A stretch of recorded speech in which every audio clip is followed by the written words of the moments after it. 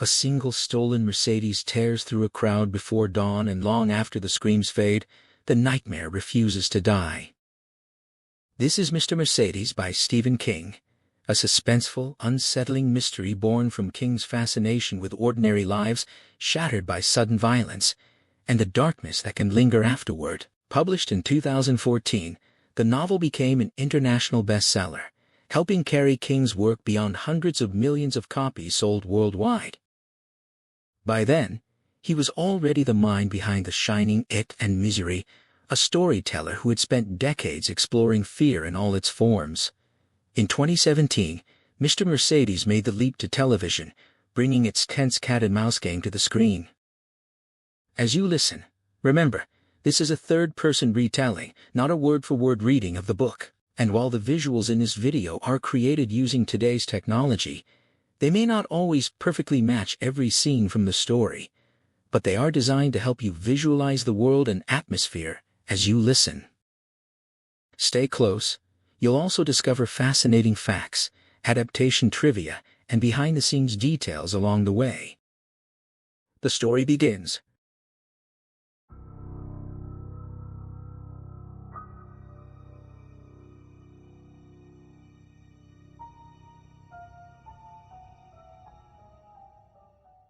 The chill of the mist clung to Augie Odenkirk's skin as he stepped off the bus, his sleeping bag tucked under one arm and a backpack weighing down his shoulders.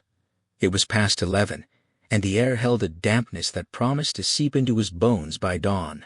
He had chosen this route to save on gas, a luxury his unemployed status no longer afforded him, but as he climbed the steep drive toward the city center auditorium, he realized he was not the first to arrive. A maze of yellow tape cordoned off a winding queue of at least 24 people, some standing, most sitting in the cold.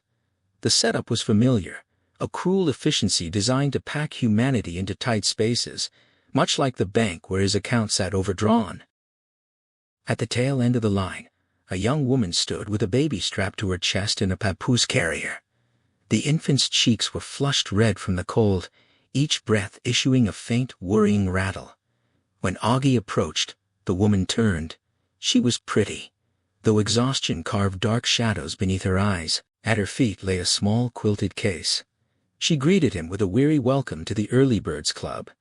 And when Augie extended a hand, introducing himself as recently downsized, she gripped it with surprising firmness. She introduced herself as Janice Cray and her daughter as Patty. She too had lost her job, let go by a car dealership owner who claimed belt-tightening was necessary. Augie winced at the irony, thinking of the man's wealth compared to their plight. Janice explained. She had no one else to watch the child. Her parents were in Vermont, drowning in their own financial underwater mortgage, and the neighbor girl couldn't stay overnight for a fee Janice couldn't afford. As more cars arrived, depositing groups of job seekers into the growing line, Janice voiced her fear that others would judge her as irresponsible for bringing an infant to a job fair. Augie saw the truth and her worry heads were turning, eyes narrowing at the sleeping baby. Janice's voice cracked, tears beating on her lashes as she confessed her desperation. She had rent for next month, but nothing beyond that. She joked hysterically about apologizing for historical tragedies, her laughter thin and brittle in the damp air. Augie offered hollow reassurance, telling her she would be okay, though he knew it was just a thing people said. The fog thickened, droplets hanging suspended in the orange glow of the streetlights. By 2:45, Janice was asleep on her feet, her chin dropping to her chest, hair damp and stringy. 10 minutes later, Patty woke, wailing into the mist. Janice jerked awake, struggling to free the baby from the carrier, the child's legs stuck in the fabric. Augie stepped in, holding the sling steady as Janice extracted the crying infant. Water sparkled on the baby's pink jacket. Janice declared the child hungry and wet, despairing at the impossibility of changing a diaper in such fog. Augie looked at the desperate mother and the shivering child, wondering what twist of fate had placed him behind them. He felt a surge of pity mixed with disbelief at the depth of her need. Without hesitation, he unrolled his down-filled sleeping bag on the wet pavement. He instructed Janice to get inside, to warm herself and the baby, while he retrieved whatever supplies she needed. She stared at him, asking if he was married, if he had children. When he answered negatively, she asked why he was helping. He shrugged, saying simply that they were here. After a moment's decision, she handed him the baby. Augie held the squirming, furious-faced infant at arm's length, fascinated by the bead of snot on her nose and her bicycling legs. Nearby, 2 young men watched with judgmental stares. Augie told them to mind their business, and they looked away. Janice, now burrowed into the sleeping bag, asked for a diaper. Augie knelt by her quilted carry case, unzipping it to find cloth diapers rather than disposables. He understood the economy of reuse. He also spotted a bottle of lotion. From within the cocoon of the sleeping bag, only a tuft of Janice's hair visible, she confirmed she wanted it. As Augie passed the items in, the bag writhed with the effort of changing the child. The crying intensified, drawing irritated shouts from the fog-shrouded line behind them.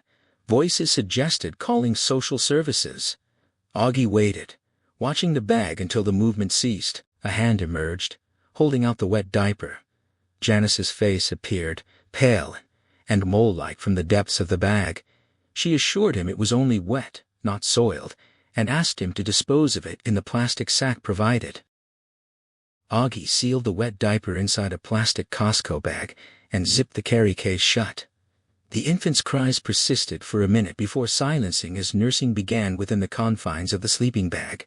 Above them, the banner promising 1,000 guaranteed jobs fluttered lazily in the damp air. Augie regarded the slogan with cynical detachment, comparing its validity to medical myths about vitamin C.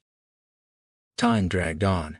More vehicles ascended the hill from Marlborough Street, depositing fresh waves of applicants into the queue.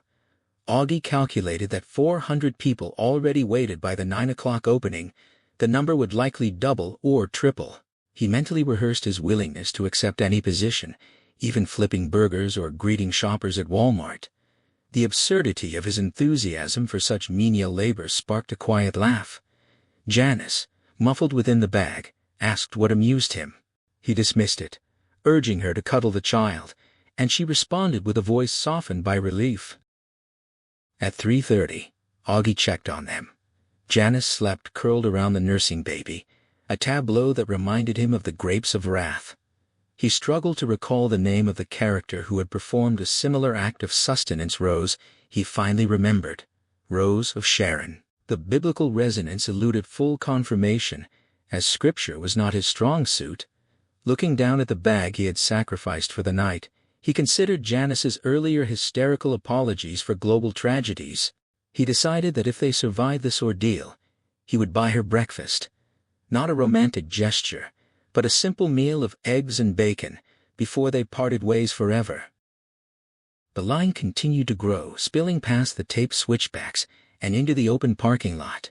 What unsettled Augie most was the silence. The crowd waited with a grim resignation, as if they already knew the effort was futile. The fog thickened, swallowing the edges of the auditorium. Shortly before 5, Augie woke from a doze, stamping his feet against the chill. The light that emerged was not the rosy dawn of cinema, but a pale, corpse-like gray that revealed the building's dated architecture. The sheer scale of the crowd became visible, dozens of switchbacks filled with patient figures, the tail end vanishing into mist. A janitor passed behind the glass doors, prompting a sarcastic cheer from a young man nearby. Laughter rippled through the group, breaking the tension. The night was ending, though the morning offered little hope. Augie listened to the soft snores from the sleeping bag and smiled. He wondered if some people survived simply by accepting help from strangers. An idea formed: he and Janice could present themselves as partners at the application tables. This might reframe the baby's presence from a sign of irresponsibility to one of shared commitment. They could not claim marriage, but partners might suffice. He planned to propose the strategy when she woke. Cars continued to arrive, their headlights cutting weakly through the fog. Most drivers found spots and parked, but one vehicle behaved differently. It stopped, neither advancing nor retreating. Its high-definition headlights, flanked by yellow fog lamps, pierced the gloom. Augie identified the car as a Mercedes-Benz. He wondered why such a luxury vehicle attended a job fair, speculating it might belong to Mayor Kinsler coming to offer hollow congratulations. If so, the display felt tasteless. An older man ahead, weighing Wellen, noted the car. Augie prepared to confirm the make, but a horn blared from the vehicle behind the Mercedes. The Benz's lights flared brighter, and the car surged forward as if spurred by the noise. Wayne exclaimed in surprise, his final utterance. The sedan accelerated directly into the densest part of the crowd, trapped between the tape barriers. Panic erupted. Those at the rear scrambled away, but the front lines were pinned. People collided with posts, tangled in yellow tape, and fell under the crush of bodies. Older and smaller individuals went down, trampled by the fleeing mass. Augie was shoved sideways, an elbow striking his cheekbone and filling his vision with sparks. Through his good eye, he saw the Mercedes materialize from the fog, a large gray SL 500, its 12-cylinder engine roaring. He fell to his knees beside the sleeping bag, kicked repeatedly in the chaos. Screams surrounded him, including a woman's warning that the driver was not stopping. Janice's head emerged from the bag, eyes wide with confusion. Augie threw himself over the back, covering her and the baby with his own body in a futile attempt to shield them from the 2-ton machine. A blow struck the back of his head, but pain barely registered. His mind flashed to the breakfast he had promised Rose of Sharon. He hoped the car would veer off. He started to lift his head to check, but a massive black tire filled his view. He felt Janice's hand grip his arm. He hoped the baby still slept. Then there was nothing. Bill Hodges carried his beer into the living room, settling into the worn embrace of his lead boy. He placed the can on the side table, right beside the .38 Smith & Wesson revolver. His hand drifted to the weapon, patting it with the absent affection one might offer an aging pet. It was a Victory model, reliable and jam-free, a sentimental favorite compared to the Glock he had locked away in his bedroom safe after retiring. He picked up the remote and switched on Channel 7, joining the studio audience's applause a beat too late. The host strode onto the stage, sharp-suited and waving. Hodges watched him with a detached cynicism, thinking the man was too intelligent for this sewage dive of a job. He resembled those cheerful suicides who left their loved ones bewildered by their sudden end. The thought made Hodges touch the revolver again. On screen, the first guest appeared, a young woman in a short blue dress, her physique drawing whistles from the men and eye rolls from the women in the crowd. She was angry, ranting about a boyfriend who had fathered a child with another woman. Her lips formed words that the broadcast bleeped out, but Hodges read them clearly. The host introduced the other woman, equally attractive, with long blonde hair and a tattoo on her ankle. She claimed to love the man too, but before she could finish, the first woman attacked. A bell rang, signaling the start of the spectacle. Security guards waited in the wings as the two women clawed and punched, their dresses riding up, until they were separated. They shouted insults, the audio sanitized for home viewers, while the host maintained a veneer of calm authority. The second woman landed a slap, and they fell to the floor, wrestling amidst the roar of the crowd. The host stepped between them, his voice soothing yet inciting, before cutting to a commercial for diet pills. Hodges sipped his beer, knowing he wouldn't finish it. In his police days, alcohol had been a crutch, nearly destroying his marriage. He had vowed to drink freely once he hit his 40-year mark, a milestone few reached. Now that he had arrived, the desire had vanished. Drunkenness offered no escape, only a worse version of sobriety. The show returned, introducing the man at the center of the conflict. He emerged looking like a low-level worker, skinny, pale, with clumping black hair and a garish tie choking his neck. Hodges recognized the type: arrogant, self-satisfied, the kind of man who believed his virility was a superpower. The audience anticipated the final brawl, where the women would turn on him. It reminded Hodges of bum fighting, a brutal fad from the late 80s where spectators paid to watch homeless men brawl behind strip clubs. This televised version was cleaner, legal, and sponsored, but the bloodlust was identical. He watched the women attack the man, their nails flashing, hair flying. Hodges reached for the gun, his fingers brushing the cold metal, but the sound of mail dropping through the front door slot interrupted him.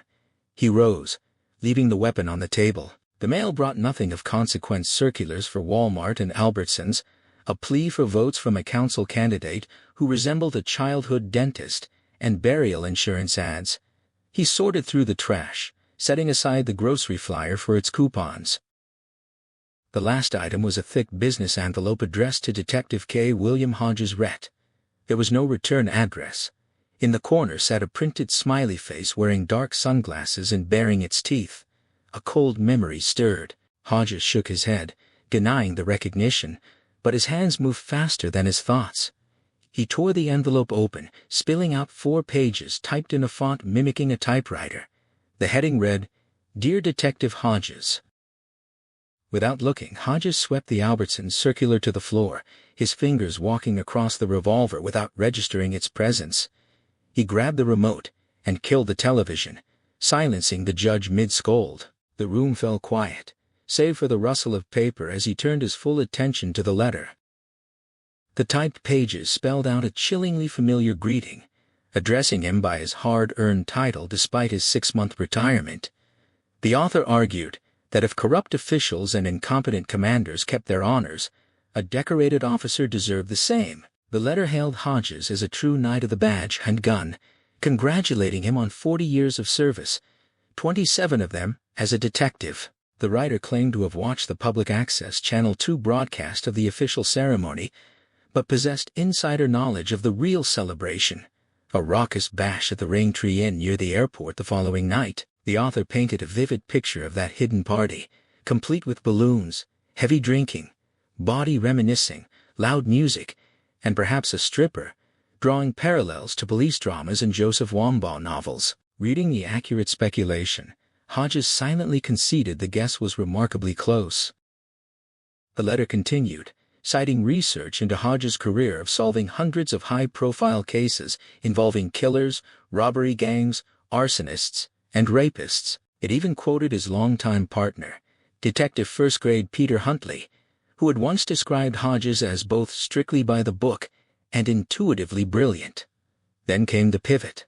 The writer revealed himself as the one ghost Hodges had failed to catch. He listed the monikers the press had assigned him: the Joker, the Clown, or the Mercedes Killer, noting a strong personal preference for the last. He wondered aloud if his shadow had haunted Hodges during the plaque presentation or the squad room war stories. The author confessed the sheer exhilarating thrill of the attack. He described flooring the accelerator of Mrs. Olivia Trelawney's Mercedes into the packed job fair crowd at City Center the previous year, an act that claimed 8 lives and left many more shattered. He detailed a surge of intense physical arousal and a racing heart during the impact, even noting the inclusion of the same dark glass smiley emblem that had adorned the envelope. In a boastful disclosure of his meticulous planning, he revealed he had worn a condom to prevent any accidental DNA transfer from spontaneous ejaculation, a precaution that had since become a source of dark, recurring fantasy as he replayed the victim's trapped panic and the violent jolt of the seatbelt locking. He had anticipated a 50-50 chance of capture but prepared for triumph. He mocked the forensic teams, certain they had been frustrated by the lack of biological evidence inside the clown mask, proudly adding that he had worn a hairnet beneath it and doused it in bleach. The writer savored the sensory memories of the collision, the heavy thuds, the crunching impacts, the violent bounce of the 12-cylinder engine's suspension. He expressed grotesque delight upon learning a baby, Patricia Cray, was among the dead, callously detailing the gruesome pulped fate of her mother in the sleeping bag. He took equal pleasure in the lasting devastation of the survivors, specifically mentioning the man who lost an arm and the 2 left permanently paralyzed, one from the waist down, and Martine Stover, confined entirely from the neck down. Anticipating Hodges' disgust, the writer defended his actions not as madness, but as a pursuit of ultimate thrill. Unburdened by the conscience he claimed shackled ordinary people like lead boots. He acknowledged the risk that the mob might have torn him apart had the car stalled, a danger that only heightened his excitement, though he dismissed the crowd as harmless sheep. Had he been caught, he planned to plead insanity. He credited the thick fog for his successful escape. Dismissing the cinematic trope of the compulsive serial killer who inevitably returns to make a mistake, the author assured Hodges that once was entirely sufficient. The memories were pristine, and the lingering public terror, the cancelled gatherings, and pervasive dread provided a satisfying, lingering amusement. The letter closed with a final mocking observation. They were both retired now. The letter continued its taunt, expressing a mock regret that the author could not have attended Hodges's retirement party at the Raintree Inn. He disparaged Detective Huntley as a minor league player compared to Hodges's major league status, confident that Huntley would find nothing in the cold case files. Then the tone shifted to feigned concern. The writer cited television dramas and novels where retired detectives, stripped of their purpose, succumbed to suicide. He noted the high statistical rate of such tragedies among divorced officers with distant children, painting a portrait of Hodges alone in his house on Harper Road, hollowed out by the loss of the hunt. He questioned whether Hodges was drinking more, watching too much TV, or lying awake in the empty hours. The implication was clear. The killer feared Hodges might turn his father's revolver on himself rather than live with the shame of failure. The message concluded with a brutal insult. "Fuck you." Loser quickly retracted as a joke, followed by the signature, "The Mercedes Killer." Below it sat another dark glass smiley face. Postscripts added further layers of mockery. The first apologized for stealing Mrs. Trelawney's car, but assured Hodges that no photos from her funeral would yield clues, as the killer had attended only in his powerful imagination. The second directed Hodges to a website called Under Debbie's Blue Umbrella, providing a username, KermitFrog19, for potential contact. The final note hoped the letter had cheered him up. Hodges remained motionless for several minutes, the pages resting in his hand as he stared at an Andrew Wyeth print on the wall. Finally, he set the letter down and picked up the envelope. The postmark was local, a deliberate signal that the monster lived nearby. It was part of the game, part of the fun. Hodges knew that forensic scanning would yield nothing but his own fingerprints. The killer had been meticulous, though he persistently misspelled perp as perk. A sudden hesitation stopped him. "When you turn this letter in." The phrasing suggested an expectation of immediate police involvement. Hodges rose and walked to the window, looking out onto Harper Road. A girl on a moped puttered by, followed by the jangling Mr. Tasty ice cream truck and a small black smart car driven by someone with gray hair and rollers. Paranoia prickled at his skin. Was it the ice cream man? The person in the wig? The propane truck driver? The killer wanted him to suspect everyone, leveraging knowledge of his personal life, his divorce from Corinne, his daughter Allison in San Francisco, to spark dread. All of it was public record, easily scraped from the internet. His instinct was to call Pete Huntley and his new partner, Isabel Janes, who had inherited the Mercedes case. But Hodges traced the likely trajectory of such a move.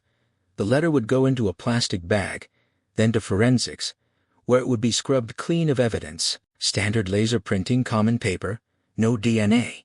The investigation would stall, leading to a series of pointless detective meetings reminiscent of British crime dramas. And in those meetings, the news would leak. The press would catch wind of the Mercedes killer resurfacing, feeding the very attention the psycho craved.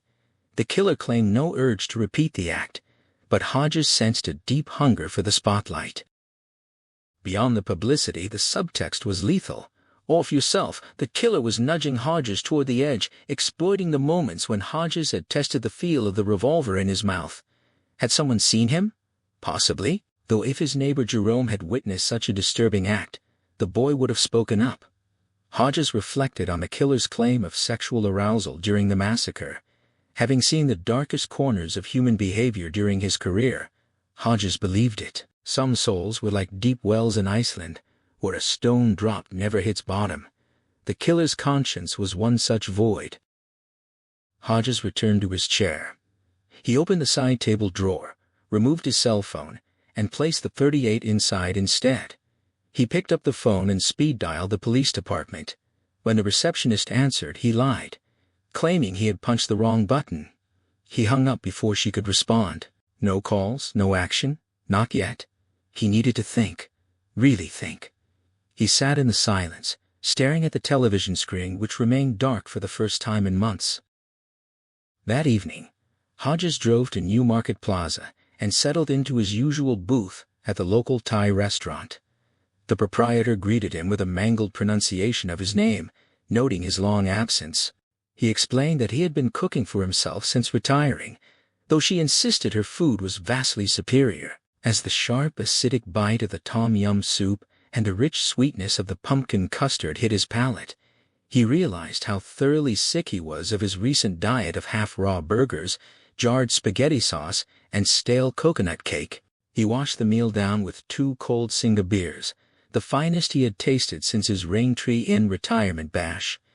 That party had unfolded exactly as the killer had described, right down to the hired entertainment. The unsettling possibility that the murderer had lurked in the shadows of that very room lingered in his mind.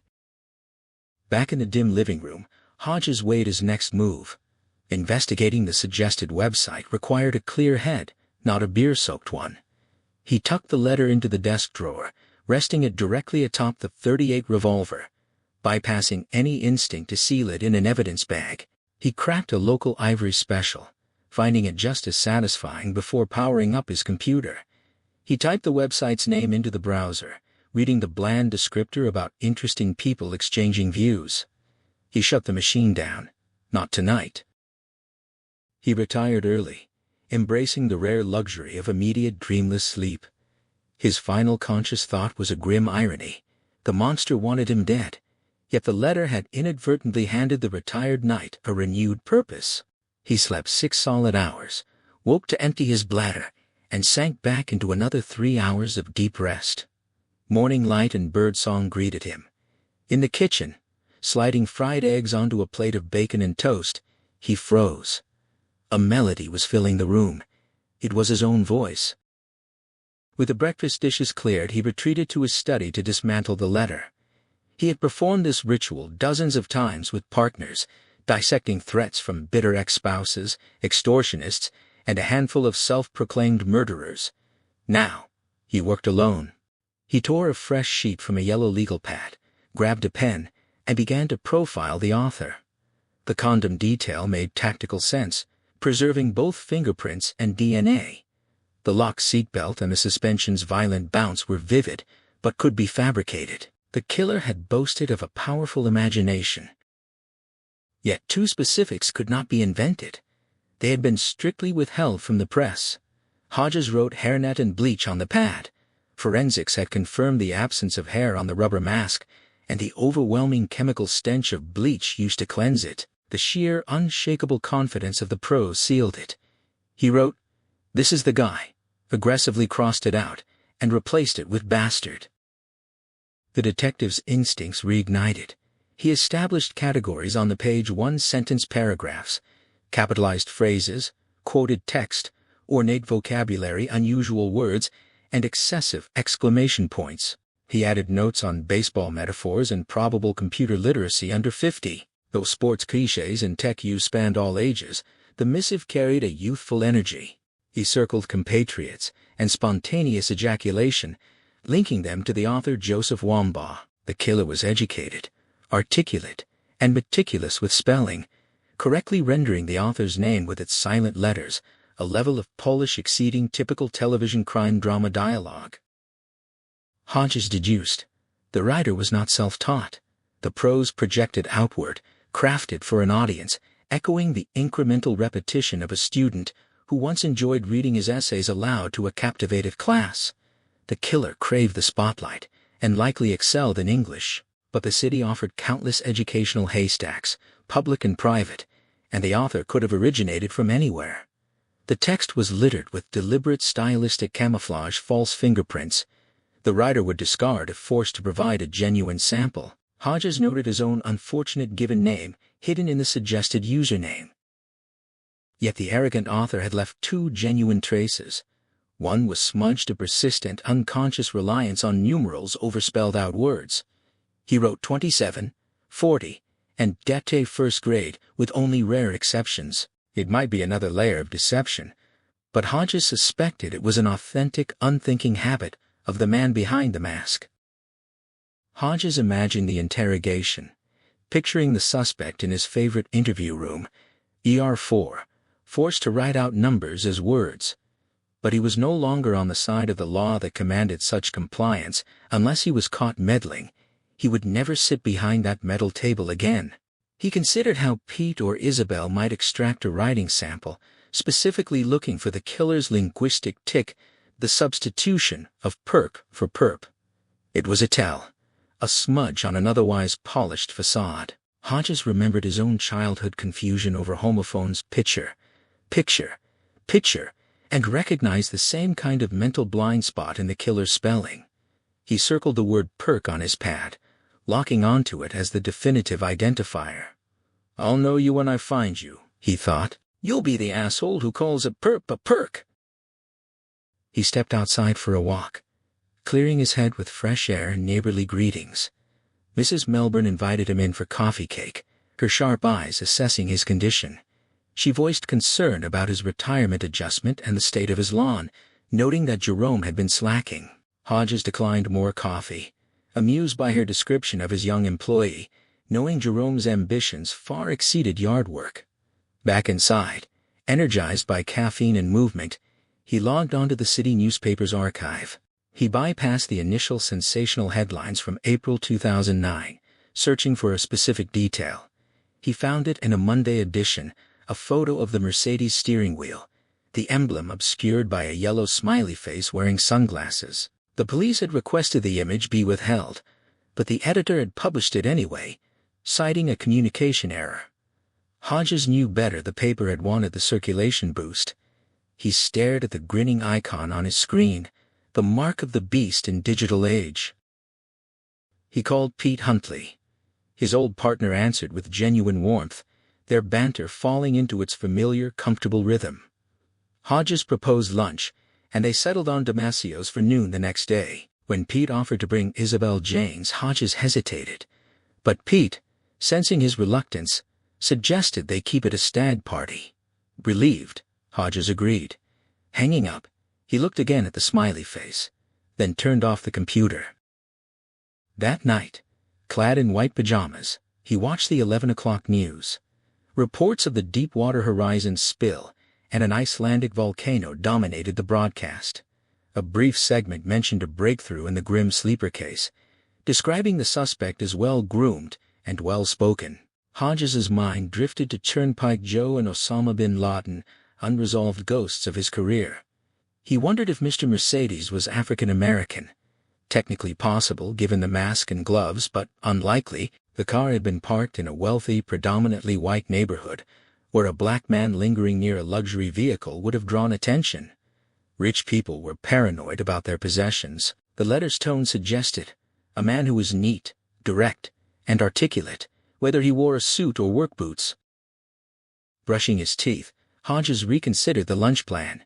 Damasio's was safe, protected by the owner's connections, but it sat on the edge of low town. Beyond the restaurant lay a wasteland of vacant lots, open drug trade, and arson. For Pete, still wearing the badge, it was just another spot. For Hodges, now a civilian target, it felt exposed. Yet he had agreed. He unloaded his father's .38, placing it in the safe alongside his Glock. The obsession with the revolver faded, replaced by the cold focus of the hunt. He locked the safe, turned off the light, and let the silence settle. Rinsing his mouth, Hodges returned to the bedroom and cast a doubtful glance at the closet where his safe remained hidden behind a row of hanging clothes and sport coats he had long outgrown. He briefly considered taking the Glock or the smaller Victory revolver. He dismissed both. His concealed carry permit was valid, but strapping a weapon to a lunch date with his former partner would only heighten his self-consciousness about the clandestine digging he intended to pursue. Instead, he moved to the dresser, lifted a stack of underwear, and retrieved the compact defensive tool known as the Happy Slapper, a relic from his retirement party. It would serve as sufficient insurance for a venture into a high-risk sector of town. Satisfied, he climbed into bed and switched off the light, tucking his hands into the cool space beneath his pillow. His mind drifted to Turnpike Joe, a predator who had evaded capture so far, but would inevitably fall. driven by a compulsion he could not suppress. This contrasted sharply with the Mercedes killer's bold claim of having no desire to strike again. Hodges suspected the boast was a lie, perhaps one the killer told himself as much as the retired detective. Yet, in the encroaching sleep, the deception mattered less than the vulnerability it exposed. By writing to the former lead investigator, the killer had opened a conduit, a desperate need to talk masked by capitalized phrases and forced punctuation. Hodges whispered into the darkness that he had plenty of time to listen.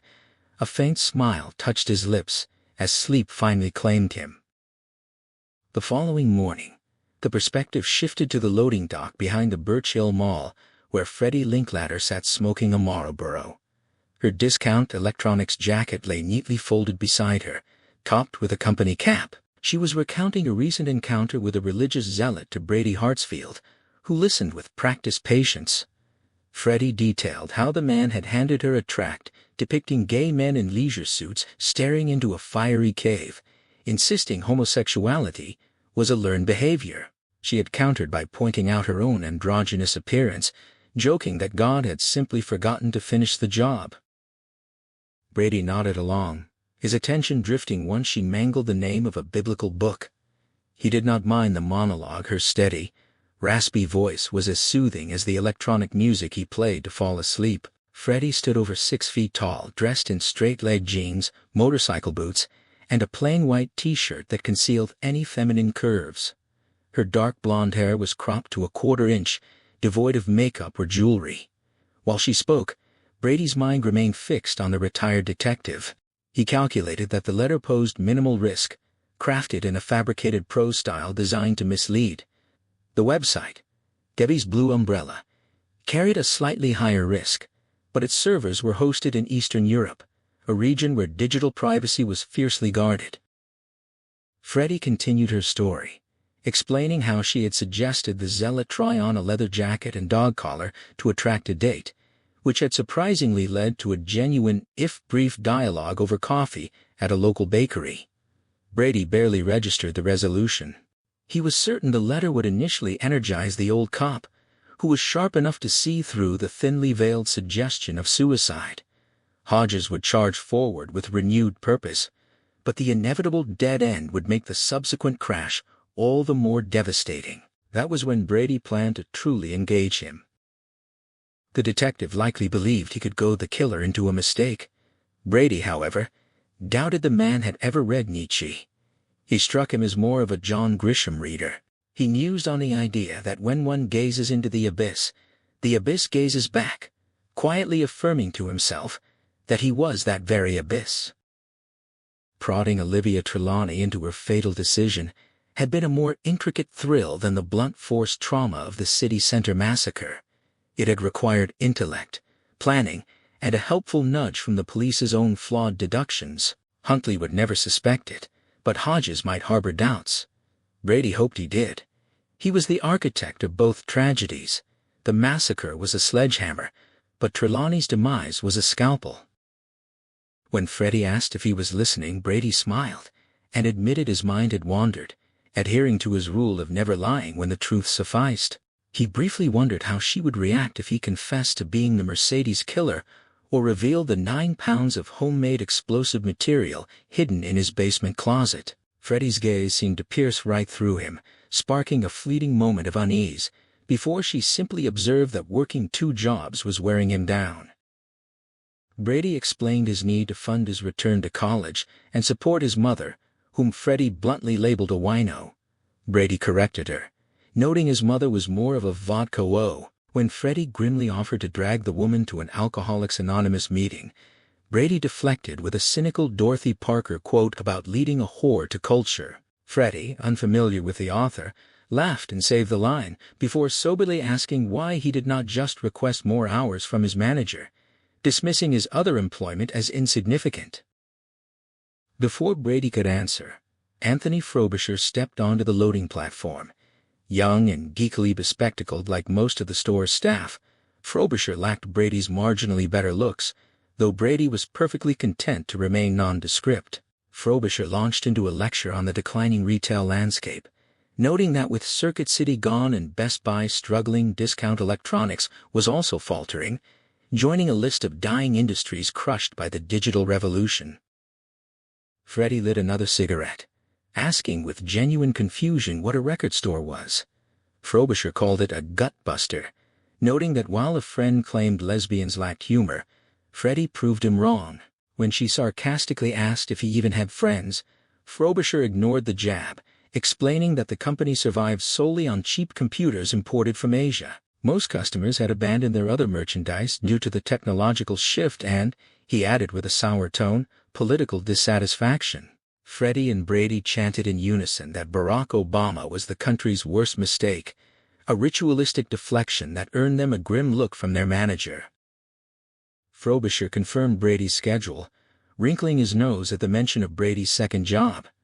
He questioned Brady's plan to return to school, pointing out that at 28, he was too old to train for engineering or programming. Freddie defended Brady, calling Frobisher a turd, but the manager insisted he was merely stating facts.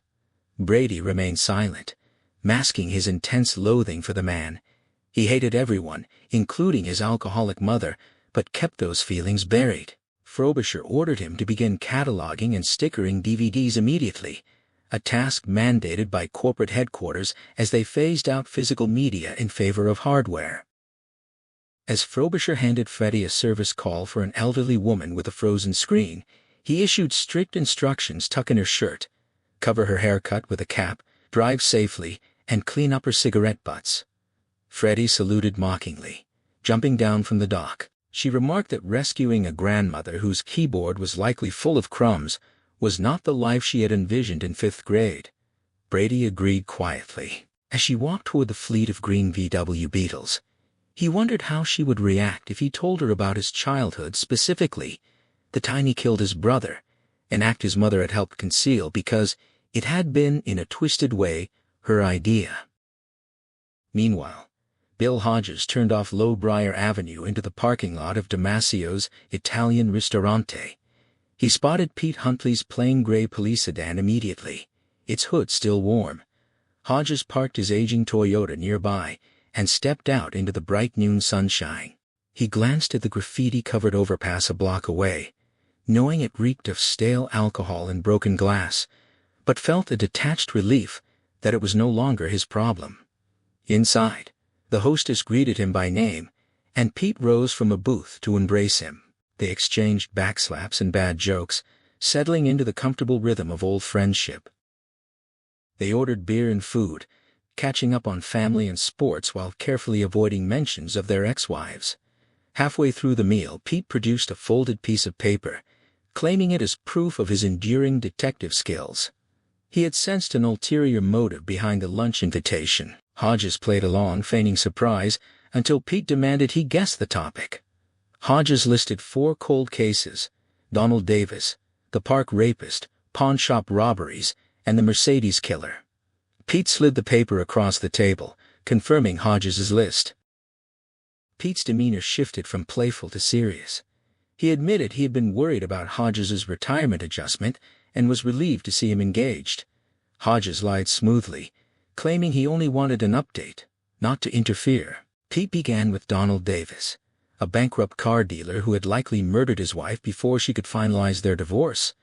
With no body found, the case remained stalled despite strong suspicion. Hodges listened, eating his spaghetti, using these updates as camouflage for his true interest, the monster who had written to him from the shadows. Hodges pressed his former partner on the Davis case. Knowing the grim reality without a body, the district attorney refused to file charges, a stalemate reminiscent of the early Scott Peterson investigation. But then Pete delivered the pivotal detail. Blood-matching Sheila Davis had been discovered in their lakeside summer cabin just the previous month. Hodges leaned in, his appetite momentarily suspended. Victor County authorities were actively searching the grounds, spurred by the testimony of 2 children who had spotted Davis in the area under the flimsy pretext of mushroom hunting. Pete noted the dark irony that Davis might soon collect the life insurance payout without serving the full 7-year waiting period for a declared death. The conversation shifted to the park rapist. Pete outlined the profile, a white male in his teens or 20s, fixated on mature, well-kept women. Decoy operations were underway, though Pete bristled slightly when Hodges urged a swift resolution to prevent further assaults, assuring him they were doing their best. Regarding the serial pawnshop robber, Pete's demeanor brightened.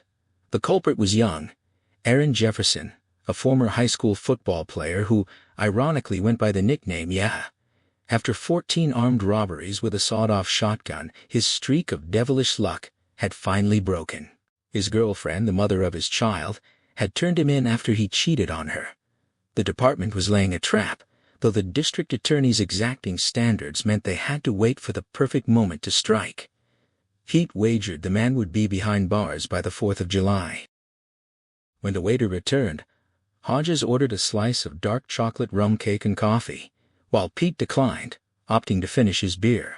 Pete teased Hodges about his recent weight gain, prompting a mutual exchange of self-deprecating jokes about dieting and the priesthood. Then came the true subject of the lunch. Pete admitted the Mercedes investigation was entirely stalled. His new partner, Isabel, was redundantly canvassing the Trelawney neighborhood, but the killer had vanished into the fog with supernatural precision. He had not crashed, no bystander had disrupted his vision, and no one had witnessed him parking or donning his mask. Pete lamented the cruel irony that the warehouse district was deserted precisely because the workers were attending the job fair. His deepest fear was a recurrence, envisioning another foggy morning and another stolen luxury vehicle plowing into an unsuspecting crowd. Pete's voice tightened as he confessed to personal torment. Months prior, he had forbidden his daughter, Candy, from attending a cheerleading competition at the very same city center auditorium. The mental image of a deranged driver targeting a gathering of mothers and children in the evening fog had paralyzed him with dread. Candy had screamed at him, severing communication for a month, and his ex-wife Maureen had ultimately taken the girl anyway, citing Pete's chronic pessimism as the catalyst for their divorce. Though the event had passed without incident, Pete confessed a dark hope that he would be surrounded by witnesses when they finally cornered the killer, lest his own rage lead him to murder the man on the spot. Hodges steered the conversation toward Olivia Trelawney, feigning casual curiosity while his mind churned with recent intrusive dreams about her.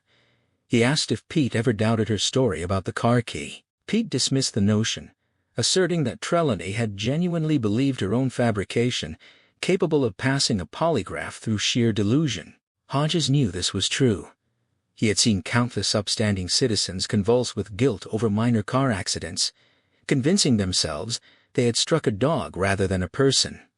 Yet, as he swallowed the rich dark cake, a persistent, quiet doubt remained. Pete's phone erupted with the opening bars of Night on Bald Mountain.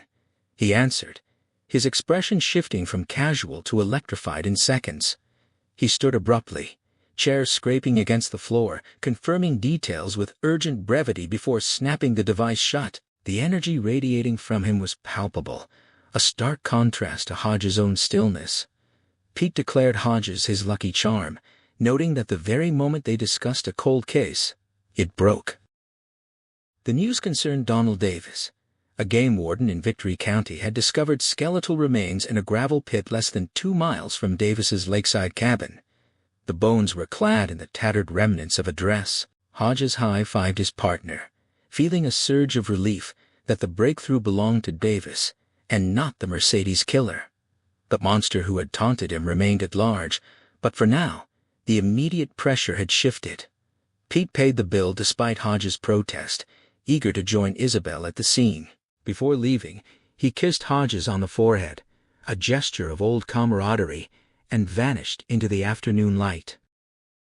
Hodges ordered another coffee, savoring the double satisfaction of justice served for Sheila Davis and the temporary reprieve from his own obsession. His mind drifted back to Olivia Trelawney. While no one doubted her car had been stolen, the consensus was that she had enabled the theft through negligence. He recalled Isabel James comparing the situation to a tragic accident where a father left a loaded gun within reach of children. The parent wasn't charged, but carried the guilt forever. At the time, The department had dismissed Trelawney as a self-pitying wealthy widow, but Hodges' doubts had grown. Suicide, he realized, was not always an admission of guilt. Sometimes it was simply the result of profound boredom and despair. His memory transported him back to the morning of April 10, 2009. Two patrol officers had found the gray Mercedes SL 500 parked askew between rusty shipping containers behind a lakeshore warehouse. By the time Hodges and Huntley arrived, the fog had thickened into a drizzle, and blue police lights pulsed against the wet pavement. The car's front end was slightly crumpled, but the hood and windshield were splattered with gore. A blood-stiffened shirt sleeve snagged in the grille would later be identified as belonging to victim Augie Odenkirk. Kneeling by the bumper, Hodges spotted a glint of gold. It was a wedding ring, caught in the chrome. It belonged to Francine Reese, whose hand had been raised in a futile attempt to ward off the impact. 3 of her fingers had been severed, 2 recovered at the scene, the index finger likely claimed by a scavenging seagull. Hodges directed the officers to photograph the vehicle from every angle before the rain could wash away further evidence. Officer Shamington reported the car was registered to Olivia Ann Trelawney of Sugar Heights. Hodges noted the absence of deployed airbags, indicating premeditation and technical knowledge.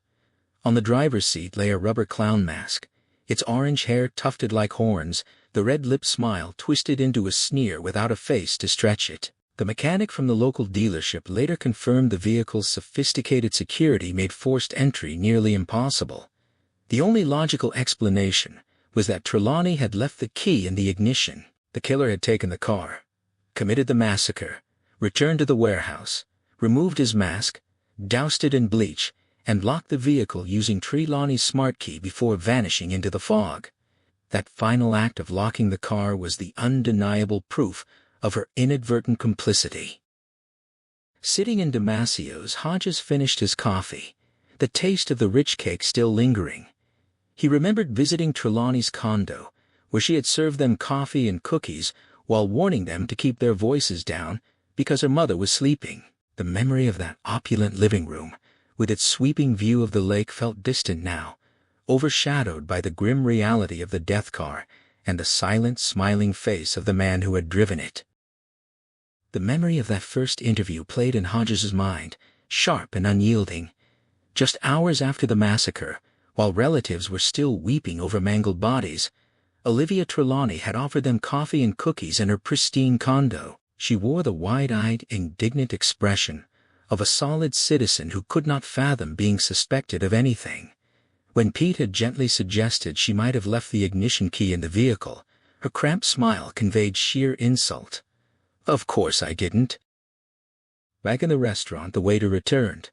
Hodges pressed a generous tip into the man's hand, deliberately bypassing the house's tip-splitting policy. He lingered over the last few crumbs of his chocolate cake, scraping them onto his fork with the quiet satisfaction of a childhood habit, savoring the sweetest part of the slice. In that sunlit living room, Trelawney had rummaged through her handbag before producing the smart key. To Hodges, the device looked absurdly ordinary for such a luxury vehicle, a simple black plastic stick bearing the Mercedes emblem in 3 buttons: lock, unlock, and panic. Pete had made a polite conversational remark about decorative key fobs, but Trelawney dismissed it, immediately demanding to know when she could reclaim her vehicle. When Hodges explained that decision was out of their hands, she sighed, straightening the boat neck of her dress, a nervous tic they would witness dozens of times. She dabbed her red-rimmed eyes with a pastel tissue, lamenting how deeply upsetting the theft was. Pete requested a second walkthrough of her evening. Trelawney rolled her bloodshot eyes, citing exhaustion from tending to her ailing mother and expressing a desire to nap before the nurse arrived. Hodges felt a cold spike of disdain. 8 people were dead, and this woman wanted a nap. He realized then that his dislike for her had taken root. Some victims required gentle comfort, others needed a harsh reality check. Pete promised brevity. Trelawney recounted her Thursday routine, arriving after 7 to secure free street parking, as she refused to parallel park and scoffed at the $16 garage fee. She had ordered takeout in advance from a vegetarian restaurant at the mall. She detailed the menu with tedious precision: an herbal omelette for her mother, a mushroom stew for her own sensitive stomach, and a saffron rice pudding for dessert. When Pete highlighted the logistical challenge of carrying 3 separate food boxes along with her purse, Hodges interjected, reminding him not to forget the key. Trelawney demonstrated her method with theatrical patience. She crooked her arm to hold her purse, and mimicked carrying a stack of boxes tied neatly with stout string. It was no rush, she explained with a brittle widow's titter, since the main courses required heating anyway. Hodges systematically reviewed the timeline: arrival just past 7, parking 4 doors down to avoid backing up, turning off the engine, securing the key in her purse, and carrying the food to the building where the housekeeper buzzed her in. Then came the pivot. Pete asked when she had removed the key from her purse to lock the car. A fleeting shadow of uncertainty crossed Trelawney's face before vanishing behind a wall of defensiveness. She insisted, naturally, that she had locked it. Hodges pinned her with a steady gaze. Pressing for specific sensory details: did she remember juggling the boxes to retrieve the key? And did she see the headlights flash in acknowledgement? She bit her lower lip, caught herself, and then deployed that superior, irritating smile. She corrected her sequence. She had locked the car before placing the key in her purse. When Pete asked if she was certain, she affirmed it with the stubborn, unshakable conviction of a hit-and-run driver, insisting they had only struck a dog. Pete closed his notebook. They stood to leave, and Trelawney eagerly ushered them toward the door, desperate to be rid of them. At the threshold of the condo, Hodges had posed one final question. Where was the spare key? Olivia Trelawney's response was immediate and unhesitating. She claimed to have no spare, asserting that she possessed only the single key now resting in Pete's pocket. She referred to her vehicle as her Grey Lady, a term of endearment that struck Hodges as performative. Back in the present, Hodges remained seated at the cleared table, staring out at the parking lot and the graffiti-stained overpass that marked the boundary of Lowtown. He knew residents of Sugar Heights never ventured there. Their vices were delivered to their doorsteps. He wrestled with the certainty that Trelawney had lied to protect herself from the crushing weight of her own negligence. But he forced himself to consider the alternative. What if she had been telling the truth? If she hadn't left the key in the ignition, how had the theft occurred? His mind drifted back to the impound yard. The Mercedes had arrived still locked, a testament to its German engineering. When the head mechanic from Ross Mercedes arrived, visibly distressed by the damage to the vehicle, Hodges instructed him not to bother unlocking it. They already had the key. Lieutenant Morrissey had queried whether this implied Trelawney's involvement, but Hodges deflected, asking instead for the mechanic to verify a specific detail about the vehicle's original equipment. Howard McGrory, the mechanic, called back within minutes. He confirmed that every Mercedes left the dealership with 2 keys. It was standard procedure, an heir in despair. Hodges and Huntley discussed the implications in the car, rain lashing the windshield. Women with large handbags often tossed both keys inside, forgetting which was which. Trelawney, preoccupied with her mother's pain and juggling takeout boxes, had likely left the primary key in the ignition, ignoring the warning chime amidst the noise of traffic or her own internal monologue. The key she presented to them was probably the spare. It was a tidy explanation, one that allowed them to assign blame to a woman they already disliked for her self-absorption and lack of empathy toward the victims. It simplified the complex horror into a case of careless privilege. Don't complicate what's simple, Pete had advised. The killer had likely discarded the abandoned key down a sewer grate.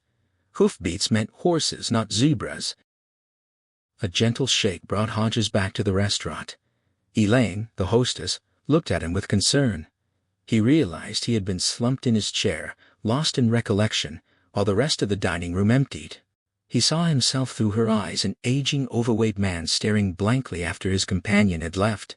She feared dementia. He offered a charming smile, attributing his stillness to a replay of old cases. As he stood, his legs numb from prolonged sitting, he staggered, knocking over his water glass. Elaine steadied him, her worry deepening. He assured her he was fine, blaming the sensation on his legs falling asleep, Though a fleeting fear of blood clots crossed his mind, she escorted him to the door, and he found himself thinking of Mrs. Green, the private nurse who cared for Trelawney's mother. Did she provide the same supportive arm to Elizabeth Wharton? Stepping into the bright afternoon sun, Hodges checked his watch.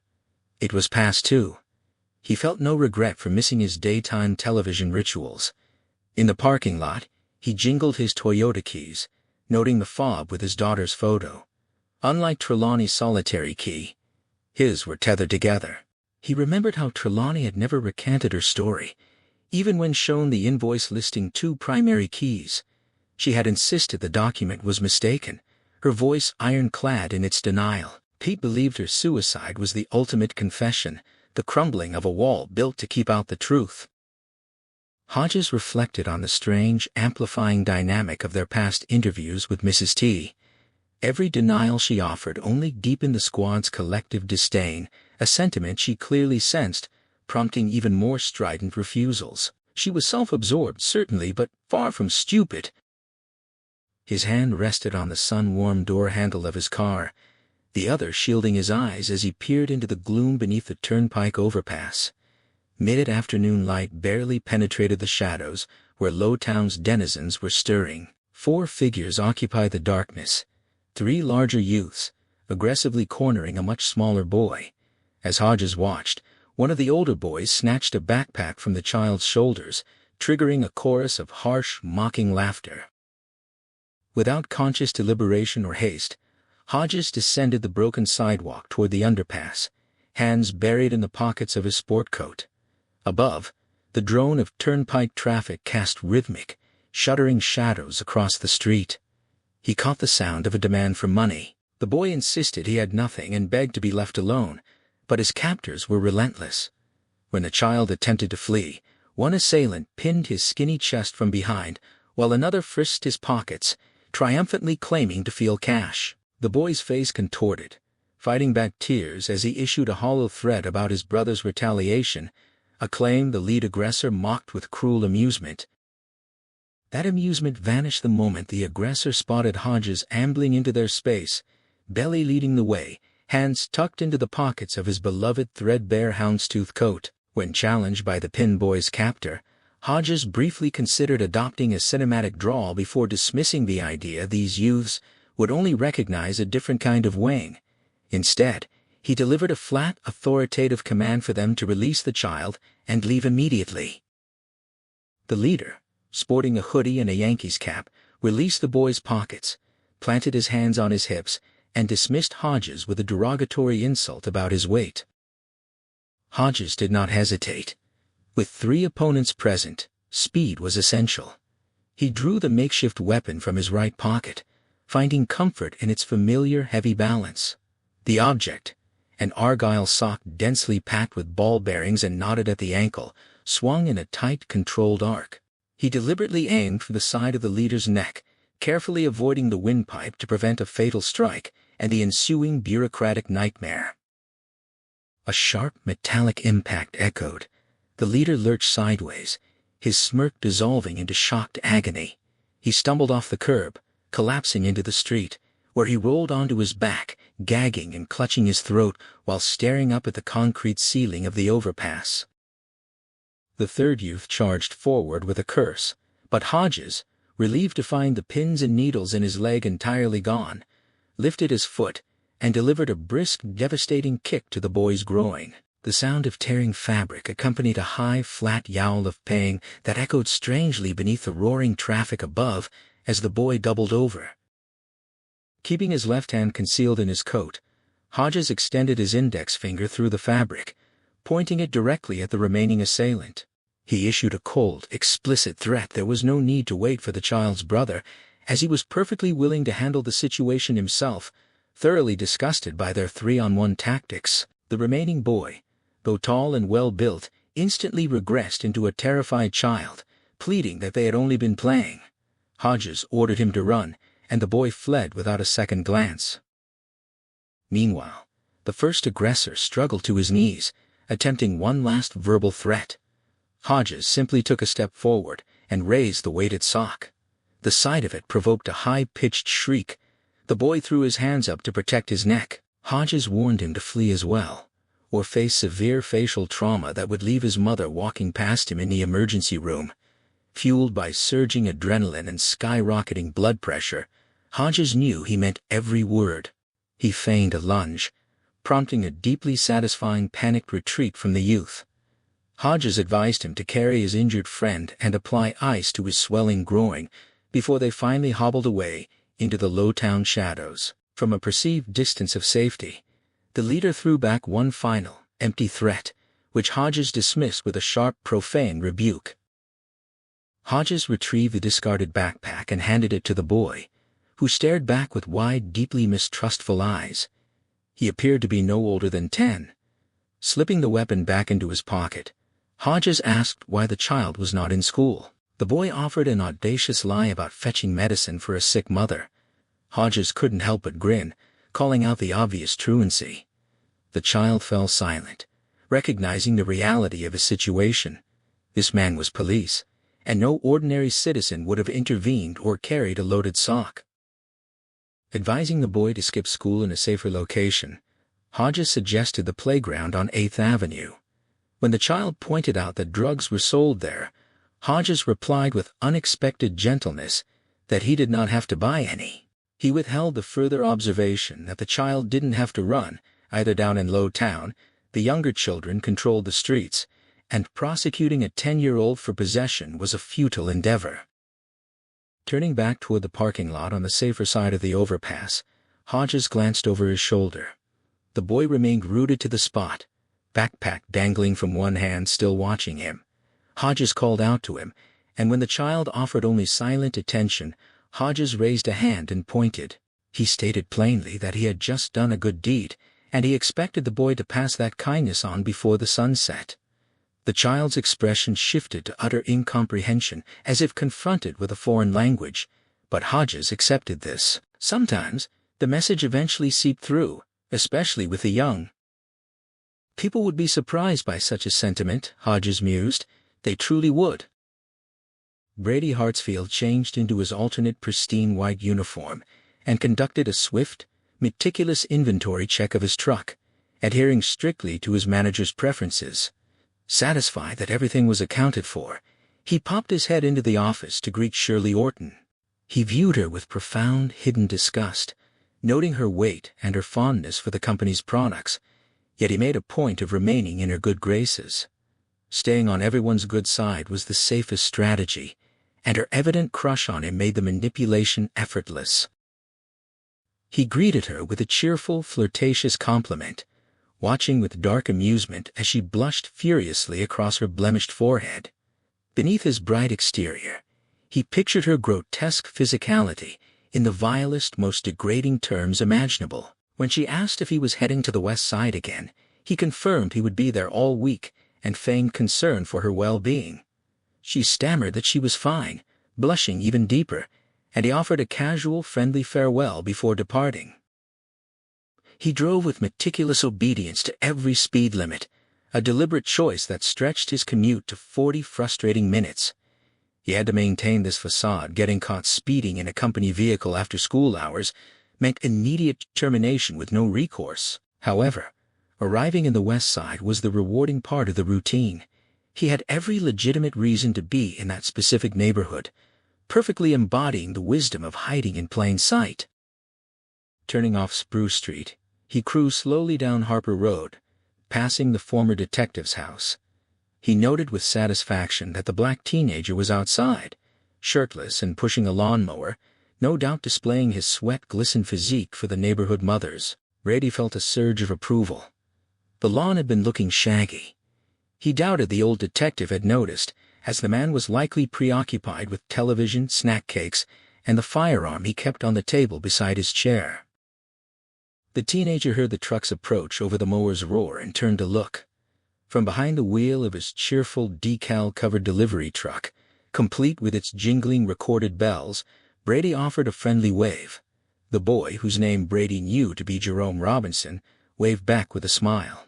Brady knew almost everything about the old detective, and while he couldn't be certain of the man's sexual preferences regarding the boy, he wouldn't be surprised if that was the reason for his employment. The boy smiled, completely unaware of the dark reality behind the cheerful facade. After all, everybody liked the ice cream man. Brady navigated the winding west side streets until dusk began to leach the blue from the spring sky.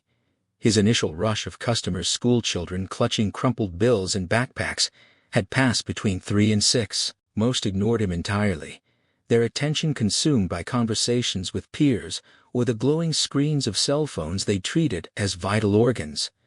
A rare few offered thanks, but Brady preferred the anonymity. To them he was merely a faceless vendor in a white uniform, a sugar pusher neither seen nor remembered, which suited his purposes perfectly. The hour between 6 and 7 brought a lull, as the children retreated indoors for dinner. Brady imagined them sitting with their parents, still glued to their devices while the adults discussed work or watched the news, oblivious to the fact that a mass murderer was serving them frozen treats. He felt a detached pity for these people of limited vision, comparing them to ants scurrying around their hill.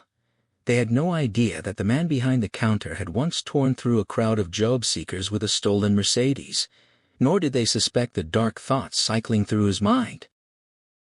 He had researched the feasibility of poisoning his inventory online, calculating the logistics of contaminating vanilla, chocolate, and berry good flavors with toxins. While possible, he deemed it stupid. He was not averse to risk. He had escaped the city center massacre despite long odds, but he refused to be caught now. He had specific work to do dismantling the life of K. William Hodges. Poisoning the neighborhood children might come later, perhaps after the retired detective finally used the gun he kept by his chair, but not before. Hodges's continued existence, and his failure to catch the city's most notorious criminal despite a hero's retirement party, gnawed at Brady's sense of order. On his final circuit, Brady passed the Teaberry Lane home of Jerome Robinson, Hodges's hired help. Jerome irritated Brady on multiple levels: his good looks, his employment by the ex-cop, and his steady rotation of pretty girlfriends, some of whom were white. Brady viewed this interracial mixing as an offense against nature. When Jerome called out to him, sprinting across the lawn with an Irish setter and his 9-year-old sister in tow, Brady forced a grin. He noted with disdain that Jerome went by Jerry, a whitewashed nickname, and wore sockless moccasins over grass-stained ankles. Brady had never been with a woman, yet he imagined Jerome's handsome smile easily disarming girls into submission. Jerome asked for a chocolate treat for his sister, Barbara, a name Brady found so incongruously white for a black child that it barely registered as offensive, unlike the dog's name, Odell. Brady gave a thumbs up, wearing the same expression he had worn under the clown mask during the massacre. As the little girl arrived, bouncing and bright-eyed, she protested her nickname. Brady served them, handing over a vanilla soft serve for Jerome and a chocolate cone for Barbara, all while imagining the treats laced with arsenic or warfarin. He visualized the catastrophic scene of children bleeding from every orifice, a disaster movie playing out in his mind. He accepted Jerome's $10 bill and returned change along with a dog biscuit for Odell. As the children thanked him, Brady maintained his cheerful facade. His true mission this summer was not selling ice cream but monitoring Hodges through Jerome. He had observed that Hodges treated the teenager as a friend, a confidant who offered emotional support. Brady, who had no friends and viewed them as dangerous liabilities, understood their function as ego sops and safety nets. Jerome was young, but he could offer the verbal comfort Hodges needed, making him a critical link to watch. Unlike Mrs. Trelawney, who had been isolated and vulnerable, Hodges had support. Brady recalled how the police harassment of Mrs. T had practically done his work for him, leaving her easy prey. Driving back to the factory to change into street clothes, Brady adhered strictly to the speed limit. Safety was paramount, regret was unnecessary. Hodges drove without destination after leaving Damasio's, his mind still processing the encounter under the overpass. He found himself unexpectedly parked on Lilac Drive in Sugar Heights, facing the gated driveway of 729, the late Olivia Trelawney's estate. A for sale sign stood prominently, likely to remain there given the sluggish 2010 housing market. Someone was maintaining the expansive lawn, presumably funded by Mrs. T's substantial estate, which Hodges recalled was valued near $7 million. For the first time since handing the unsolved city center case to his successors, Hodges wondered if Mrs. Trelawney's mother was still alive. He remembered the older woman's severe scoliosis and chronic pain, but knew the condition wasn't necessarily fatal. He also tried to recall the name of Olivia's sister who lived out west, but the detail eluded him. What remained vivid was Pete Huntley's derogatory nickname for Olivia, Mrs. Twitchy. She had been unable to stop adjusting her clothes, brushing her perfect hair, and fiddling with her Patek Philippe watch. Hodges had disliked her intensely, and Pete had nearly loathed her. This mutual animosity had made it satisfying to assign her partial blame for the atrocity she had enabled the killer by failing to secure both keys to the Mercedes. Her suicide shortly before Thanksgiving had seemed like a confession to Pete, who believed she would have serious questions to answer from her victims in the afterlife. Hodges had shared that belief, convinced she knew she had left the key in the ignition. But now, holding the memory of yesterday's poison pen letter from the self-confessed Mercedes killer, Hodges questioned his certainty. Did he still believe Mrs. Trelawney was responsible, or had the killer's claim shifted the ground beneath his feet? Hodges's mind raced with the implications of the killer's letter. He wondered if the Mercedes driver had sent a similar, targeted message to Olivia Trelawney, exploiting her nervous tics and fragile defiance. The killer would have easily gauged the public's vitriol toward her just by reading the local paper's editorial pages, making her a prime target for psychological manipulation. His speculation was abruptly severed, as a powder blue Crown Vic pulled up dangerously close to his rear bumper. There were no police lights on the roof, and the burly crew-cut man stepping out was a stranger. Hodges knew every city detective, and this man wasn't one of them. Rolling down his window, Hodges faced the guard's inquiry about his prolonged parking. A glance at his watch confirmed it was nearly 4:30. With downtown rush hour looming, he realized he would barely make it home in time for the CBS Evening News, a broadcast he preferred over NBC's anchor, whose fondness for viral videos felt entirely too goofy for a world that seemed to be falling apart. As the guard leaned in, his coat fell open to reveal a Ruger handgun instead of the standard police Glock. Hodges smoothly flipped the dynamic, challenging the man's authority and demanding to see his identification and concealed carry permit. He calmly cited the specific municipal firearms code requiring the permit to be physically on the guard's person, warning that keeping it in the glove box was a direct violation. Taken aback, the guard asked if Hodges was a cop. Hodges clarified that he was retired, but his knowledge of his rights and the guard's legal obligations remained sharp. Recognizing the shifted power dynamic, the guard produced his wallet. His had identified him as Radney Peoples of Vigilant Guard Service, with a valid carry permit. Seizing on the slightly unusual first name, Hodges compared it to the country singer Radney Foster, instantly breaking the tension. The guard's face lit up in a grin. Capitalizing on the newfound rapport, Hodges introduced himself, mentioning his retired rank and his final high-profile case involving the Mercedes killer to establish his credibility and purpose. People stepped back with newfound respect, asking if the visit was a trip down memory lane. Hodges gently corrected the use of his old title, noting they had both entered their current phases of life around the same time Mrs. Trelawney had ended hers. The guard expressed sympathy, recounting the vandalism the estate had suffered. He detailed how teenagers had repeatedly egged the gates and thrown toilet paper, and confided that someone had painted a vulgar, misogynistic epithet in dripping capital letters on the stonework. He assured Hodges they had scrubbed it away before the widow could see it, defending her by arguing that everyone makes mistakes and quoting scripture about casting the first stone. Internally dismissing the biblical sentiment, Hodges asked point-blank if the guard had actually liked her. Peoples' eyes darted up and to the left, a classic interrogation tell, indicating a dodge or a lie. True to form, he avoided a direct answer, instead praising her generous Christmas bonuses of cash and top-shelf liquor, contrasting her favorably against her stingy late husband. When Hodges asked who employed the security firm, Peoples explained it was the local neighborhood association, a strict governing body obsessed with zoning and aesthetic rules, like banning blinking Christmas lights. Hodges rolled his eyes at the suburban pettiness, and the guard grinned. The ice was thoroughly broken, a testament to Hodges's enduring ability to find a personal hook to disarm a subject, a skill his successor, Pete Huntley, sorely lacked. Steering the conversation back to the estate, Hodges asked about Mrs. Trelawney's sister, whose name escaped him. Peoples promptly supplied it Janelle Patterson. He described her as a good person, younger, more attractive, and more curvaceous than her late sister, and eagerly asked if there was any progress on the massacre investigation. Knowing the value of trading information to get it, Hodges offered a safe, non-committal answer, repeating his former partner's assessment that the investigation was completely stalled. Peoples nodded in agreement, theorizing it was a random thrill killing that would only be solved if the perpetrator struck again. Hodges silently noted the killer's explicit promise not to do so, but outwardly agreed to maintain the collegial bond. Hodges then asked if the sister had inherited the massive estate.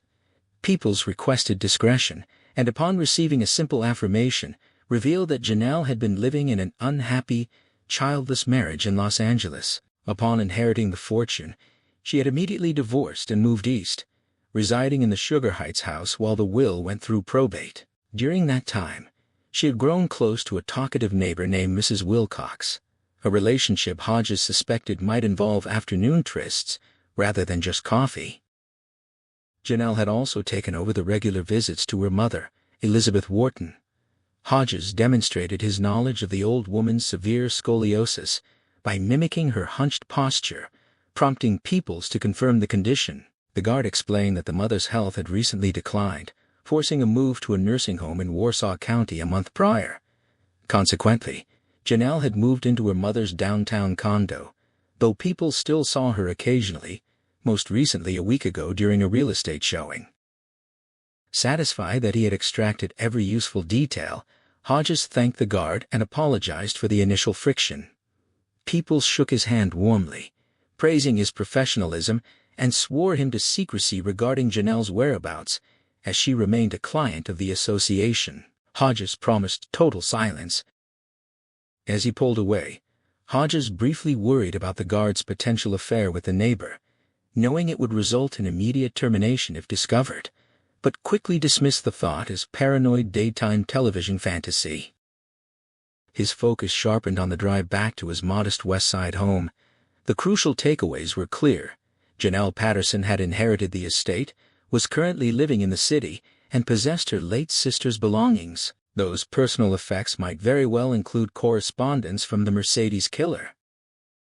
Hodges was acutely aware that he was no longer a detective.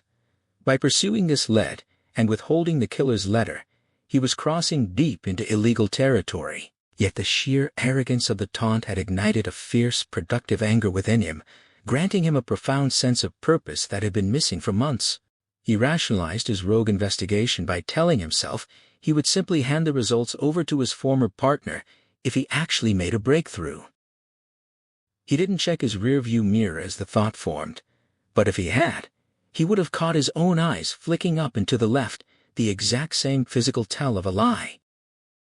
Hodges guided his Toyota into the sheltered overhang beside his house, pausing to appreciate the neat lines of his freshly mowed lawn before approaching the front door. A note protruded from the mail slot. His initial instinctive spike of alarm fearing a message from Mr. Mercedes quickly subsided. Even that brazen killer would likely find such a direct physical drop too bold. The note was from Jerome. The teenager's precise, neat handwriting stood in stark, ironic contrast to the content, a satirical parody of stereotypical dialect, addressing Hodges as Massa and referring to his weekend dates with crude, humorous metaphors about tuning up his hose. Hodges shook his head, a weary smile breaking through. He knew the real Jerome, a straight-A student in advanced math, capable of fixing gutters, troubleshooting email glitches, handling basic plumbing, and speaking fluent French. The boy could hold forth for 30 minutes on the blood symbolism in D.H. Lawrence if prompted, While Jerome claimed his identity challenges as a gifted black male in an upper-middle-class family were a joke, Hodges sensed the underlying truth in the humor. Jerome's parents, both rigid and humorless professionals, would likely be horrified by the note, perhaps even considering therapy for their son, but Hodges would never betray the confidence. Inside, Hodges reflected on Jerome's brilliance and his pending acceptance to any Ivy League school of his choice. The teenager was the only person in the neighborhood Hodges considered a friend, and indeed, the only one he needed. Hodges held a cynical view of friendship, believing it largely overrated, a sentiment that, unbeknownst to him, mirrored the isolated worldview of Brady Hartsfield. He had arrived home in time for the evening news but chose to skip it, weary of the relentless coverage of the Gulf oil spill and Tea Party politics. Instead, he powered up his computer, launched Firefox and typed "Under Debbie's Blue Umbrella" into the search bar. The results were sparse, only 6 matches, with just one exact hit. Clicking the link, he found a simple website featuring an animated loop of rain falling on a country hillside, where a young man and woman sat dry and close beneath a large blue umbrella. The site promised total guaranteed anonymity for old and new friends to engage in genuine conversation, explicitly rejecting photos, pornography, and character limits in favor of old-fashioned dialogue. A "Get Started Now" button beckoned, but Hodges hesitated. His mind drifted back 6 months to a phishing scam that had compromised his email account. A fraudulent message, claiming he was stranded in New York without money, had been sent to his entire address book, including his ex-wife, his brother, dozens of former colleagues, and his daughter Allison. Only Allison had expressed genuine concern, a reaction that aligned with her long-standing expectation that her father would eventually unravel after age 55. Jerome had explained the mechanics of the hack, warning Hodges that his computer was not merely a television set, but a window into his private life, vulnerable to anyone who knew how to look. Now, staring at the digital rain, Hodges's dormant detective instincts reawakened. He wondered if Mr. Mercedes truly sought conversation, or if the invitation was a trap designed to pry open that very window Jerome had warned him about. Abandoning the website, Hodges picked up his phone and dialed Jerome's number. After a brief exchange with Jerome's mother, the teenager came on the line. Hodges adopted an exaggerated comical dialect, mimicking the tone of Jerome's note, to ask if he was keeping his bitches in line. Jerome, initially flummoxed by the role reversal, relaxed when Hodges dropped the act to compliment the lawn. Hodges then asked Jerome to come by the next afternoon at 4 to help with a computer issue, but deliberately vague about the details but promising it would be interesting. He jokingly instructed the boy to leave his slang at home, though Jerome maintained his respectful distance, refusing to call him Bill until he graduated high school. The boy's warm, full laughter lifted Hodges' spirits as they ended the call. Sitting in his small office cubbyhole, Hodges drummed his fingers on the desk. He realized he rarely used this room in the evenings, preferring the comfort of his lead boy and old movies, unless insomnia struck. Driven by a sudden impulse, he called directory assistance to request Janelle Patterson's number. He expected the newly wealthy, recently divorced sister of Olivia Trelawney to have an unlisted line, but the automated system provided it without hesitation. Surprised, Hodges fumbled for a pencil to record the digits, requesting a repeat to ensure accuracy. As he sat there, planning his approach, he recognized the finesse required to contact her as a private citizen rather than a detective. Yet, instead of feeling daunted, he felt a surge of eager anticipation. The challenge of navigating this new unofficial investigation welcomed him with unexpected warmth. Brady collected a small pepperoni and mushroom pizza from Sammy's on his way to the north side, fully aware his mother would barely touch it. Had it been soaked in vodka, she might have managed more. He navigated through a sprawl of identical, decaying tract houses erected between the Korean and Vietnam Wars, their crabgrass lawns littered with plastic toys in the gathering dark. At 49 Elm Street, a road devoid of elms in the aptly named Northfield district, he parked behind his mother's dilapidated Honda. The vehicle was a mechanical disaster requiring an exhaust system, new points, plugs, and an inspection sticker. Brady resigned himself to fixing it, just as he fixed everything. Just as he had once taken care of Frankie in the basement before it became his command center. They never spoke of Frankie. The front door was locked, a basic security measure he had painstakingly drilled into her, though she remained chronically unreliable, offering empty assurances about chores she never completed. The blaring television greeted him with the artificial drama of a survival reality show. He announced his arrival, and her slurred reply indicated she was already well into her evening consumption. He harbored a dark, fleeting wish that her failing liver might simply abandon her. Stepping into the living room, he fought down a hated, involuntary flicker of anticipation.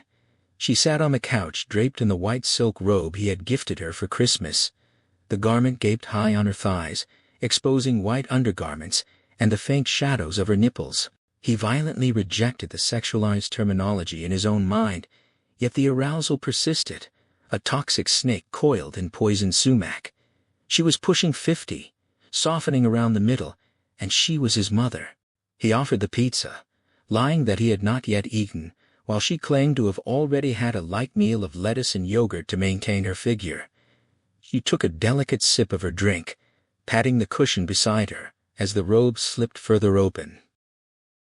He forced himself to categorize the sight as merely maternal, but she caught his gaze and smiled, making no effort to close the fabric. When he deflected her invitation to watch television by claiming he needed to work downstairs on a new router, she expressed unwavering faith in his future inventions, envisioning a wealthy escape from his menial jobs. Her eyes, slightly glazed from vodka, looked at him with a disturbing mix of pride and something else.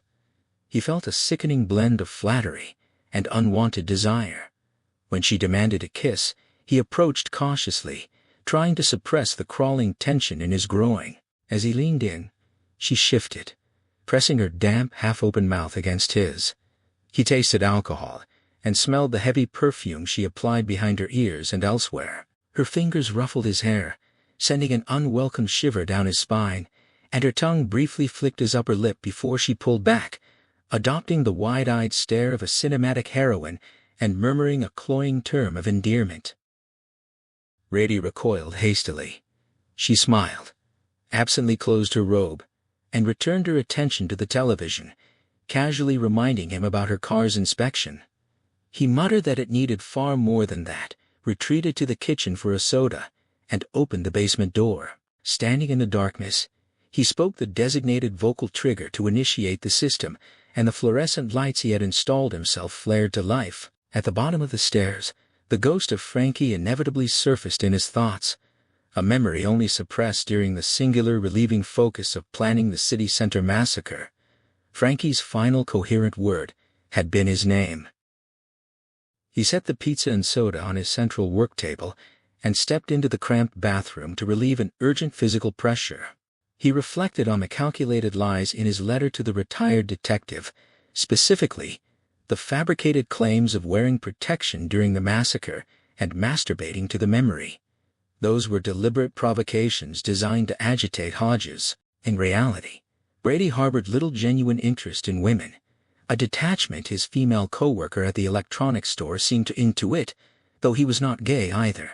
His sexuality remained largely opaque to himself, save for one dark gothic secret, shared with his mother, a compulsion that had to be managed and buried whenever it surfaced. Thinking a crude, possessive thought about her undergarments, he handled his business quickly, deliberately foregoing lubrication, because he wanted the friction to burn. Returning to his workspace, he spoke the trigger word for chaos. 7 laptops arranged on a low shelf instantly awakened, their screens displaying a synchronized countdown from 20. He knew that if the timer reached 0, a suicide protocol would permanently scrub and overwrite his hard drives. He promptly issued the counter command for darkness, halting the countdown and replacing the numbers with desktop wallpapers featuring scenes from his favorite film, The Wild Bunch. He had previously tried more dramatic activation words, but voice recognition glitches made simpler, 2-syllable commands safer. Although only one of the 7 machines contained truly incriminating data, the glowing array of hardware made the basement feel like a legitimate nerve center. Brady viewed himself as both a creator and a destroyer, yet he was haunted by the suspicion that his creative mind was merely second-rate, destined never to truly set the world on fire. He recalled his inspiration for an automated obstacle-avoiding vacuum device he had conceptualized after a household chore. His ambition had been crushed upon seeing a nearly identical, commercially successful product displayed in a downtown appliance store window. Someone else had beaten him to the idea and was likely profiting immensely, reinforcing his bitter conviction that life was a rigged carnival offering only worthless prizes. Brady had illegally bypassed the cable and DVD region locks in his home, granting him free access to premium global channels and unrestricted media playback. It was a technical triumph that went largely unappreciated. His mother remained loyal to the 4 major networks, and Brady spent his time either working or downstairs in his control center. He viewed his most potent innovations as inherently illicit, from his red box hacks to the devices he dubbed Thing 1 and Thing 2. Thing 1 had been a modified television remote equipped with a microchip and enhanced battery range, designed to manipulate traffic signals from a short distance. A single tap could shift a red light to yellow, 2 taps to blinking yellow, and 3 to green. Brady had tested it from his inconspicuous Subaru at busy intersections, delighting in the chaos of near misses and eventually causing a minor fender bender that sparked a heated argument between the drivers. However, it was Thing 2 that truly solidified his plans for the city center massacre by ensuring a clear escape route. On the morning of the attack, despite his preparation to override 8 traffic lights along the 1.9-mile path to the abandoned warehouse, every signal had already been green due to the early hour. The unused gadget left him with a lingering sense of cosmic irony, as if the universe had denied him the chance to exercise his control. Thing 2, conversely, had proven financially lucrative on a small scale and was instrumental in acquiring the Mercedes.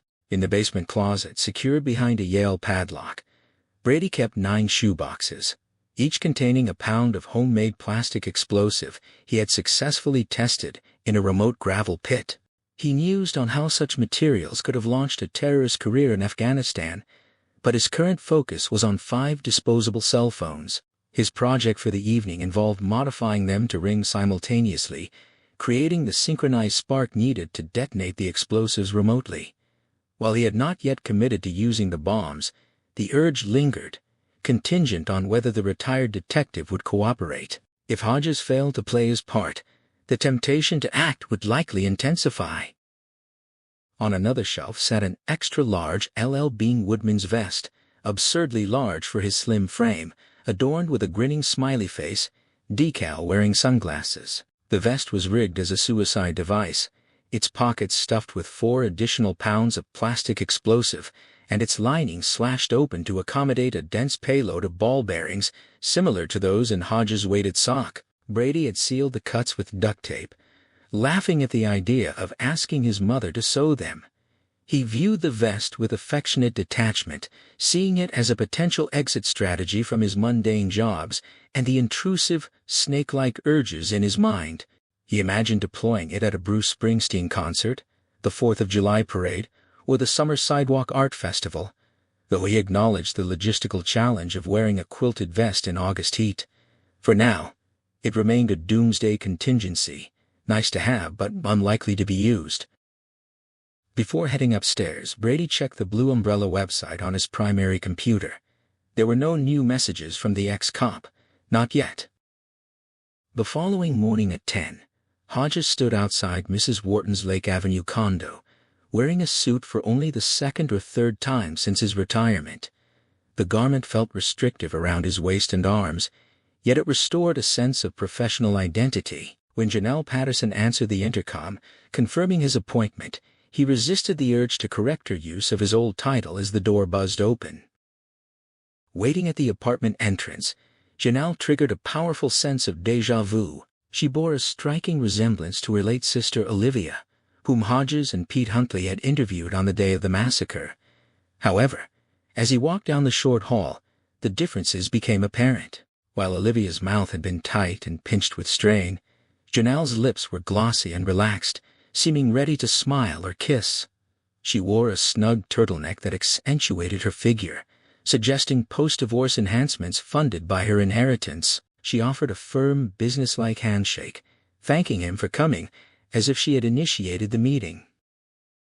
Inside, the stunning lake view struck Hodges with familiar force. He recalled their single interview here, contrasting it with the subsequent sessions at the station where Olivia had descended into hysterics, blaming everyone for her plight before taking her own life weeks later. Janelle offered him Jamaican coffee. Despite his habitual avoidance of mid-morning caffeine due to acid reflux, Hodges accepted. He settled into a sling chair by the window, watching sailboats glide across the warm, clear water. When Janelle returned with a silver tray, she declined his offer to help, setting the coffee down with a graceful dip of her knees that resembled a curtsy. Hodges had meticulously planned various conversational angles, but Janelle rendered his preparations obsolete. She poured their coffee into stout china mugs and stated plainly that she wanted to discover who had driven her sister to suicide. She admitted she had been unsure how to proceed until his call, which she described as a message from God, declaring him the ideal person for the job. Hodges sat dumbfounded by her directness. She offered him a mug, noting that he would need to add his own cream, as she took no responsibility for additives. When he requested his coffee black, she smiled, revealing perfect teeth, and remarked that he was a man after her own heart. Hodges took a slow sip of the coffee, using the moment to buy time, and was pleasantly surprised by its rich, smooth flavor. Clearing his throat, he laid out a crucial boundary. As of November 20th of the previous year, he was no longer a police detective, but merely a private citizen. He needed that distinction established immediately. Janelle Patterson regarded him over the rim of her cup. Hodges found his mind wandering to a trivial observation, wondering if her moist lip gloss would leave a visible imprint, or if modern cosmetics had rendered such traces obsolete. It was a stray, foolish thought, but she was an undeniably attractive woman, and his recent social isolation made such details stand out. She counted that only 2 words from his statement mattered to her: private and detective. She was determined to uncover who had manipulated her sister into suicide, asserting that the police department cared nothing for Olivia, focusing solely on the man who had driven the car. Hodges, still harboring loyalty to his former colleagues, gently pushed back, suggesting her assessment might not be entirely accurate. She began to address him by his old title, but he promptly corrected her, insisting on Mr. or Bill. Accepting the latter, she doubled down on her conviction. She insisted there was a direct link between the massacre and the suicide, claiming the driver of the car was the same individual who had sent the letter and the messages on the Blue Umbrella site. Hodges mentally cautioned himself to proceed with extreme care, warning himself not to ruin the opportunity. He asked for clarification regarding the letter she mentioned. Proposing they drop formalities entirely, she asked him to wait while she retrieved it. As she turned and walked away, Hodges felt his heart hammering against his ribs, a more intense physical reaction than he had experienced confronting the bullies under the overpass, yet he couldn't help but appreciate the view of her retreating figure. He silently urged himself to remain calm and took another sip of the coffee, noting with relief that his usual mid-morning acid reflux was entirely absent. It was, he decided, nothing short of miracle coffee. She returned holding 2 sheets of paper delicately by their corners, her face tightened in distaste. She explained that she had discovered the document while sorting through her sister's desk. Her sister's lawyer and the will's executor, Mr. Schrawn, had been in the kitchen fetching water at the time and had not seen it. She stated matter-of-factly, without a hint of shame or defiance, that she had hidden it because she recognized it immediately. The killer had left an identical symbol on the steering wheel of the stolen Mercedes, serving as a grotesque calling card. She tapped the page, drawing attention to the familiar smiley face wearing sunglasses, positioned partway down the first page. Hodges had already noted the symbol, as well as the document's font, which he recognized from his own word processor as American typewriter. When he inquired about the timeline of her discovery, she calculated the dates carefully. She had arrived for the funeral in late November, and learned she was the sole beneficiary during the will reading in the first week of December. She had asked Mr. Schrawn to delay the inventory of assets until January, citing urgent personal business in Los Angeles. Meeting his gaze with a bright, steady intensity, she clarified that this business involved divorcing her husband, whom she bluntly characterized as a philandering cocaine-using abuser. Eager to avoid that tangent, Hodges steered the conversation back, confirming she had returned to Sugar Heights in January and found the letter then. She confirmed this. Knowing the answer but bound by procedure, he asked if the police had reviewed the document. When she said no, he pressed for the reason. She reiterated her profound distrust of law enforcement, and as she spoke, the bright sparkle in her eyes spilled over into tears. She excused herself to compose her features, and Hodges readily agreed. Left alone, he picked up the letter, reading its contents while taking small, appreciative sips of his coffee, idly wishing he had a cookie to accompany it. The letter was a masterful, manipulative plea. The author begged Olivia to read to the end before destroying it, confessing to being the man who had stolen her Mercedes and driven it into the crowd. He claimed to be consumed by shame, remorse, and sorrow, desperately seeking a chance to explain his actions so she might understand, even if forgiveness was impossible. He portrayed himself not as a monster or a news headline, but as a suffering human being. He detailed a horrific upbringing in a physically and sexually abusive household, alleging that his stepfather initiated the abuse and his mother actively participated. He pleaded with her not to stop reading, insisting he needed to unburden his conscience before potentially ending his own life, desperate for an outsider to comprehend his motives. The abuse, he claimed, continued until his stepfather died of a heart attack when he was 12. His mother had threatened to blame him for the healed cigarette burns on his limbs and genitals, warning that if anyone believed his story, she would go to prison and he would be sent to an orphanage. Terrified, he had remained silent. The trauma had stunted his growth and left him severely underweight due to anxiety and bulimia, making him a target for schoolyard bullying. He developed nervous tics, such as picking at his clothes and pulling out his hair, which only invited further ridicule from both peers and teachers. At this point, Janie returned and sat opposite him, sipping her own coffee, but Hodges barely registered her presence. His mind flashed back to the multiple interviews he and Pete had conducted with Olivia. He vividly recalled her constant, anxious movements, straightening her boat-neck tops, tugging at her skirt, touching the corners of her pinched mouth, and winding strands of hair around her finger to pull at them. Forcing his attention back to the page, he read on.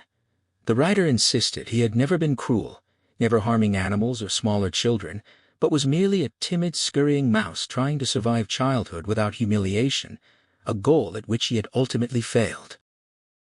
He explained that college had been out of reach because he became the caretaker for the very woman who had abused him. His mother had suffered a stroke, likely exacerbated by alcoholism, leaving her largely immobile.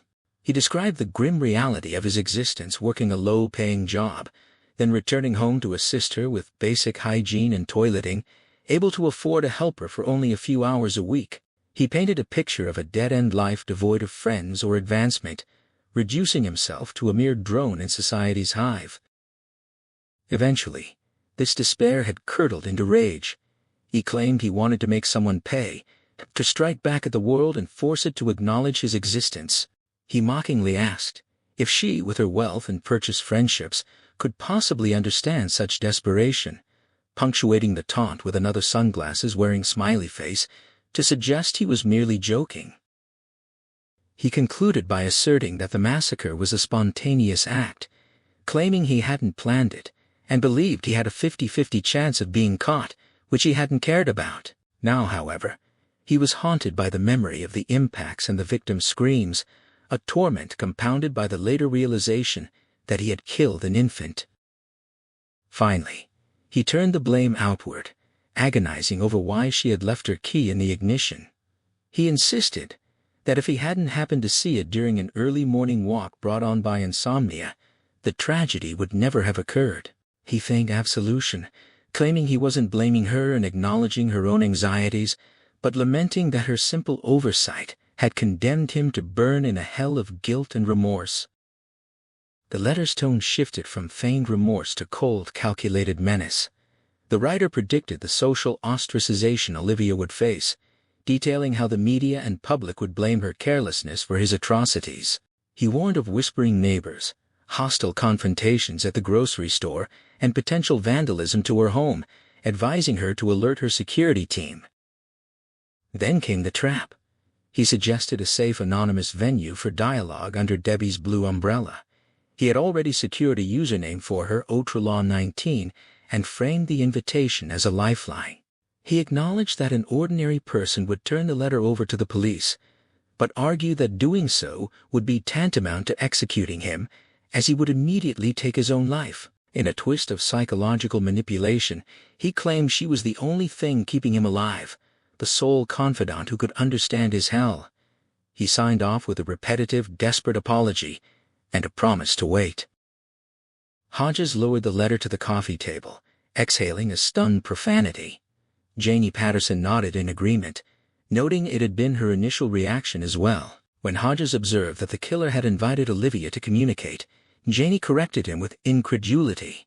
It was not an invitation, but blackmail. The ultimatum was clear: engage, or he would die by his own hand. Hodges asked if she had seen any subsequent correspondence or printouts. Janie shook her head, explaining that Olivia had mentioned chatting with a very disturbed man to their mother, attempting to guide him toward professional help. Their mother, now in her late 80s and vague on the practicalities of technology, had misunderstood the nature of the interaction, fearing face-to-face meetings in parks or cafes. She recalled Olivia speaking of talking to the man underneath a blue umbrella, but failed to connect the digital correspondent to the driver of the stolen Mercedes or the city center killings. Her short-term memory had grown foggy, retaining distant historical details while losing track of recent meals or locations. When Hodges asked for the mother's current location, Janie identified Sunny Acres, a nursing facility about 30 miles away. She laughed ruefully at the name's melodramatic connotations, acknowledging that while she might cast herself as the cruel sister in an old movie who institutionalizes a parent to keep the inheritance, the reality was different. Sunny Acres was expensive and high quality, and their mother had requested the move herself. Janie turned her gaze to the lake, her expression turning pensive and defensive. Hodges found himself increasingly drawn to her appearance, noting the laugh lines around her eyes. She asked if he remembered their former nurse, Althea Green. Hodges suppressed the instinct to reach for a non-existent case notebook, recalling the tall, stately woman with marcelled gray hair who resembled Elsa Lanchester. He and Pete had questioned her about seeing the Mercedes on the night of the theft. Her certainty had been unconvincing to the detectives. Althea had retired shortly after Janie returned from Los Angeles, citing an inability to cope with their mother's disabilities at age 64. Janie believed the publicity from the massacre had unsettled the nurse, but Olivia's suicide had been the final straw. Though not close friends, Althea and Olivia had shared a rapport and aligned views on their mother's care. Now, with their mother relieved and better managed at Sunny Acres, Janie felt the arrangement was for the best. Hodges broached the possibility of interviewing the mother, but Janie cautioned that her recall might be unreliable. She then pivoted directly to the hiring decision, revealing she had researched private detective rates and was prepared to offer $5,000 a week plus expenses, with an 8-week minimum. $40,000.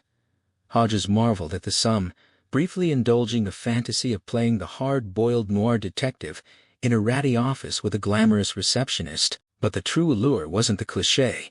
It was the escape from his lud boy, the return of purpose, and the comfort of wearing his suit again. More importantly, he felt a personal stake. Mr. Mercedes had violated him by reaching out, and he had violated Olivia Trelawney by driving her to suicide. The killer should have left them both alone.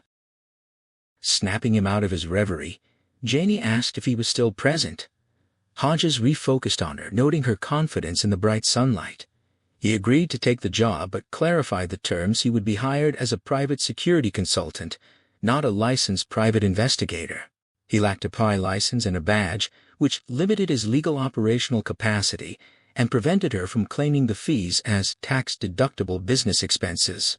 He also admitted that withholding the letter as evidence was technically a felony, though he doubted forensics could extract much from a laser-printed document lacking the unique mechanical imperfections of a typewriter. Janie expressed dismay at the legal risk, but Hodges reassured her that the anonymity of the mail drop and the digital nature of the printing made tracing difficult. He countered her generous offer, stating he would accept $2,000 a week plus expenses, with the possibility of a bonus if he achieved results. He knew he wouldn't take the bonus. He had already decided to investigate the killer regardless, and securing Janie's cooperation was merely a strategic advantage. She agreed, thanking him. Hodges accepted the deal and asked for more context regarding her relationship with Olivia. Janie offered another cup of coffee and lemon snap cookies, which Hodges eagerly accepted. As they settled in, Janie posed a question. Had he ever loved someone without liking them? Hodges thought of his ex-wife, Corinne, and their turbulent 18 months, answering in the affirmative. Janie explained that Olivia, 8 years her senior, had been a source of love but also immense stress. When Olivia left for college, Janie had felt liberated. When she dropped out and returned 3 months later, Janie felt the weight of responsibility settle back onto her shoulders. Olivia was never overtly cruel, but her presence kept the household in a state of high alert, or condition yellow. Olivia suffered from psychosomatic illnesses triggered by stress, vomiting before job interviews, rashes, and extreme hypochondria, where every minor ailment was interpreted as a fatal disease. Her menstrual cycles were particularly dramatic, confining her to bed for exactly 48 hours, always conveniently landing on weekends. Hodges listened, offering only non-committal sounds, recognizing the pattern of control and manipulation in Olivia's behavior.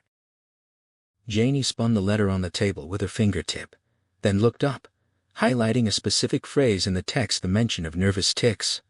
She pointed out that her sister had exhibited similar behaviors, which Hodges had likely observed during their interviews. Hodges adjusted his tie, acknowledging the connection silently. Janie confirmed that adjusting his tie was merely one of many compulsions. She detailed a litany of rituals, patting light switches to ensure they were off, unplugging the toaster after every meal, and reciting a specific rhyming phrase before leaving the house to prevent forgetfulness. She recounted a vivid memory of Olivia driving her to school, only to panic halfway there, convinced the oven had been left on. They had been forced to turn back and verify it was off, and detour that resulted in Janie arriving late and receiving her first and only school detention.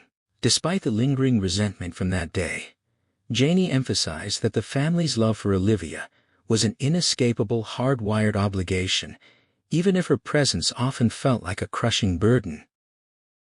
Hodges observed the stark, almost cruel irony in the sisters' divergent paths. Janie elaborated that she had been the well-adjusted, gregarious sibling, the type who would have effortlessly won a beauty pageant's congeniality award, yet she had ended up with a philandering, drug-using husband. Conversely, the deeply neurotic, obsessive-compulsive Olivia had secured Kent Trelawney. Kent was a prematurely balding but brilliant investment clerk who possessed an innate understanding of the tech industry. He transformed their modest wealth into a fortune by recognizing the potential of emerging companies like Microsoft, long before the rest of the world caught on. Janie's hearty, startled laugh at this American paradox briefly disrupted the room's tension, even as a solitary tear tracked down her cheek. She described Kent's relentless, gentle courtship. When Olivia froze with panic in the car on their first dinner date, Kent simply pivoted to a McDonald's drive-thru, eating in the parking lot, a compromise that became their routine. She would only attend movies if seated on the aisle to avoid feeling suffocated. While their parents had failed to persuade Olivia to seek psychiatric help, Kent succeeded. Medication stabilized her, allowing her to function, though a patented anxiety attack still caused her to vomit in the church bathroom on their wedding day. Hodges listened in silent fascination, piecing together the vibrant, troubled woman who existed before she devolved into the anxious, boatneck-wearing widow he had interrogated. Following the marriage, The sisters drifted, maintaining only holiday contact. After Kent succumbed to a heart attack, Olivia's fragile stability shattered. Her old anxieties resurfaced with a vengeance. She lost significant weight and reverted to the frumpy, unflattering clothing of her youth. Janie had witnessed this decline during visits and video calls, culminating in a final grim meeting in May of the previous year, shortly after the city center massacre. Janie asked if the police had truly hounded her sister during that dark period. Hodges clarified that while the police had not actively harassed Olivia, they had questioned her relentlessly. Her steadfast insistence that she had locked the car and taken the key created a logical impasse, as there was no evidence of a break-in or hot wiring. He admitted that the investigative team had ultimately concluded she was trapped in profound denial, unable to face the reality of her mistake. Janie agreed. This aligned perfectly with the sister she knew, then pointed to the letter, wondering if Olivia had finally confessed her truth to the killer online, prompting her to swallow their mother's pills. Hodges withheld his certainty, though he privately suspected she was right. Janie revealed that Olivia had secretly discontinued her antidepressants, despising the woolly-headed side effects, and had only taken them to please Kent or their mother. With Kent gone and the massacre looming, she had abandoned them entirely. Hodges absorbed this, recognizing the grim picture of her mental state. Janie marveled at how intimately the killer seemed to understand her sister's vulnerabilities. Hodges kept his own parallel experience, the identical letter he had received strictly to himself, but the realization settled heavily in his mind. The killer did know her. Seizing on this, Hodges posed a critical question. Was it truly plausible that a woman with such severe obsessive-compulsive tendencies would simply forget her keys in the ignition? Janie paused for a long moment before answering in the negative. Hodges silently concurred. While anyone could make a mistake, the depth of her compulsions made such an oversight highly improbable. He wondered if he and his former partner had ever truly grasped the severity of her psychological profile during their interviews. Hodges asked if Janie had ever attempted to log into the chat site using the username provided in the letter. She stared at him, utterly astonished, admitting the idea had never occurred to her, paralyzed by the fear of what she might discover. She deferred to his expertise, asking if he would attempt it. Hodges replied cautiously, stating he needed time to formulate a strategy and consult a computer expert. He mentally noted that Jerome Robinson would inevitably profit from this grim enterprise, a darkly ironic twist of fate, where the boys' college fund would be subsidized by the fallout of a mass murder. Rising to his feet, Hodges announced his intention to take the original letter to a nearby copy shop before returning it to her. Janie smoothly intercepted the move, insisting there was no need for such errands. She reached for the document, fully intending to scan it herself and provide him with a printed duplicate on the spot. Hodges blinked at her, honestly amazed. "Really? You can do that?" Her eyes were still red from crying, but her glance was merry as she told him it was a good thing he had a computer expert on call. She'd be right back, and in the meantime, he should have another cookie. He had 3. When she returned with his copy of the letter, he folded it into his inner jacket pocket. He suggested the original should go into a safe, if there was one here. She mentioned the safe at the Sugar Heights house, but Hodges didn't care for that idea. Too many prospective buyers tromping in and out. Probably stupid, but there it was. He asked if she had a safe deposit box. She didn't, but she could rent one at Bank of America just 2 blocks over. He liked that better. Moving toward the door, she thanked him for doing this, holding out both her hands as if he'd asked her to dance, saying he didn't know what a relief it was. He took her hands, squeezed them lightly, then let go, though he would have been happy to hold them longer. He asked about her mother, how often she visited. Janie said every other day or so, sometimes bringing food from the Iranian restaurant she and Ollie had liked, sometimes DVDs of old movies. On good days her mother saw her, on bad ones she called Janie by other names, Olivia or Charlotte, her aunt. Hodges asked her to call him the next time her mother had a good day so he could visit. She agreed to go with him.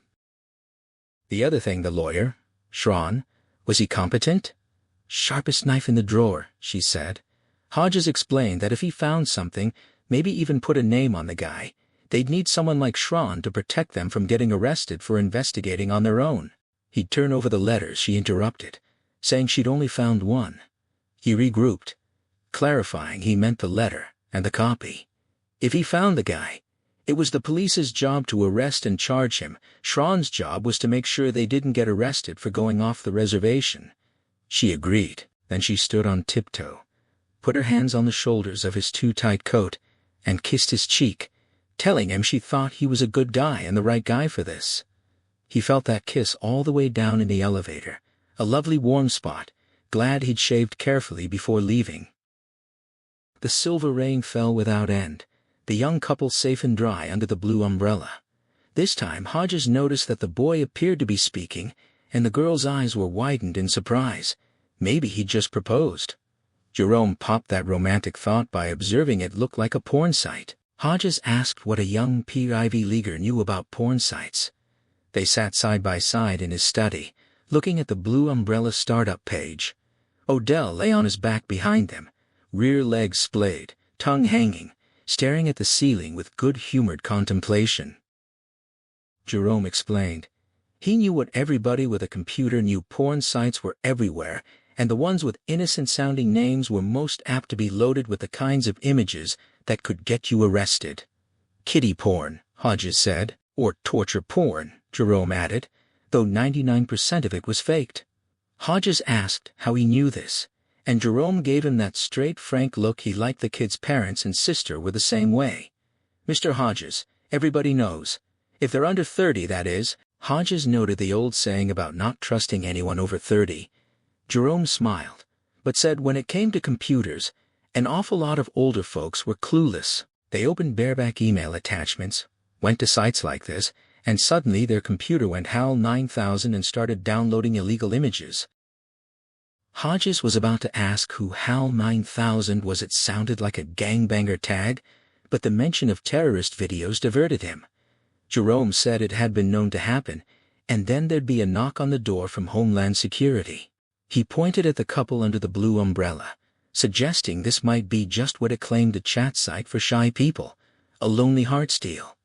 He reached for the mouse, but Hodges grabbed his wrist. "Don't see on my computer," Hodges said. "See on yours." Jerome asked if he'd wanted him to bring his laptop. Hodges said tonight would be fine, and if a virus swallowed his cruncher, he'd buy a new one. Jerome shot him a look of condescending amusement, explaining he had the best virus protection money could buy, and the second best backing it up. "It might not be there to eat," Hodges said, thinking about Mrs. Trelawney's sister's comment. "It's as if the guy knew her. It might be there to watch."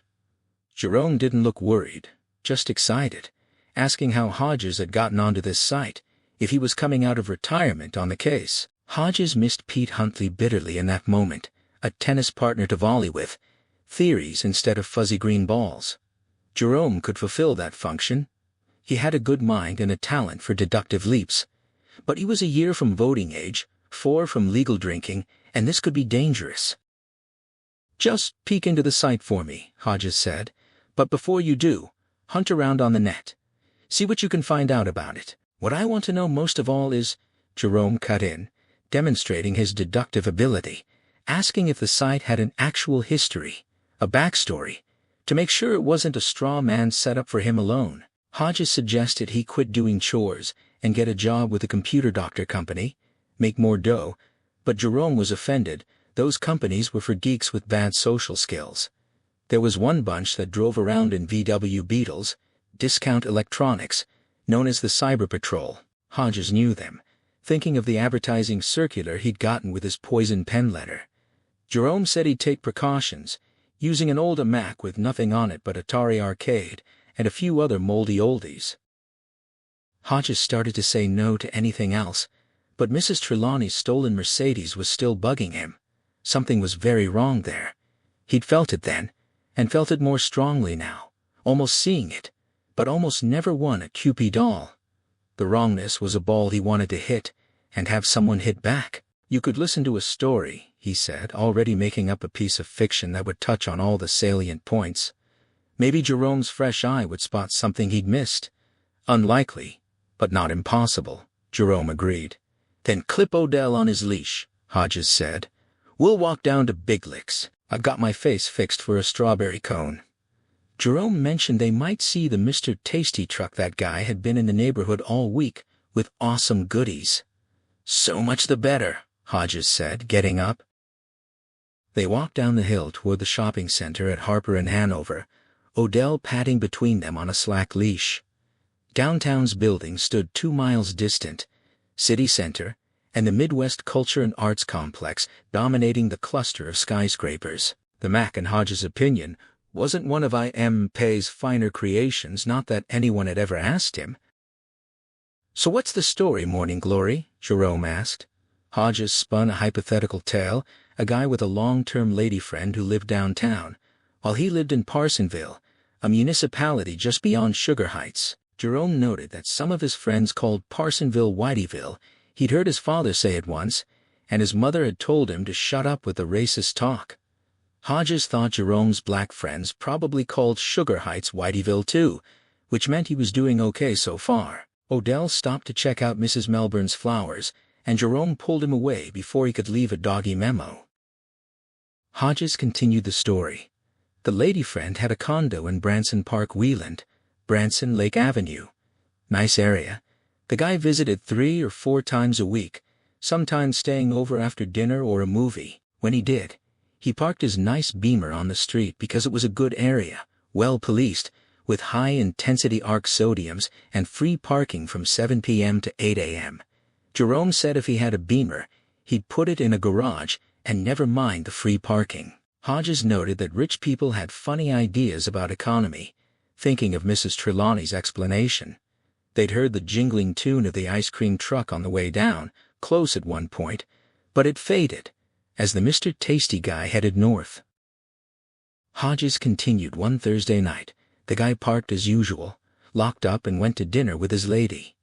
They walked back. The car was right there. He saw it before they went in.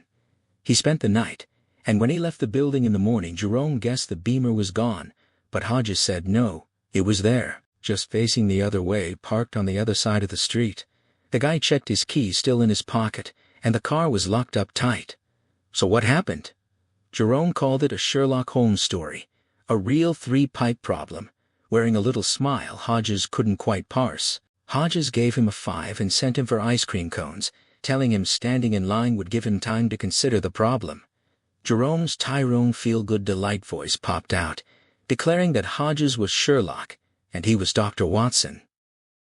They crossed to a pocket park and grabbed a bench, watching middle school boys in a sunken concrete skateboarding area. Odell divided his attention between the boys and the ice cream cones. Hodges asked if Jerome had ever tried it. Jerome gave a wide-eyed stare, slipping into his exaggerated ebonics about being black and spending his spare time shooting hoops and running track. Hodges told him to leave Tyrone at home, then offered a drip of ice cream to Odell, who cleaned it eagerly. Jerome admitted there was no guy, no lady friend, no Beamer. Hodges was talking about the Mercedes killer. So much for fiction. Hodges said, "Say I am," and Jerome asked if he was investigating on his own. Hodges repeated himself. Jerome asked if Debbie's blue umbrella had something to do with it. "Say it does." A boy fell off his skateboard with road rash on both knees. A friend jeered, and Road Rash Boy slid a hand across an oozing knee, flinging red droplets at jeering boy, shouting, "AIDS! AIDS!" Jerome muttered, "Barbarians," bent to scratch Odell's ears, then straightened up. If Hodges wanted to talk about it, Hodges felt embarrassed, saying he didn't think at this point, but Jerome understood. He'd thought about Hodges' problem while in line, and he had a question. "Your make-believe Beamer guy, where was his spare key?" Hodges sat very still, impressed by the kid's quickness. A line of pink ice cream trickled down his cone, and he licked it off. Let's say he claims he never had one like the woman who owned the Mercedes. Exactly like that. Jerome recalled how his mom had gotten pissed at his dad for calling Parsonville Whiteyville, and asked if Hodges wanted to hear about a time when his dad got pissed at his mom, the only time he'd heard his father say, "That's just like a woman." Jerome told the story his mom had a candy apple red Chevy Malibu, a birthday present from his dad 3 years ago. She drove it for a year with no problems. When it came time to re-register, his dad went out for the paperwork and came back holding a key. He told her that if she left her spare key in the car, someone could find it and drive it away. She asked where it was. He said in a plastic Ziploc bag along with her registration, insurance card, and the owner's manual she'd never opened. Still had the paper band around it. Jerome leaned forward, his brown eyes fixed on Hodges' gray ones. His mom said she didn't even know it was there. That's when his dad said it was just like a woman, which didn't make her happy. Hodges' gears engaged. His dad explained that all she had to do was forget once and leave the car unlocked, and some crack addict would toss it, find the key in the glove compartment, and away he'd go. Hodges asked what his mother said to that. Jerome grinned, saying she turned it around. No one did that any better than his mom's. She said he bought the car and brought it home. He should have told her. Jerome had been eating breakfast during the discussion and thought about saying that if she'd ever checked the owner's manual, maybe just to see what all those cute lights on the dashboard meant, but he kept his mouth shut. His parents didn't get into it often, and when they did, a wise person steered clear. Even the Barbster knew that, and she was only 9. Hodges remembered that when he and Corinne were married, this was something Allison also knew. Jerome added that his mother also claimed she never forgot to lock her car, and as far as he knew, that was true. The key now hung on a hook in their kitchen, safe and ready if the primary ever got lost. Hodges sat looking at the skateboarders but not seeing them, thinking that Jerome's mom had a point. Her husband should have either presented her with the spare key or at least told her about it. You don't just assume people will do an inventory and find things by themselves. But Olivia Trelawney's case was different. She bought her own car and should have known. Only the salesman had probably overloaded her with information about her expensive purchase, the way they did, when to change the oil, how to use cruise control, GPS, put your spare key in a safe place, plug in your cell phone, call roadside assistance, click the headlight switch all the way to the left for twilight function. Hodges remembered buying his first new car and letting the post-sales tutorial wash over him. Yep, right? Gotcha. Just anxious to get his new purchase on the road and inhale that new car smell, the aroma of money well spent. But Mrs. Trelawney was obsessive-compulsive. He could believe she'd overlooked the spare key and left it in the glove compartment. But if she'd taken her primary key that Thursday night, wouldn't she have locked the car doors? She'd maintained that to the very end. And really, think about it. Jerome prompted him. Hodges continued, thinking aloud about the 3-step process with smart keys. Turn off the engine, remove the key from the ignition. There was a chime to remind you if you forgot, then close the door and push the button stamped with the padlock icon. Why would you forget that, with the key right there in your hand? Theft-proofing for dummies. Jerome noted that some dummies forgot anyway. Hodges, lost in thought, said she was no dummy, nervous and twitchy but not stupid. If she took her key, he almost had to believe she locked her car, and the car wasn't broken into. So even if she did leave the spare in her glove compartment, how did the guy get to it? Jerome called it a locked car mystery instead of a locked room. Slipping into his dialect, it could be a faux-pas problem. Hodges didn't reply, going over it and over it. The possibility of the spare in the glove compartment now seemed obvious, but had he or Pete ever raised it? Pretty sure they hadn't, because they thought like men, or because they were pissed at Mrs. Trelawney's carelessness and wanted to blame her. And she was to blame, wasn't she? Not if she really did lock her car, he thought. Jerome asked what the Blue Umbrella website had to do with the Mercedes killer. Hodges came back out of his own head, a long trudge. He didn't want to talk about that just now. Jerome pressed, sensing he could help, but Hodges deflected. Just find out about the website and that would be helping. Jerome accused him of not wanting to tell because he was a kid. It was part of the reason, but Hodges had no intention of saying so. It was more complicated than that. He wasn't a cop anymore, and investigating the city center thing skated right up to the edge of what was legal. If he found anything and didn't tell his old partner, now the lead on the case, he'd be over the edge. Jerome had a bright future ahead of him, and Hodges couldn't drag him into it as an accomplice. Jerome sat quietly, digesting this, then gave the end of his cone to Odell. He said he got it, and when Hodges asked if he did, Jerome confirmed it. They stood up, still friends. But Jerome made him promise that if he thought Jerome could help, he'd ask 2 heads were better than 1. Hodges agreed. They started back up the hill. Odell pulled ahead as Hodges slowed, losing his breath. He admitted he needed to drop some weight. He'd torn the seat out of a perfectly good pair of pants the other day. Jerome diplomatically suggested 10 pounds. Hodges said double that. He meant it when he got home. Every snack in the cupboards and fridge was going into the trash or the garbage disposal, so he couldn't fish them out. He asked if he could trust Jerome's discretion about his little investigation. Jerome replied without hesitation, "Absolutely.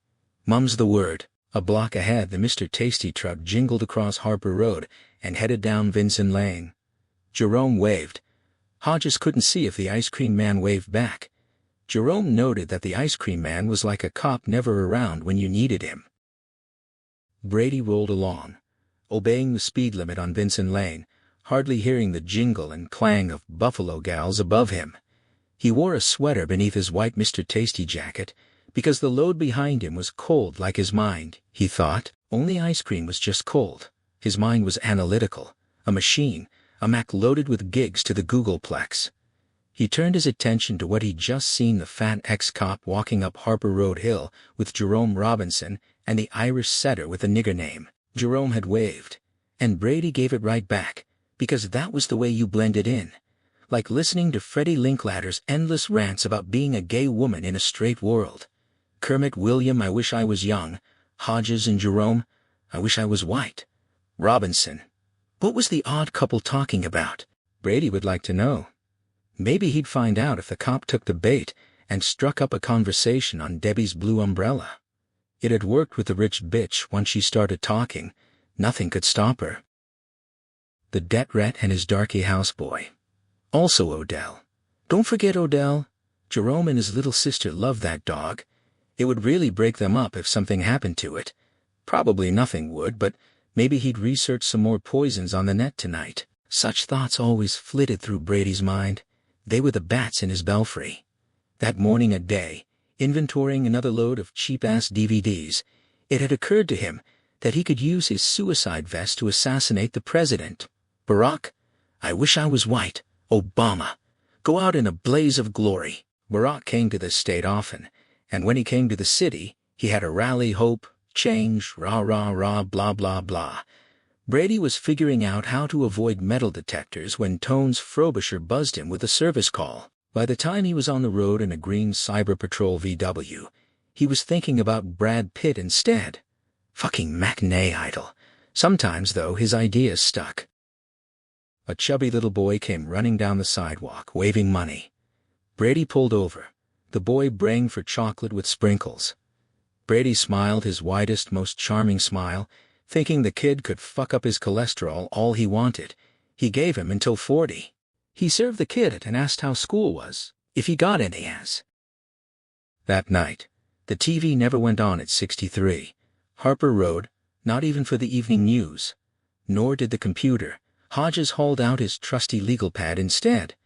Janelle Patterson had called him old school, and this was the way he'd always worked, the way he was most comfortable, in beautiful no-TV silence.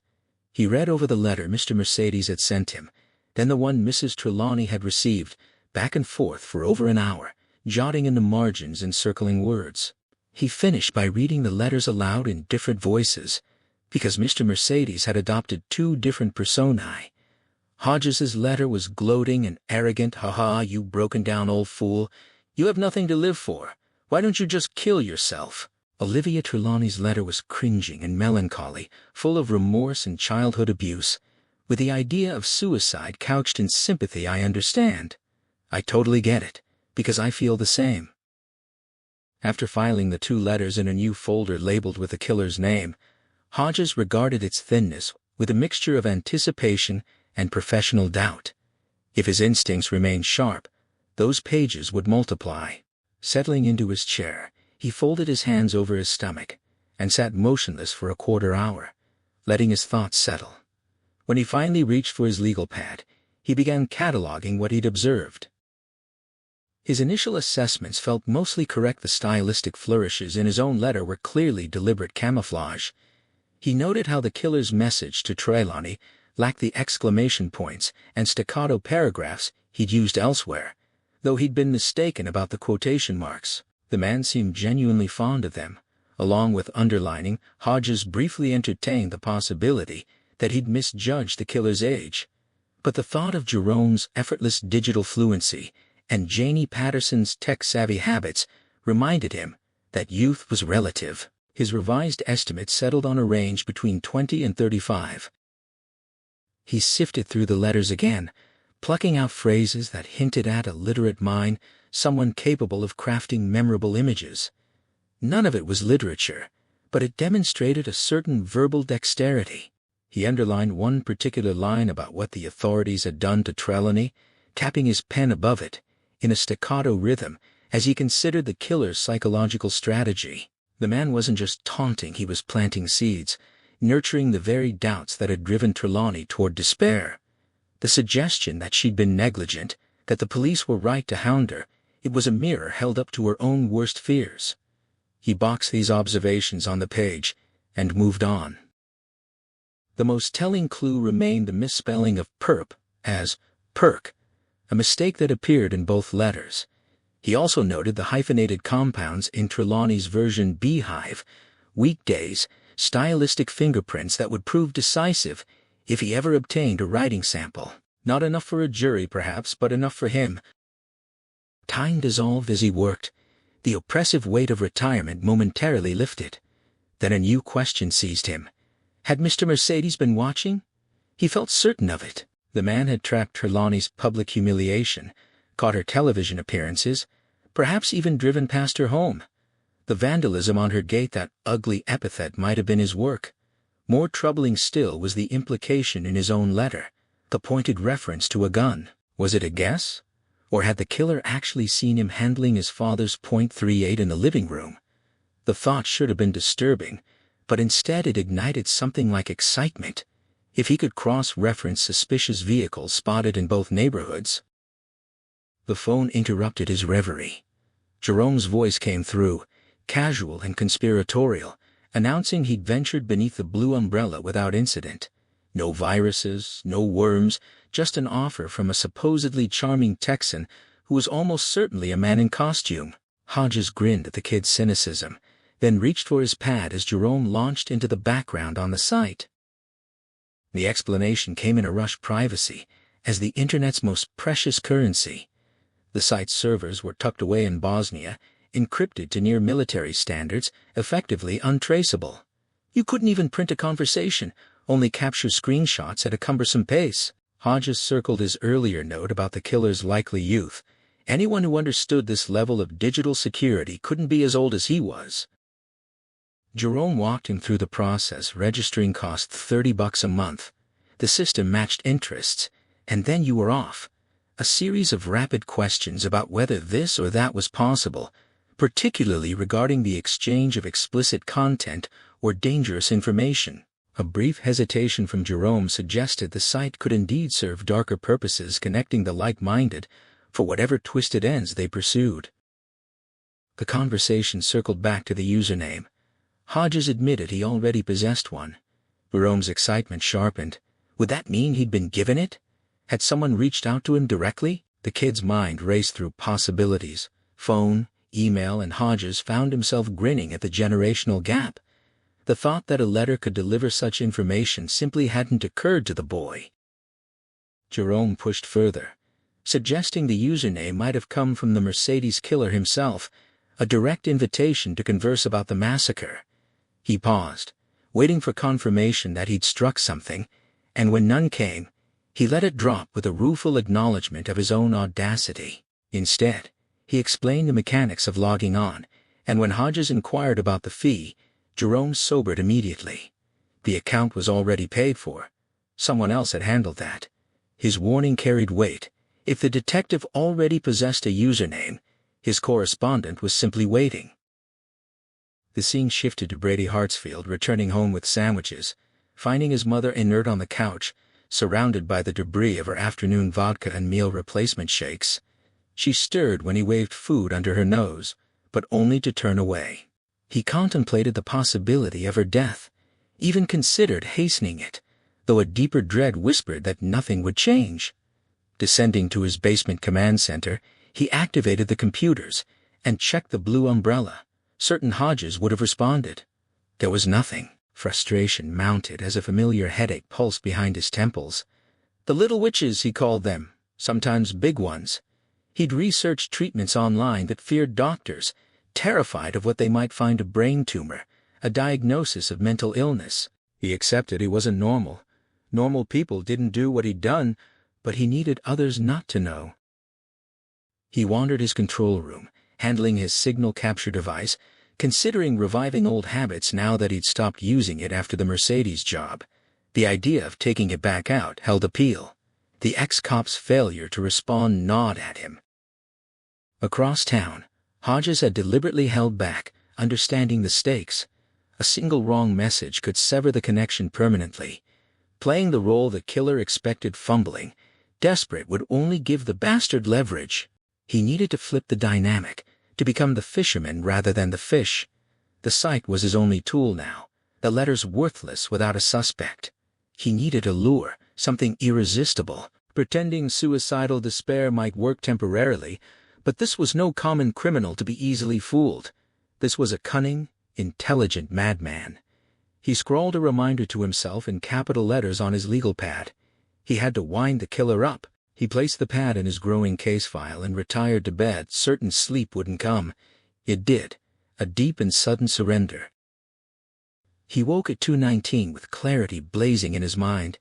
The plan was risky but correct, the sort of thing you either commit to fully or abandon entirely. He padded to his study in the dark and booted up the computer, navigating to the blue umbrella site where the now familiar imagery of lovers beneath the rain waited. He bypassed registration, entered his username, and received the prompt that the killer wanted to chat. Without hesitation, he typed a short, dismissive message, accusing the correspondent of a false confession and telling him to fuck off. 3 miles away, Brady couldn't sleep. His thoughts churned with his brother, with his mother, with the ex-cop who consumed him. He rose and paused outside her door, telling himself the sound of her snoring was the least erotic thing imaginable. Yet still, he listened. Downstairs, his hoarse voice failed to trigger the lights until he cleared his throat and commanded them properly. When he checked the blue umbrella, he found the waiting message from Hodges. He hit accept eagerly, and his anticipation curdled into confusion, then fury. The ex-cop had dismissed him outright, claiming he wasn't the Mercedes killer at all. Brady sat trembling, tears spilling down his cheeks as he whispered his denial over and over. The reference to withheld evidence baffled him impossible. He insisted to himself. But the need to strike back began to crystallize. He considered his options, rejecting scenario after scenario until a simple target presented itself. The ex-cop's only friend, the black kid with the Irish setter. He remembered his old fantasy of poisoning the ice cream truck's stock and began laughing, launching into online research with renewed purpose. His headache vanished. He set to work. Back in his study, Hodges capped his pen with satisfaction, the first gambit sent. He knew the bait had to be more than mere provocation. It had to unsettle, to provoke a response that would reveal something. The question now was how the killer would react to being so casually dismissed.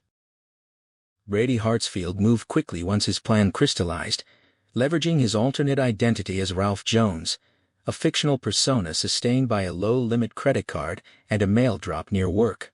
He placed an order for a 2-pound can of Gopher Go, whose active ingredient was strychnine.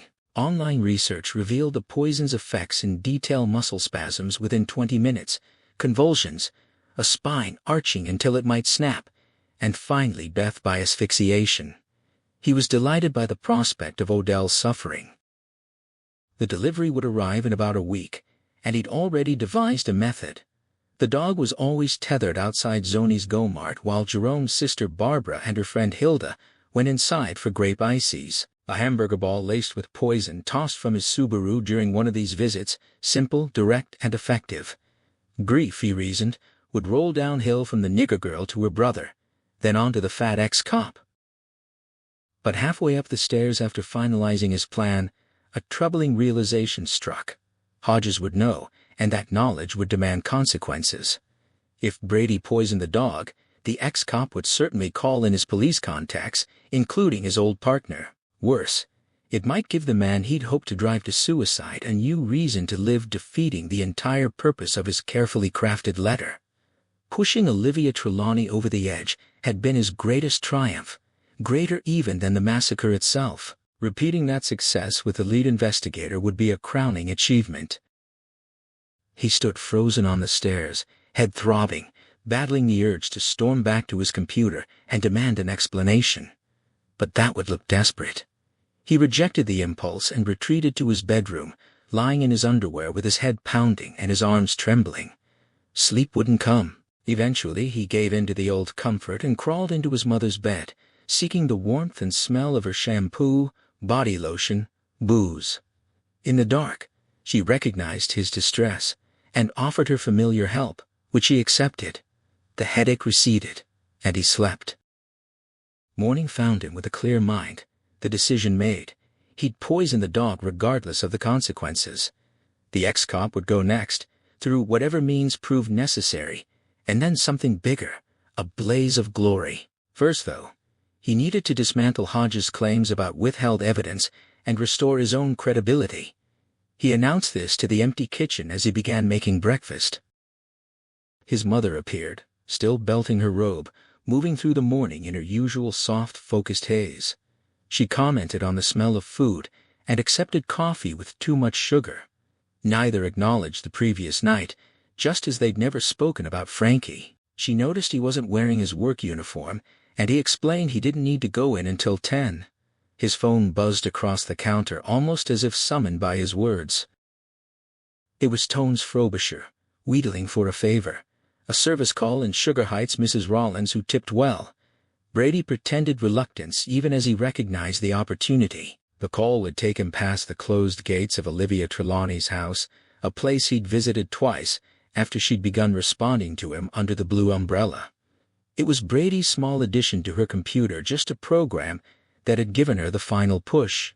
He smiled at his mother's mimic suggestion to twist Tones's balls, then accepted the job on the condition he could drive his own car.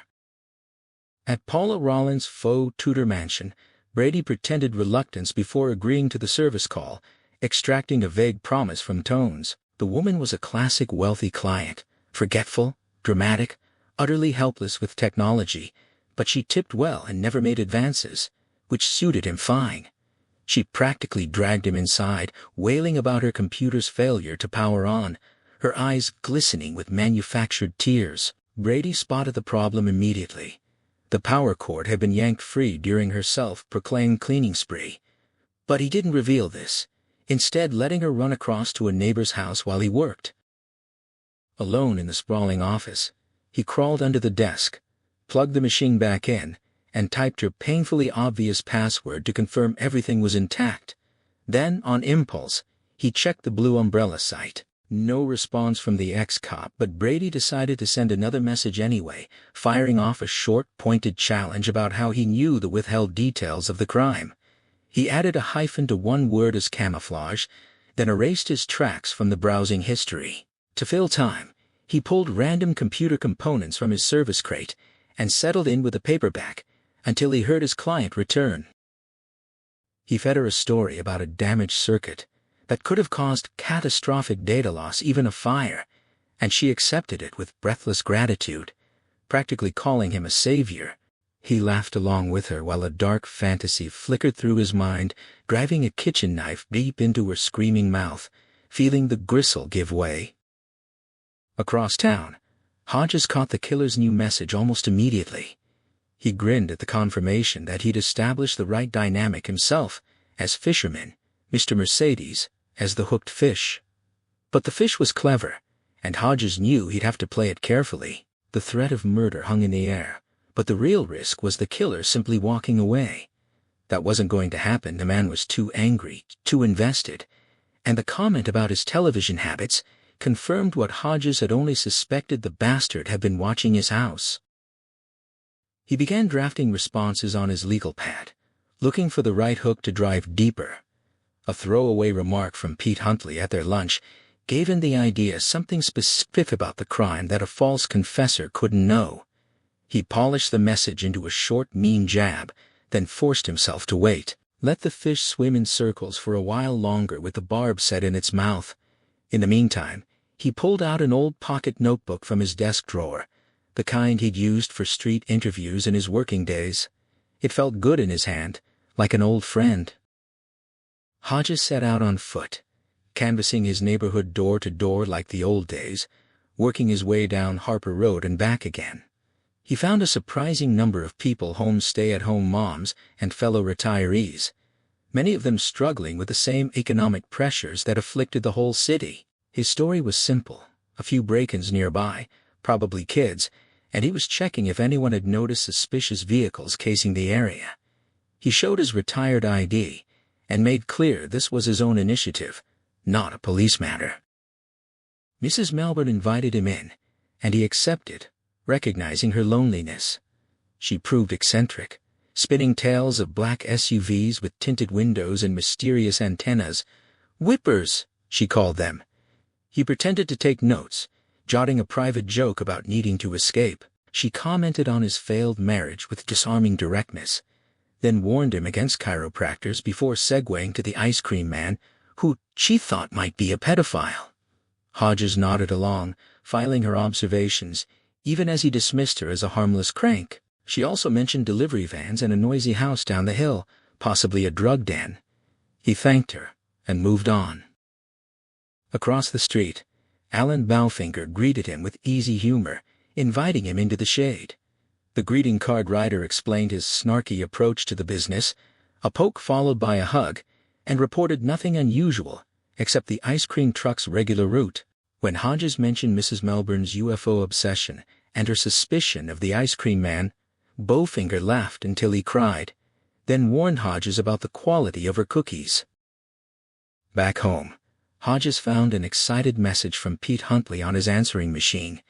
His heart seized with the irrational fear that Pete and his new partner had already caught Mr. Mercedes. He called back immediately, got voicemail, and left a terse message. The prospect of the case being taken from him filled him with jealousy and dread. Without the killer to pursue, he'd be back to staring at afternoon television and playing with his father's gun. He tried to occupy himself by transcribing his canvassing notes, but the anxiety wouldn't settle. When the phone rang again, it wasn't Pete but Olivia Trelawney's sister, Janie. She reported that her mother had surfaced from her fog and asked if he still wanted to visit. He agreed, though he was distracted by the awaited call from Pete. She gently mocked his habit of saying, "Yeah," and told him to call back. He promised he would. Pete's call came through seconds after he hung up. The news was explosive. Donald Davis, the wife killer they'd been tracking, had walked into the station and confessed not just to his wife's murder, but to being Turnpike Joe, the serial killer who'd claimed 5 women over 14 years. Pete was practically shouting with excitement. Hodges felt a wash of relief that it wasn't Mr. Mercedes, even as he recognized the wrongness of that reaction. He listened, as Pete described Davis's unsolicited confession, his detailed accounts matching the known facts. Hodges offered congratulations, his mind already turning back to his own investigation. Hodges acknowledged Pete's excitement with a congratulatory tone, then pressed his old partner to get Davis a court-appointed attorney before interrogating him further, a procedural safeguard that could protect the case. Pete agreed, crowing with disbelief that they'd finally bagged Turnpike Joe, and hung up in his euphoria. Hodges sat for several minutes, letting the adrenaline settle before calling Janie Patterson back. He explained it was a different case, and she confirmed she'd still meet him for the nursing home visit. Before leaving, he checked the blue umbrella one last time. Nothing. His crafted response could wait. He walked out without any sense that he wouldn't be returning. Sunny Acres was everything its name promised, but Elizabeth Wharton was a ruin. Janie knelt beside her mother's wheelchair, stroking the twisted hands, while Hodges watched the old woman's eyes clear momentarily from their cataract haze. She recognized Janey, then fixed Hodges with a cold stare, mistaking him for Janey's ex-husband Craig. When corrected, she identified him as one of the detectives who disbelieved Olivia about the car keys. Hodges knelt beside her, and admitted they might have been wrong. She accepted this with quiet certainty, then drifted into confusion about Craig before Janey gently steered her back. Hodges sat on the bed, apologizing for how they'd treated Olivia. Mrs. Wharton's mind wandered to Janey's abusive ex-husband, then to Livy's medication, the antidepressants that had been stopped. She began to cry, and Hodges wiped her tears when her hands couldn't manage. The old woman distinguished him as the nicer detective, recalling how the other one had laughed at her daughter. When Hodges asked who'd suggested stopping the pills, the answer came Livy's computer pen pal, Frankie.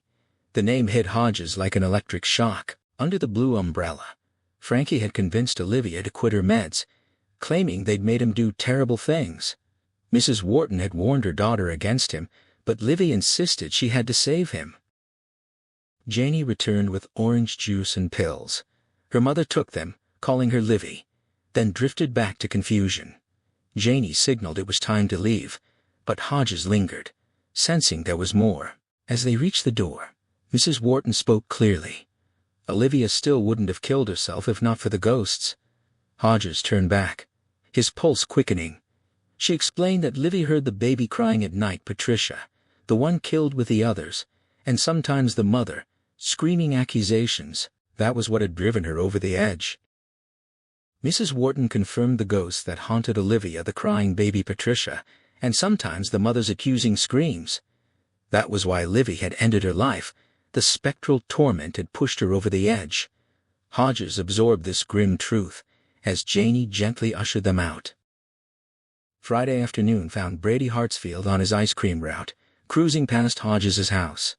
The drapes were drawn, the car was gone. His absence unsettled Brady. Two little girls approached for cones, giggling at his friendly banter even as he privately dismissed them. He checked the blue umbrella from his laptop in the truck. Nothing from the ex-cop. Frustration boiled over into a whispered curse. A pair of boys lingering outside the comic shop approached, asking about Jerry Garcia. Brady's playful response led to a finger flick to one boy's chin harder than intended, leaving a mark in tears. He apologized, but the damage was done. They'd remember him. His own recklessness, born of the ex-cop's disruption, left him seething as he resumed his route.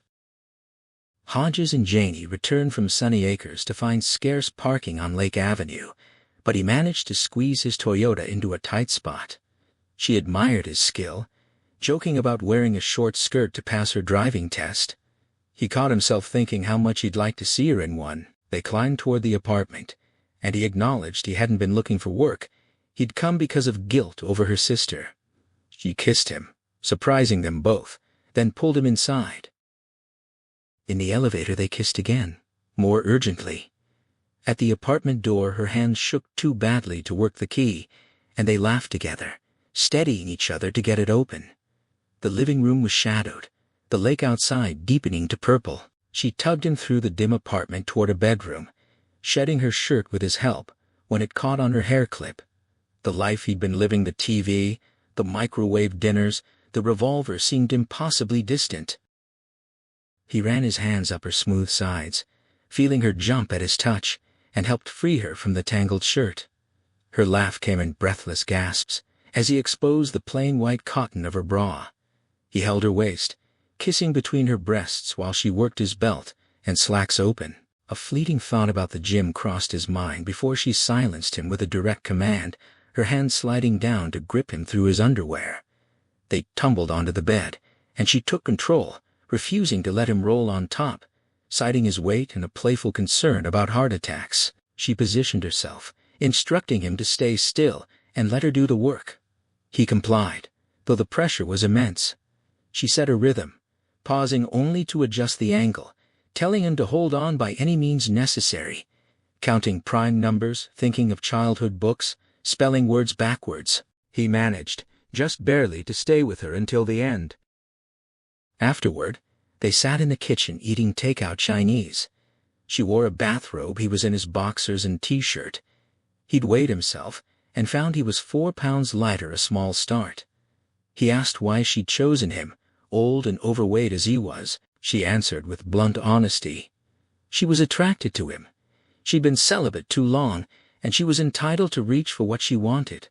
She told him she was 44, and his genuine surprise made her laugh. They negotiated the age gap. She dismissed it as irrelevant, and she promised that if he lost 20 pounds, she'd let him be on top next time. She had no regrets, she said, and she liked big men. He agreed to let it stand. He gave his report, omitting only his darkest hours with the TV and his father's gun. She listened in silence, then poured them both large glasses of wine. He hesitated, citing his need to drive, but she insisted he stay the night. She joked about parrots in old detective movies, and he played along, imagining her as his receptionist, Lola or Velma. Then she asked him to profile the killer, an exercise he'd never specialized in, though he'd worked with experts. Janie pushed him to take a guess, citing his stellar record and all those commendations. He brushed it off as luck, though he knew, and she likely did too, that luck was only part of it. Showing up and being ready made up the rest. She challenged him, hinting that a good performance might earn him another trip to the bedroom, wrinkling her nose as she teased him about his age. The way he felt in that moment, he thought he might manage even more than she was offering. The years of celibacy felt like a deep well he could finally draw from. Part of him still suspected he was dreaming, and as he sipped his wine he was grateful she'd closed her robe, giving his mind a chance to focus. He began his profile, laying out the basics. Their killer was young, probably between 20 and 35, judging by more than just his computer skills. Older killers, he explained, typically turn their violence inward on family or coworkers, with clear motives born from personal disaster, divorce, humiliation, bankruptcy. Janie countered with the example of Dennis Rader, but he dismissed it, noting that Rader had started young and was driven by sexual deviance. Their man was different, a hybrid who had escalated from a mass killing to targeting individuals, and who attacked with words, not weapons. He compared him to Lee Malvo, a young killer whose motives were a confused stew of unresolved issues, not a clear ideology. He would be a chameleon, so outwardly normal that his associates would be stunned when he was caught. Janie drew a parallel to a fictional TV killer, but he shook his head, insisting that fictional character understood his own darkness, while their man was adrift.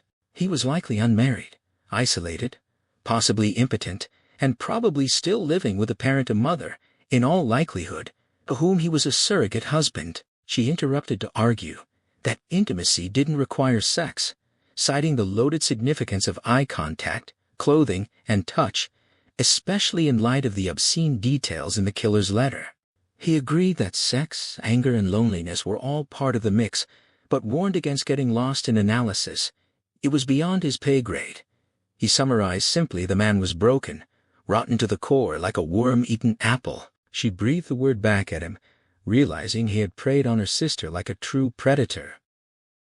He painted a picture of the killer's surface life: a low-paying job dealing with the public, a man with surface charm but no drive, incapable of sustaining concentration. His actions were impulsive and opportunistic. He'd likely spotted the Mercedes long before he decided to use it for murder. He paused, reflecting that he now had a strong suspicion of how the car was stolen. He theorized that the killer's mind raced with violent fantasies, bombings, shootings, poisonings, even assassinations, but for now, he was fixated on Hodges himself, which was a strategic advantage. It kept the killer focused on one target, delaying the possibility of another mass atrocity. He was sure the man already had a list of future victims. Janie asked if the killer's letter claiming he had no urge to repeat his crime was a lie.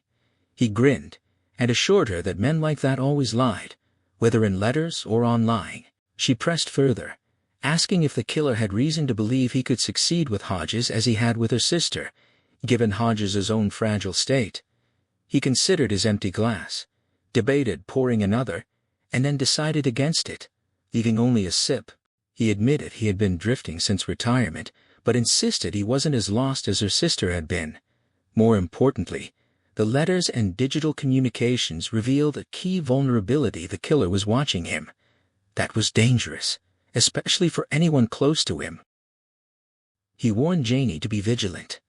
He didn't think the killer knew they'd been meeting, but he had to assume the man knew about Olivia's sister being in the city. He stressed basic precautions: locking doors, not trusting intercom voices, visually identifying visitors, and being acutely aware of her surroundings. He introduced the cop term, bolo, be on the lookout, and urged her to watch for any vehicles that seemed to circle back, the way her eccentric neighbor, Mrs. Melbourne, had noticed mysterious black SUVs. The thought of Mrs. Melbourne sparked a faint, elusive connection in his mind, but it slipped away before he could grasp it. He was also worried about his young friend Jerome, who had been seen around his house and could be a target. Janie realized he was deliberately provoking the killer, and he confirmed it, explaining he had a new strategy to use against him, leveraging the recent massive arrest of a different criminal, Turnpike Joe. He told her about Donald Davis's confession to the Turnpike Joe murders, a case that would be on the news that night. It had no connection to their killer, but he planned to use it to his advantage. They later watched the confirmation on the late news, lying in bed together. For him, the second round of intimacy had been intense and deeply satisfying, leaving him breathless and exhausted. It had been a long, long time since he had felt so complete, so genuinely happy. Janie killed the TV as the news shifted to a trivial animal rescue story, her face a mix of hope and fear as she acknowledged his plan could work but was incredibly dangerous. He shrugged, admitting it was his only option without police resources, and it was also the path he wanted to take. A brief, satisfying fantasy crossed his mind of using the homemade weapon he kept hidden, a sock filled with ball bearings, on the man who had driven into that crowd.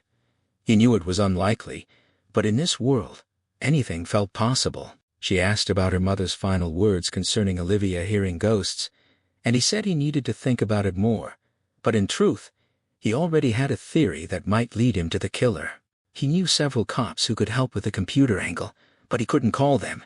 He'd have to rely on his young friend Jerome if he followed this lead. The idea of ghosts in the machine lingered in his mind.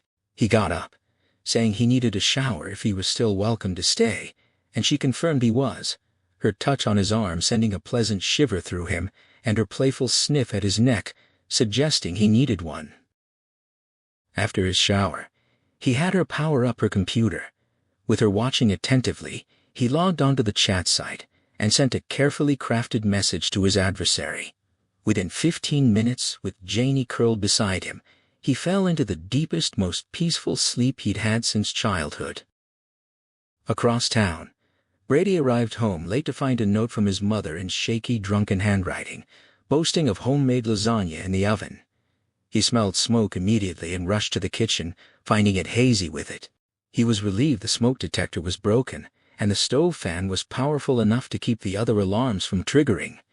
He turned off the oven, still set to a high temperature, and opened windows, setting up a floor fan to clear the air. He then checked on his mother, who was passed out on the couch in a disheveled house dress, snoring like a chainsaw. He avoided looking at her directly and retreated to the kitchen, cursing under his breath. Sitting at the table, he cupped his head in his hands, wondering why everything seemed to go wrong at once. Thinking of the old saying about it raining and pouring, he dared to open the oven and saw the lasagna was a charred, ruined mess beyond any hope of cleaning. He realized he was lucky he hadn't come home to a fire and his mother drunkenly offering the firefighters drinks. He went back to look at his mother, and even as his eyes traced her bare legs, a dark thought crossed his mind. Her death would be a relief for both of them. He went down to his basement control room, using his voice commands to activate everything. He sat at his main computer, the cursor hovering over the chat site icon, hesitating. He was afraid of what he might find, afraid of a new message from the ex-cop that would only make his already chaotic mind worse. But he also needed to know if the man had been questioning Olivia Trelawney's sister at 62, it was likely just an investigation, not an affair. He clicked, and a new message from the ex-cop appeared, long and taunting. It mocked him as a false confessor, claiming that his knowledge of the hairnet and bleach was obvious from TV, and that a real killer would have known about a valet key. The message was laced with sarcastic smiley faces and infuriating condescension. Brady felt his temperature rising as he read, incredulous. He stomped around the room in a rage, yanking his hair, his mother, and the ruined lasagna completely forgotten. He kicked his chair across the room, then returned to his computer, fighting the urge to send a vitriolic, obscene reply. He managed to regain some fragile control and checked the city paper's website, where he saw the front-page story about Donald Davis confessing not just to his wife's murder, but also to being Turnpike Joe. Brady was already familiar with the case. It took him a moment to connect this with the cop's taunting message, but then it hit him: Davis, in a fit of confession, might also claim responsibility for the city center massacre. The thought sent him into a dizzying, despairing spin. His head throbbed, his pulse pounded everywhere. He wondered if Davis had mentioned the valet key to the police, something Brady had never known about.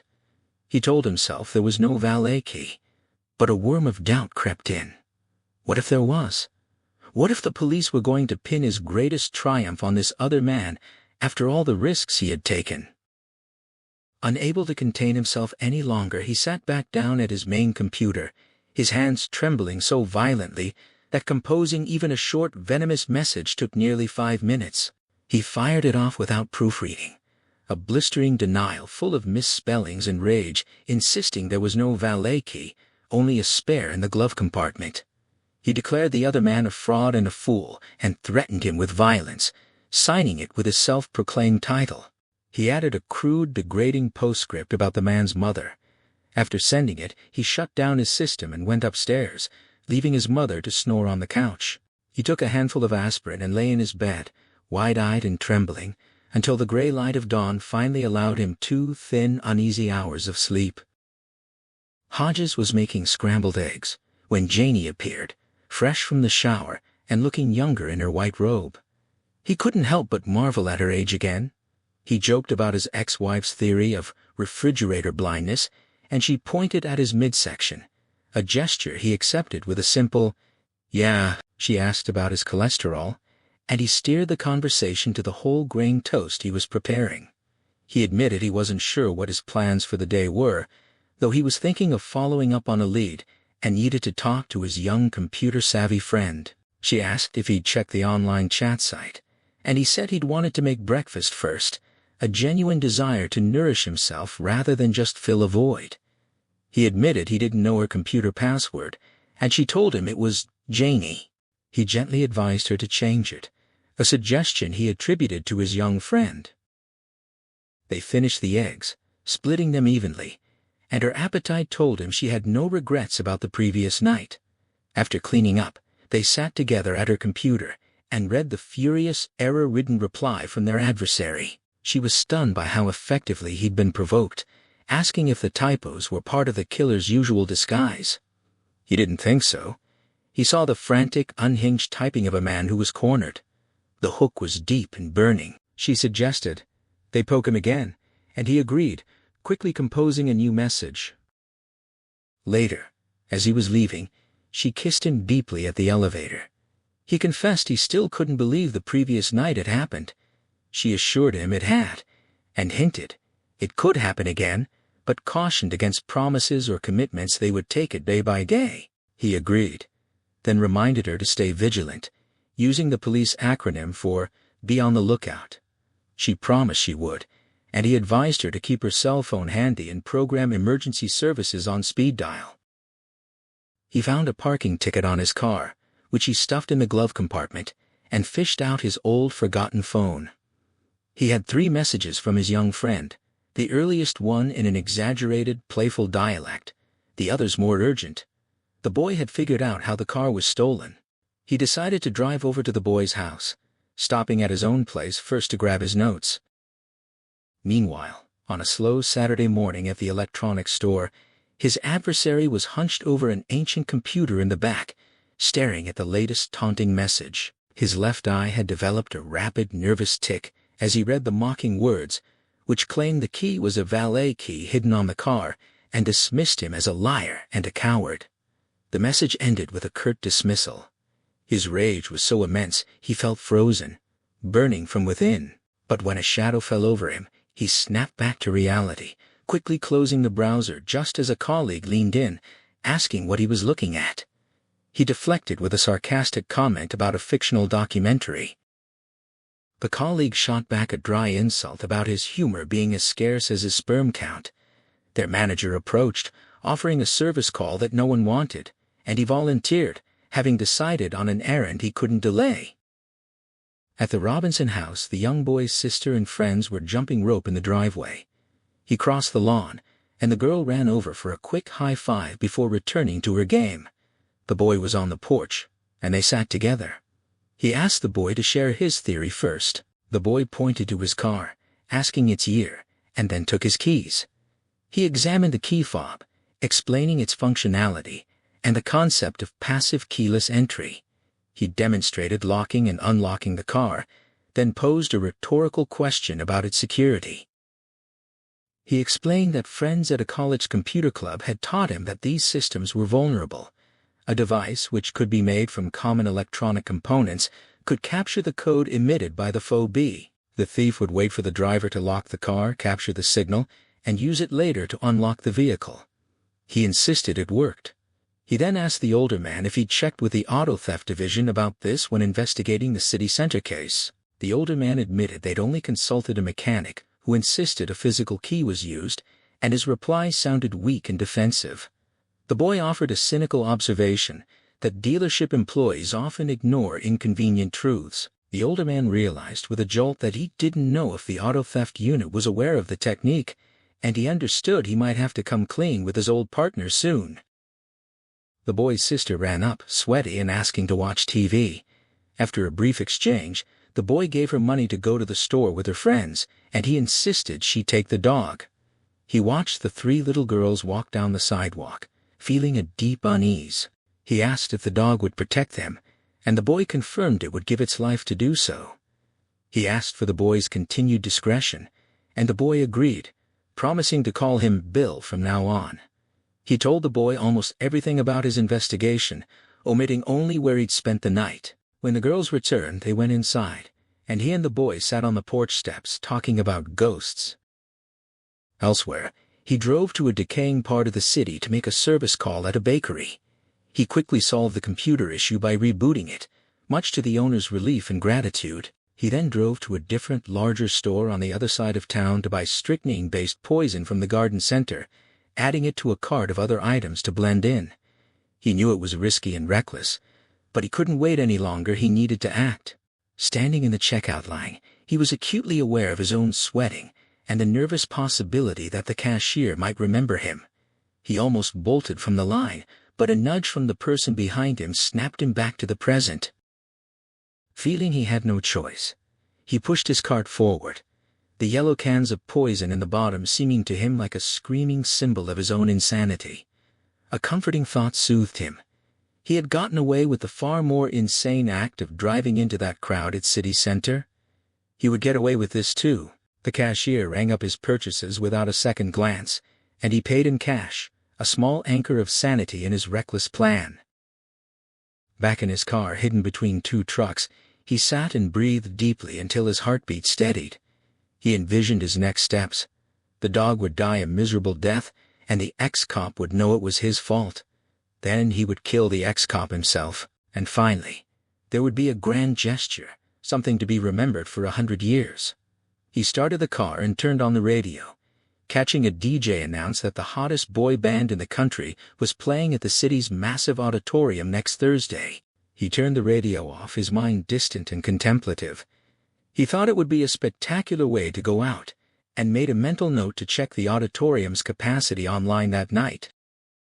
Hodges, meanwhile, had grabbed a light lunch and gone home, planning to nap before investigating further. He checked his messages and the chat site, finding nothing new.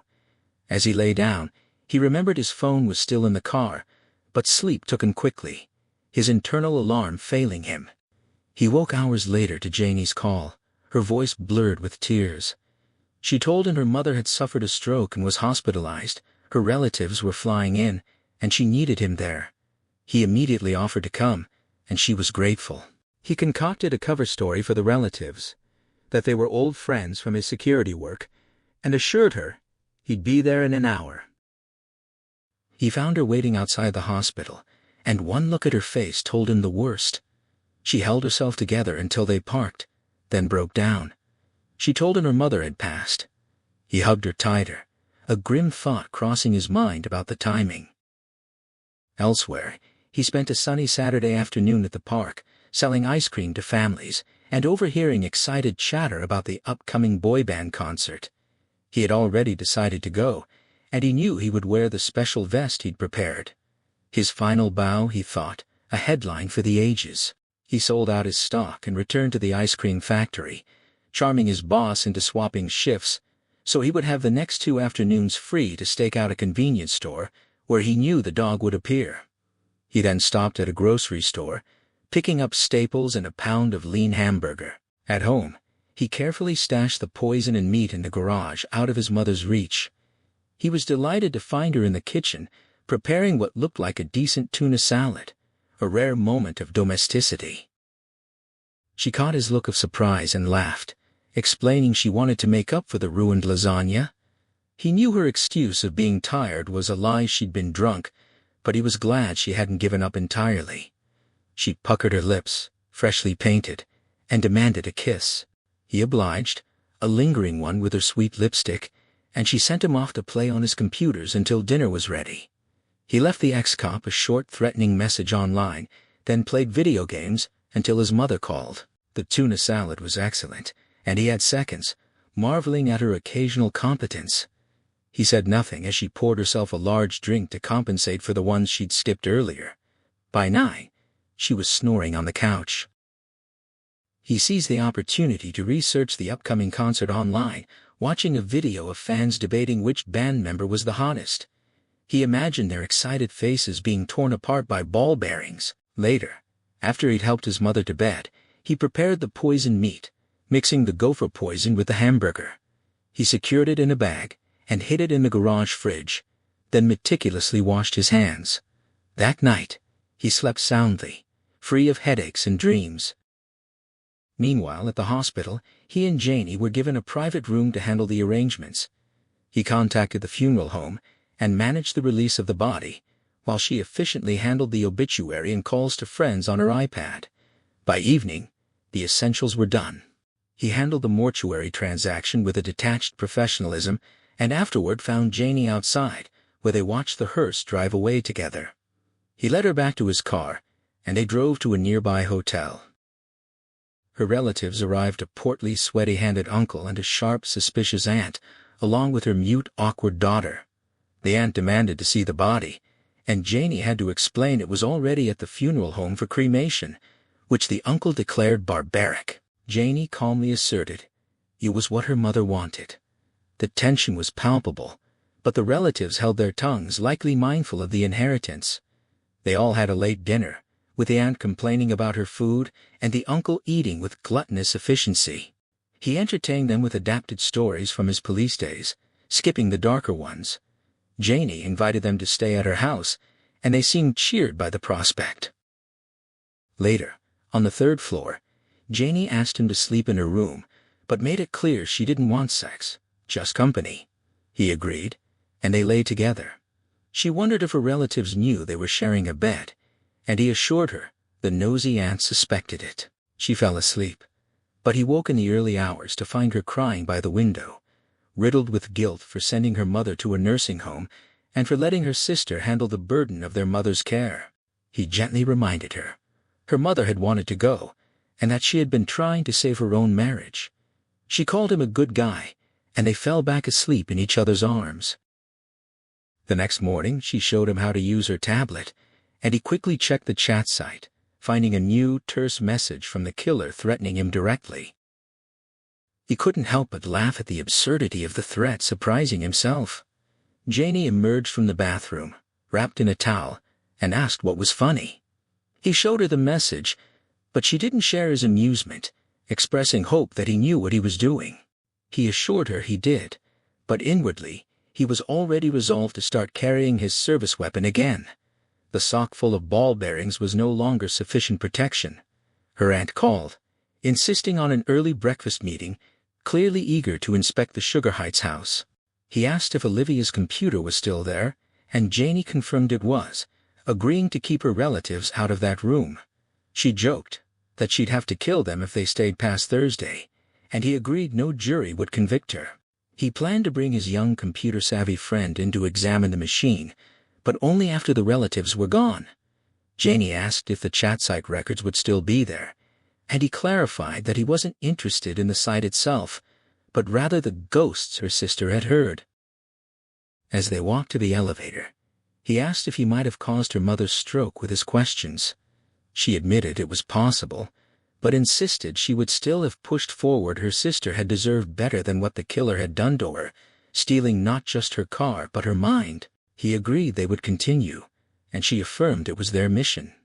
Her relatives were waiting in the lobby, the aunt's sharp eyes assessing them, and he knew Janie was in for a long few days. Meanwhile, on another brilliant Sunday, he sold out his ice cream stock early and decided to surprise his mother with takeout from a seafood place. He arrived home to find the smell of burned meat and a strange, muffled drumming and gurgling sound from the living room. He saw a skillet of charred hamburger and a bottle of vodka on the counter. His takeout bags dropped from his hands as he realized the truth. He threw open the fridge and saw the bag of poisoned meat, half of it gone. A sickening realization dawned she had found it. A gurgling cry came from the living room, and he ran in. His mother was sitting bolt upright on the couch, her pajama shirt covered in bloody vomit, her body convulsing. She was in the throes of poison. He was frozen with horror, his instinct to help warring with the understanding that calling emergency services would lead to impossible questions. He demanded to know why she had gone snooping, but she could only gurgle incoherently, begging for him to call for help. He considered inducing vomiting, but her teeth were chattering violently, and he saw she had already bitten her lip to shreds. He thought of all the times he'd wished her dead, but never like this. A desperate idea came to him. He could find the antidote online. He told her he was going to take care of it, and ran for the basement door, needing to escape the horrific scene. He tried to use his voice command to turn on the lights, but his voice was so distorted with panic that the system didn't recognize him. He gave up on the voice command and used the manual switch, descending into the basement and shutting the door on the horrific sounds from upstairs. He didn't even try to activate his computer bank verbally, simply turning on his main machine and stopping the countdown to data erasure by entering his password. But sitting in his safe place, he finally admitted to himself it was too late for antidotes. He pieced together what had happened.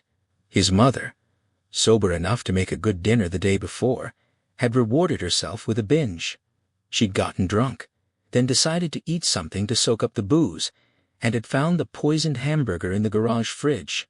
He mused on the irony of Murphy's Law, named after a man who made aircraft parts, as he idly surfed the web and played solitaire.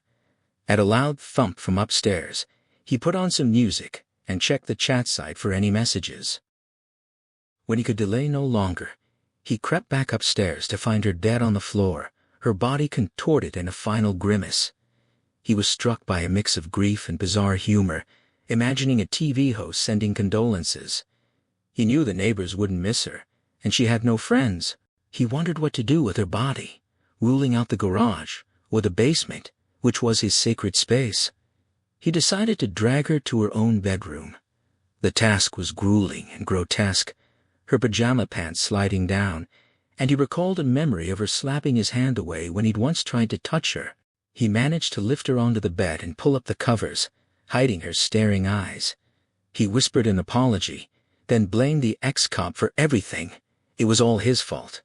He went back to his control room and sent a short, final threat to the ex-cop, promising to kill him. 2 days later, Hodges was having dinner with his young friend and Janie at an Italian restaurant. She complimented his suit and the new fedora she'd bought him, which his friend tried on. They discussed the hat and joked about the actor's ethnicity. He was pleased that his two companions got along so well. The young man expressed his condolences for her losses, and she thanked him. They all ordered iced tea, and she teased him about his college ambitions. The young man cracked a joke about the ex-cop needing a new lawn boy, which made her laugh. He asked about her relatives staying at the house, and she launched into a litany of complaints: her aunt's endless phone calls, her cousin's middle-of-the-night panic attack, her uncle's obsession with a form of car racing. The young man made a dry comment about the cousin possibly needing to reconsider her favorite driver. The conversation at Damasio's moved from Aunt Charlotte's ceaseless complaints, her disbelief at the electrical bill, her disdain for the neighbors and the modern art, her insistence that Olivia's carnival glass was worthless, to the truly aggravating news that Uncle Henry was still lobbying against the cremation, calling it a Viking funeral, while Holly refused to discuss it at all. Janie confirmed the relatives' Thursday departure, counting the minutes, but offered one bright spot: Holly had been quite taken with Hodges, a notion he deflected with a self-deprecating joke about his resemblance to a race car driver. As dessert arrived for the others, Hodges abstaining with a feeling of virtue, he grew serious, producing 2 folders from his briefcase and sliding one to each of his companions. They contained his organized notes, he explained, a precautionary measure in case anything happened to him. Janie's alarm was immediate, pressing him on whether he'd heard more from their antagonist on the website, but he assured her he hadn't, the lie slipping out with practiced ease. The folders were merely a safety net. He stressed that they had made genuine progress, that he could see a path forward, though he wouldn't elaborate just yet, and insisted they both remain hypervigilant. Janie quipped about boloing their asses off, while Jerome, when asked what specifically he'd be watching for, gave a quick, sharp answer: repeat vehicles, particularly those driven by younger men, though he couldn't resist a jab at Hodges's age. The exchange drew a wry retort from the older man about smart-mouthed kids. The hostess, Elaine, drifted over to check on them, and Hodges ordered more coffee. She remarked on how much better he looked than his last visit, and he felt it, a lightness in his chest that went beyond the few pounds he'd shed. When they were alone again, Janie leaned in, demanding to know what path he saw. Hodges's mind drifted to Donald Davis, the handsome wife-killer who'd confessed to the Turnpike Joe murders, soon to be locked away for life. He'd seen it all before. Murder, more often than not, eventually came to light, some detail surfacing like a body from a gravel pit, as if some clumsy but relentless force in the universe was always trying to set things right. Detectives worked the reports, the interviews, the forensics, and waited for that force to act. And when it did, a path appeared, leading straight to the doer, the kind of person their prey called a perk. Then he asked them a question that seemed to come from left field. What if Olivia Trelawney had actually heard ghosts?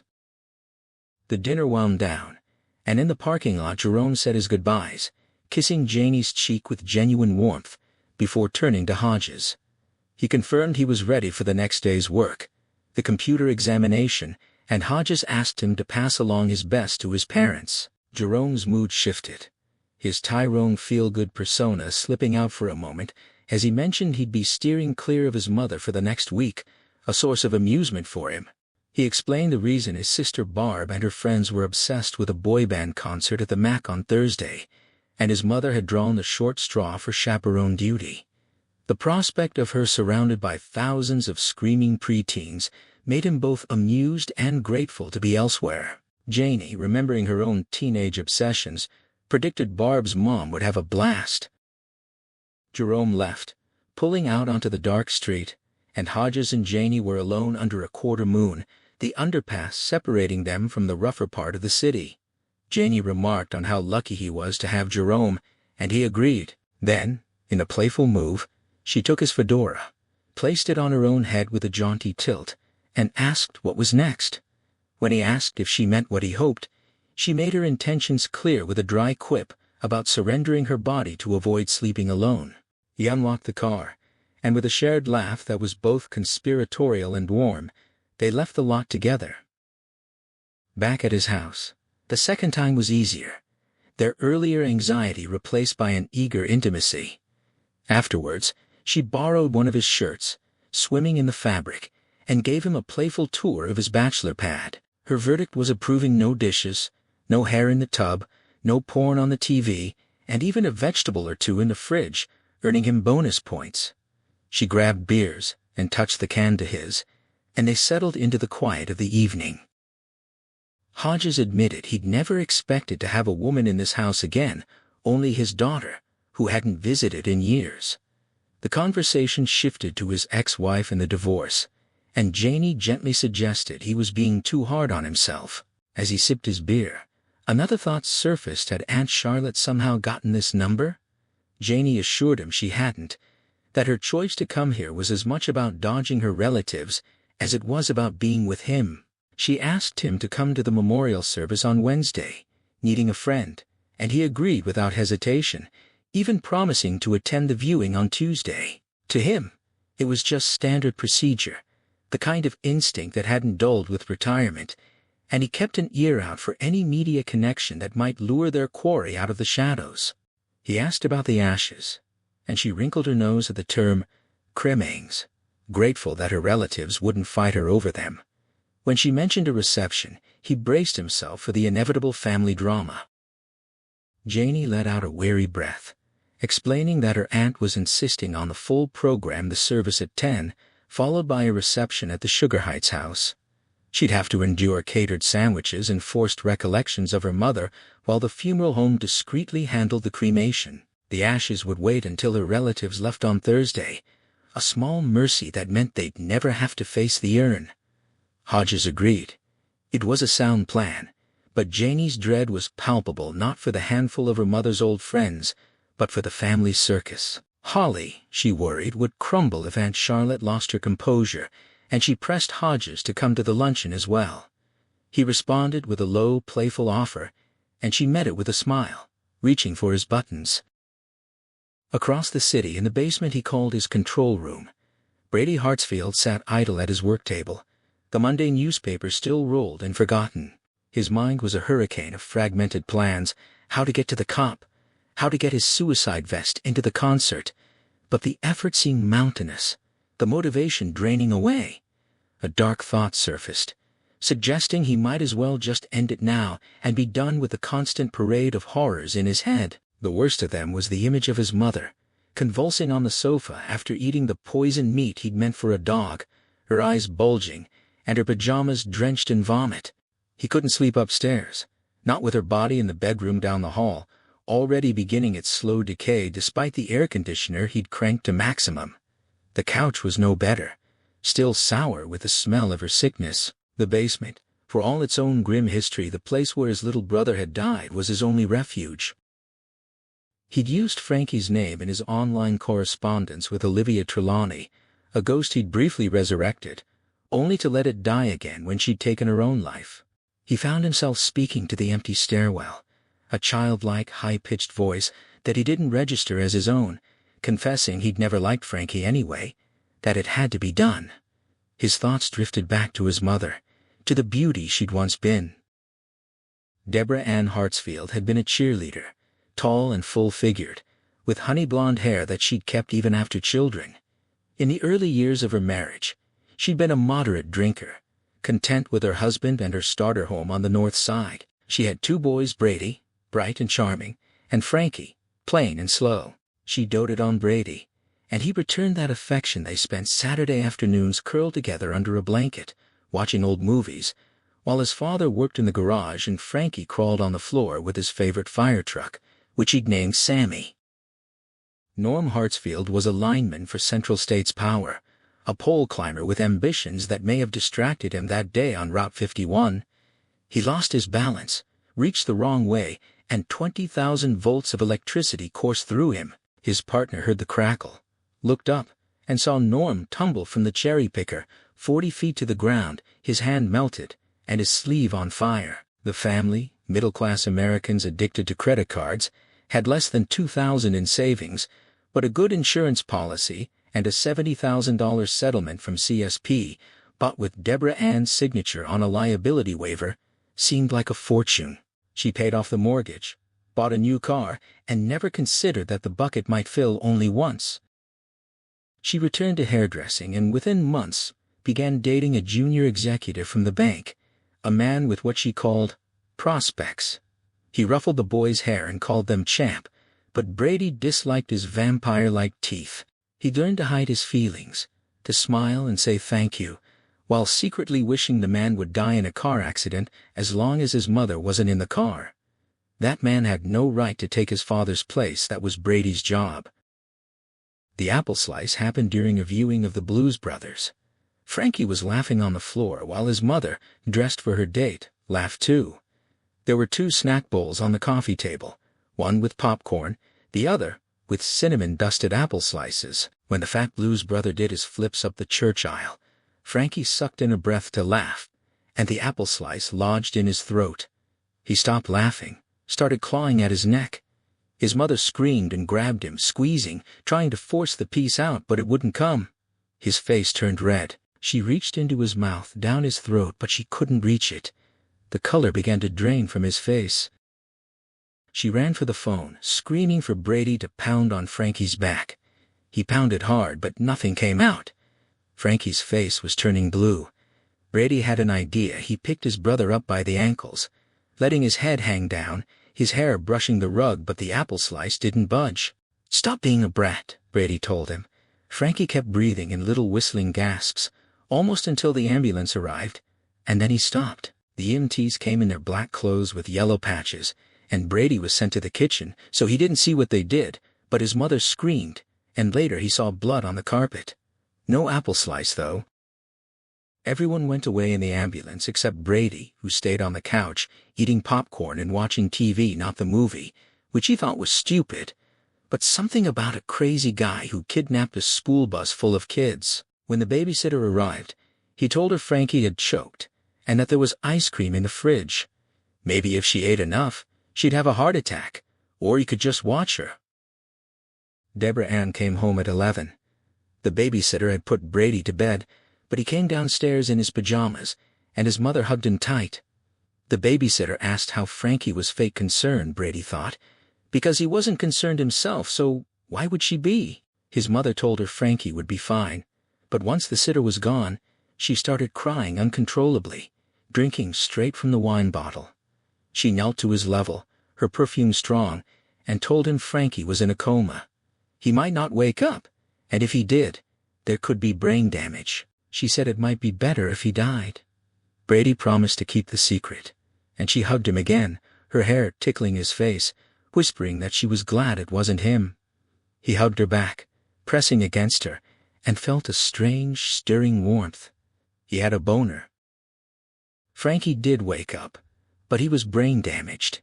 He'd never been smart. His mother said he took after his father, but now he was back in diapers, his vocabulary reduced to a dozen words, his walk a shuffling limp.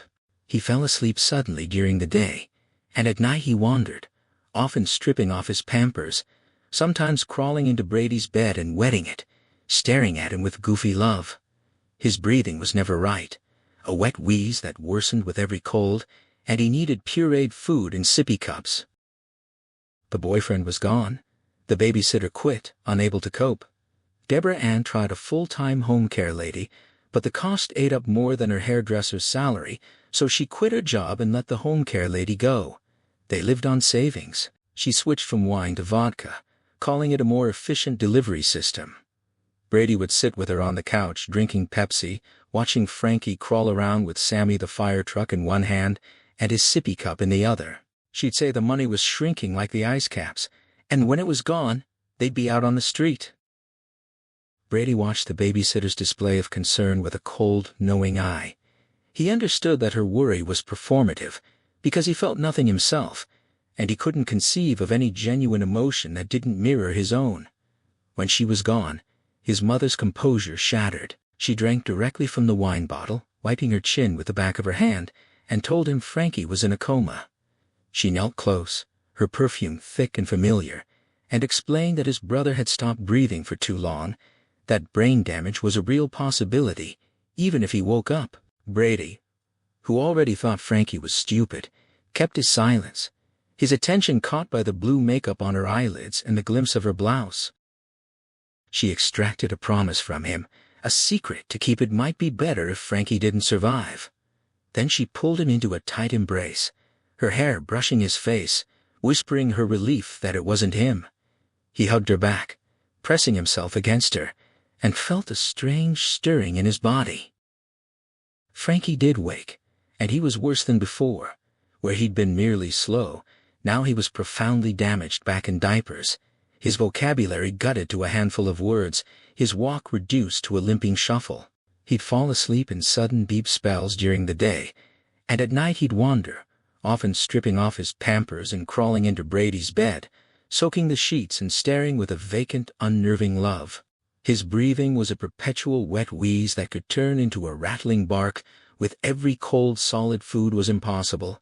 Pureed meals from a high chair, and drinking from a glass was out of the question. The boyfriend was gone, and the babysitter didn't last. A home care lady was hired, but her wages exceeded what Deborah Ann could earn at the beauty parlor, so she quit her job, and they lived on savings, her drinking escalating from wine to vodka, her new delivery system of choice. Brady would sit with her on the couch, sipping Pepsi, watching Frankie crawl in endless circles with his fire truck and sippy cup. She'd stare at their dwindling funds, comparing them to melting ice caps, and predict the street was waiting for them. She took Brady to a lawyer in a strip mall, a man named Greensmith who wore a cheap suit and let his eyes wander. He explained that her attempt to dislodge the apple had only pushed it deeper, and while she might have had a case against the EMTs for their intubation, she'd already admitted her own actions. The hospital would fight for years, and she couldn't afford the battle. She left in tears, then sent Brady to the car while she bought another bottle of vodka. The years that followed were a slow, grinding horror. Frankie became a monster in the house, a constant drain. Deborah Ann sometimes lost control, spanking him, once punching him so hard he sprawled in a daze, though she always sobbed and apologized afterward. She took sub-work when she could, and Brady played hooky to babysit. He'd slap Frankie's hands away from his things, then feel a confusing rush of guilt and rage and sorrow, rocking his brother and apologizing even as he hated him. He changed diapers, sometimes pinching the boy's legs and shouting at him to be still, even when he already was.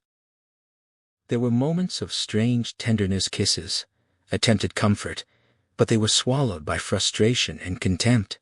He'd shake Frankie and blame him for their poverty, and his mother, in her drunken rages, would rail against a system that wouldn't help them until they were truly destitute. Brady felt the weight of it all, the constant presence of his ruined brother, and he began to hate the world itself. If God existed, he reasoned, he would have taken Frankie, spared them this slow decay. The boy's pitiful existence was proof of a universe without meaning. And then finally, Frankie died. It happened fast, with no real forethought, just the sudden, overwhelming knowledge that something had to give. His mother was making pancakes, and the basement door was open, a convenience left over from an errand. Frankie was on the floor, pushing his fire truck toward the open door, making his engine sounds, his red pants bulging with diapers. Deborah Ann didn't close the door. Brady didn't either. Frankie's fire truck rolled to the edge of the basement doorway and stopped against the jamb. Deborah Ann left the stove, walked over, and instead of retrieving the toy, kicked it down the stairs with a flat, hollow clatter. When Brady asked why, she said she was sick of the sound. Frankie started to blat, then crawled onto the top step to peer into the dark. His mother told Brady to turn on the light so Frankie could see Sammy. Brady did, confirming the truck was at the bottom. Frankie crawled farther, still blatting, and Brady looked at his mother. She gave the smallest nod. Without thinking, he kicked Frankie's diapered backside, sending him tumbling in clumsy somersaults, like a clumsy clown flipping down a church aisle. The blatting stopped when Frankie's head cracked against a riser. He went over again, legs splayed in a Y, and slammed head first into the floor. Deborah Ann cried out and ran down the stairs, Brady following. Frankie's neck was broken, crooked at the back, but he was still alive, snorting shallow breaths, blood trickling from his nose and the side of his head, his eyes moving wildly. Brady started to cry, and his mother was crying too. She sent him for a sofa pillow, and when he returned with it, Sammy was on Frankie's chest. She placed the pillow over Frankie's face, and it was over quickly. Then she sent Brady back upstairs to put the pillow away, get a wet washcloth, and turn off the burning pancakes. She washed Frankie's face clean of blood, and Brady thought it was sweet and motherly. Only later did he realize she'd been erasing evidence. They sat on the basement steps, her arm around him, and she rehearsed their story. Frankie had pushed Sammy too hard. The truck fell. He tried to retrieve it and lost his balance. Brady had been upstairs, didn't see anything, and found him already dead. He repeated it perfectly, and she kissed him, told him he could say she was crying, and assured him they'd be fine. The police asked only a few questions, and the funeral was nice. Frankie in a small coffin, asleep and peaceful. Brady tucked Sammy beside him before they closed the lid. That night, the first of his migraines struck, and he was terrified of Frankie under his bed. He crept into his mother's room, and they fell asleep together, her hugs and warmth easing the pain. She got her job back, and there were no more boyfriends. She said Brady was the only boyfriend she wanted. They never discussed the accident, but Brady dreamed of it sometimes. She drank more and more, eventually losing her job, but by then, he was old enough to work, and he didn't miss college. College was for people who didn't already know they were smart. Coming out of the deep reverie, Brady found his lap full of shredded plastic. He'd torn apart the newspaper wrapper with his fingernails while lost in the past. He deposited the pieces in the trash and stared at the headlines, his mind elsewhere. Then he froze. He'd turned the paper over and seen two photos side by side, Olivia Trelawney and a much older woman with unmistakable resemblance, her thin, bitter lips a clear giveaway. The headline announced the mother's death, and the story linked it to the city center tragedy. He turned to the obituary on page 26, and a sick, dazed fog began to lift. His thoughts raced, pieces clicking into place, forming a clear picture. He read the details carefully, his mind already working on the questions. Would the fat ex-cop be at the visitation, the memorial, the reception? He was betting on all three, looking for the perk, looking for him, because that's what cops do. He remembered his last message to Hodges, and he said it aloud, savoring the words. He could almost see his mother sitting across from him, warning him that Hodges would be looking. He dismissed her concerns, but she insisted she'd worry. She had to. He was her honey boy. He set his alarm, climbed into his sleeping bag, and lay in the dark, the tiny red lights of his computers, his only company. And then, from beneath the stairs, his mother's voice again, telling him she was waiting for him. Brady smiled, promising his mother's ghost he'd be there soon, and closed his eyes. Within 2 minutes, he was snoring. The next morning, Janie emerged from the bedroom just after 8, still in her pantsuit, to find Hodges on the phone in his boxers. He waved a finger at her, a gesture that managed both a greeting and a request for patience. He was on the line with Marlowe Everett Records, asking her to check on something small, something that had been nibbling at him. A pattern of car burglaries downtown between 2007 and 2009 in the Lake Avenue area. He didn't want to bother his old partner Pete with it, not with the Donald Davis case taking all his attention. Janie perched on the sofa arm, pointed at her watch, and mouthed the word, "viewing." He nodded, wrapping up the call with a promise of lunch and thanks to Marlowe. Janie urged him to hurry. They needed to get to the apartment so she could apply makeup and change before the funeral home. He protested. She didn't need it, but she dismissed him with a roll of her eyes. Aunt Charlotte was on crow's feet patrol. She told him to bring a razor and shave at her place, then caught him at the bedroom door, turned him, and kissed him firmly. The intimacy of the night before, she remarked, had been the best sleeping pill she'd had in years. He lifted her in a hug, savoring the moment, and she reminded him to wear his hat, the one she'd bought, the one that was him. They were too wrapped up in each other, and too focused on beating the relatives to the funeral parlor, to be on the lookout. Across the intersection, tucked among 24 other cars in the strip mall, Brady Hartsfield's mud-colored Subaru sat unobtrusively, its position carefully chosen to command a view of Hodges Street. He spotted the Toyota making its left turn at 8:30 earlier than he'd expected, and was surprised to see a passenger. A quick glimpse was enough to identify Olivia Trelawney's sister, her visor down as she brushed her hair. The obvious deduction that she'd spent the night struck him with a thunderbolt of disbelief. Hodges was old, fat, ugly. The idea of actual intimacy between them was repulsive. But he remembered his mother's alleviation of his own headaches, and reluctantly admitted that no pairing was impossible. The thought enraged him, particularly because he'd inadvertently brought them together. Hodges was supposed to be staring at his television, contemplating suicide, not enjoying a good-looking blonde. Brady rationalized that she must have taken the bed while the fat ex-cop slept on the sofa, a thought that soothed him.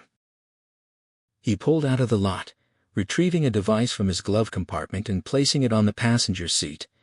He called his boss at the electronics store, affecting a nasal, flu-like voice to claim the day off, possibly the whole week. He thought of the concert and his suicide vest, and had to stifle a laugh as he imagined adding that next week he wouldn't have the flu, he'd just be dead. A woman in the next lane stared at him as he laughed. Tears and snot streaming, he gave her the finger. Back in the Toyota, Janie asked about the call to records. Hodges explained he'd fed Marlowe a story about neighbors noticing a man trying car doors downtown, and the request for a search of burglary reports. He explained the concept of uncles, retired cops who can't let go, calling in to run plates or check names. Janie pressed him on what Marlowe had found, and he shared the results over a dozen car break-ins in the downtown area between September 2007 and March 2009, the last one less than 3 weeks before the city center massacre. He was convinced it was their guy, crossing his back trail and getting closer. They agreed that if they found him, Janie's lawyer would handle the formal handover to the police, and until then, the hunt was theirs. He found a spot in front of the condo, backed in with the ease of habit, and pocketed his keys. As Janie headed for the building, he locked the car, his thoughts elsewhere. 5 minutes later, Brady's Subaru cruised down Lake Avenue, slowing as it passed the Toyota. He pulled into the parking garage across the street, ascending to the 3rd level where he found a spot overlooking the street. From the concrete bumper, he measured the distance about 60 yards with satisfaction. The device on his seat would have no trouble with that range. He retrieved it, the familiar weight of it in his hands, and placed it on the passenger seat. For a moment, he just sat there, watching the condo entrance, waiting. Brady settled back into his Subaru with time to kill, pulling out his iPad to investigate the Midwest Culture and Arts Complex website. Mingo Auditorium dominated the facility, which made sense to him. It was likely the only moneymaker, hosting the symphony in winter alongside ballets and lectures. But from June to August, it was all about pop music. The website listed a summer cavalcade after round here, with big names like the Eagles, Sting, and Springsteen, but Brady smirked at the thought that all concert pass holders would be disappointed. There would only be one show this summer, a short one ending with a punk track called "Die, You Useless Motherfuckers." The auditorium held 4,500, and the Round Here show was sold out. He called Shirley Orton at the ice cream factory, pinching his nose to sound sick, and told her to put Rudy on standby for later in the week. He'd try to make it Thursday or Friday, but he wasn't sure he had the flu. Shirley was alarmed, demanding a doctor's note before he could work around kids. He apologized, saying he'd gotten it from his mother, that he'd had to put her to bed. The words struck him as absurdly funny, and he cut the call short, collapsing into hysterical laughter, pounding the dashboard until his hand hurt, the absurdity of gopher flu sending him into fresh fits. As the laughter subsided, he saw the condo lobby door open. He snatched thing 2, slid the switch, and the ready lamp glowed yellow. He crept to the concrete bumper, staying in the shadow of a pillar, and aimed the device not at the Toyota, but at Hodges, who was rummaging in his pocket beside the blonde in her pantsuit. When Hodges brought out his keys, Brady pressed the toggle. The yellow light turned green, and the Toyota's lights flashed. The green light on thing 2 blinked once, capturing the PKE code, just as it had with Mrs. Trelawney's Mercedes 2 years ago. He'd used thing 2 for nearly 2 years, a reliable tool for stealing PKE signals and rifling cars for valuables. The thrill never faded, even if the income was uneven. When he'd found the spare key in the Mercedes glove compartment, his first impulse had been to joyride, to damage the car for fun. But instinct had held him back, sensing the vehicle had a larger role to play. And so it had. He hopped back into his car, stowing thing 2, satisfied with his morning's work, but knowing it wasn't over. Hodges and the sister would head to a visitation. Brady had his own visitation to make the Mac was open, and he needed to scope its security, cameras, and layout. He'd find a way in. He was on a roll, and he still needed to score a ticket for Thursday night. Whistling, he pulled out of the garage. At the funeral home, Hodges and Janie were the first to arrive, stepping into the eternal rest parlor at 9:45.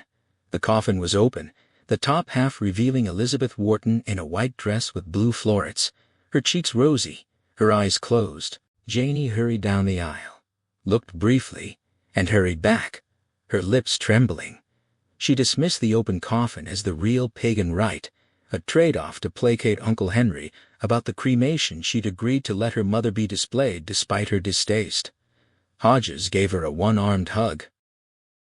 The deceased friends trickled in: Althea Green, the nurse, and Mrs. Harris, the housekeeper. At 10:20, Aunt Charlotte arrived on Uncle Henry's arm. He led her to the coffin, then stood back.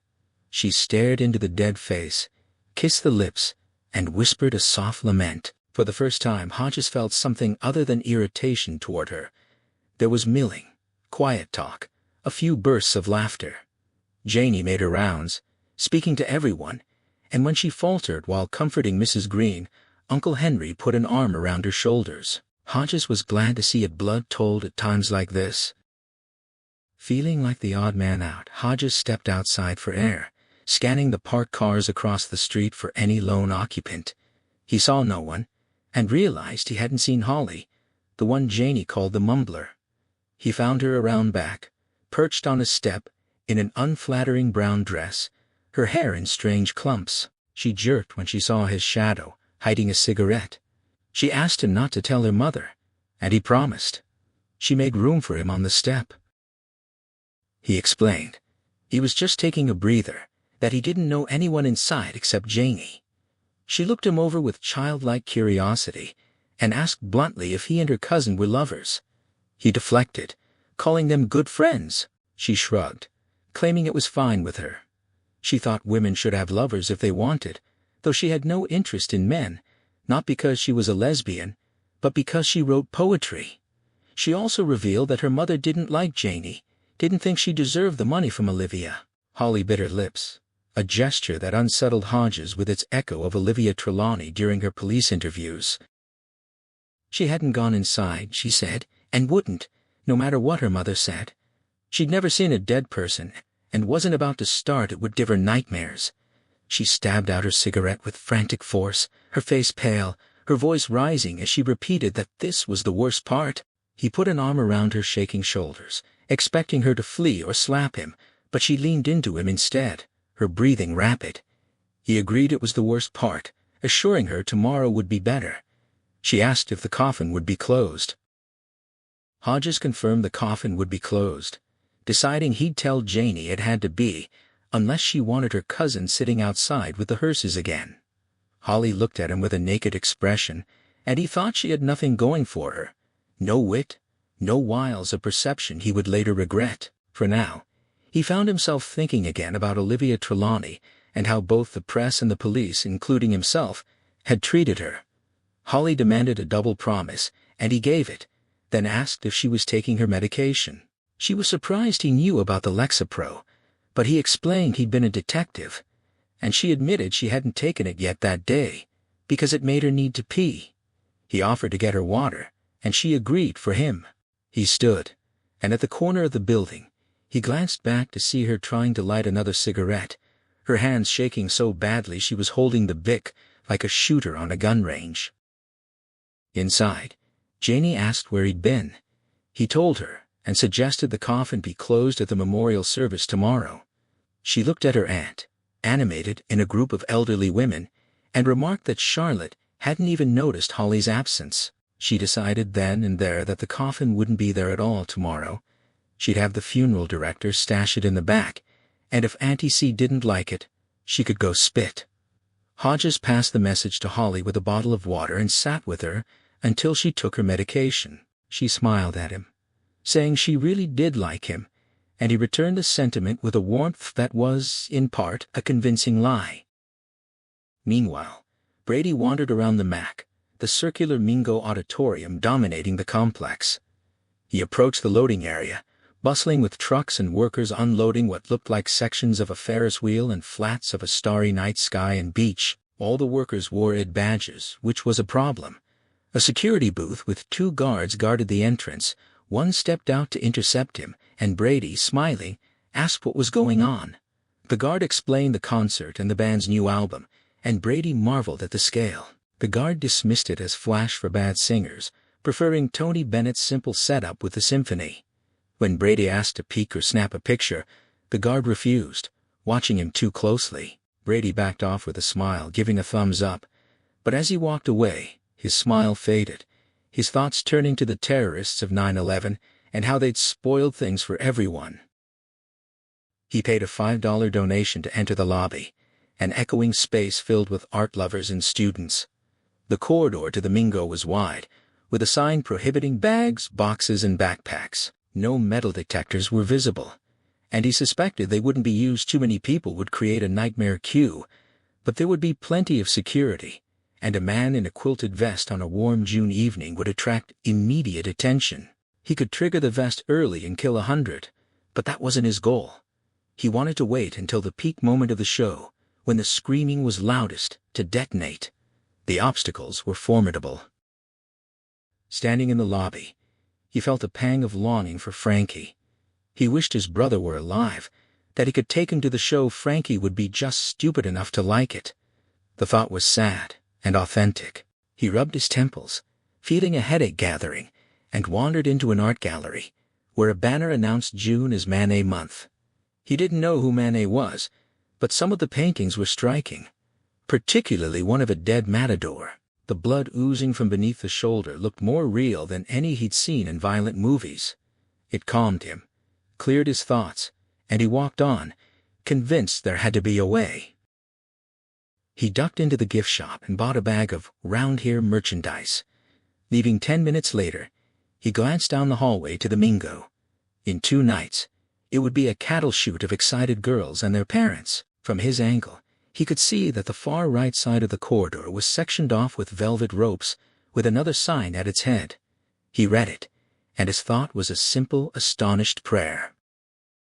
Back at the Lake Avenue apartment, Janie kicked off her heels and collapsed onto the couch, expressing relief that the visitation was over, though it felt like it had lasted 1,000 years. Hodges suggested she looked like she could use a nap, and she protested. She'd slept until 8. But it sounded weak to him. He reminded her. She had dinner with her relatives in Sugar Heights tonight, and she agreed he was off the hook. They'd probably want to discuss her inheritance, a favorite topic. Hodges wasn't surprised by Janie's announcement that she planned to split Olivia's inheritance straight down the middle with her relatives. He started to laugh, but stopped when he realized she was serious. She raised her eyebrows, challenging him. Did he think $3.5 million wouldn't be enough for her old age? He acknowledged it would be plenty, but it was hers, willed to her by Olivia. Janie countered that the will was unbreakable, but Olivia hadn't been in her right mind when she made it, and besides, the amusement value of watching her relatives divvy it up was worth the cost. He offered to come with her to dinner, but she declined, saving him for tomorrow when she'd need support. She agreed to his pickup at 9:15 and then, with a note, gave him the gate code for the Sugar Heights house and the burglar alarm code for when he and Jerome worked on Olivia's computer Thursday morning while she took her relatives to the airport. She admitted she couldn't stand to be present if the computer had been rigged as he suspected. He knelt beside her, absurdly like a proposal, and apologized for everything, for the lost ones at City Center, for Janice and Patricia Cray. He remembered his mentor Frank Sledge's words, never call them Vicks, remember their names. Janie hugged him, her breath tickling his ear, and told him she was going back to California when this was over. She couldn't stay. She thought she could fall in love with him if she did, but she needed a fresh start. He understood, holding her by the shoulders, and let her go. She told him he'd made a conquest, Holly, who thought he was wonderful. He admitted that talking to Holly felt like a second chance, a chance to do right, and Janie wrinkled her nose at him, grinning her familiar. Yeah. That afternoon Brady took his mother's Honda a hatchback to go shopping, fitting one large purchase into the back with difficulty. He considered stopping at his mail drop for the go-for-go, but that seemed like ancient history. That part of his life was over. He stored the purchase against the garage wall and went inside, pausing in the kitchen to sniff for decay. Nothing yet. Then descended to his control room. He powered up his computers out of habit, but had no urge to check the blue umbrella. He had nothing more to say to the fat ex-cop. That part was also over. He checked his watch, and calculated Hodges had roughly 20 hours to live, a thought that made him smirk. He unlocked his closet, smelling the oily scent of homemade plastique, and chose a shoebox of explosive. From the next shelf, he grabbed a box of cell phones, taking one and the box of boom clay to his work table.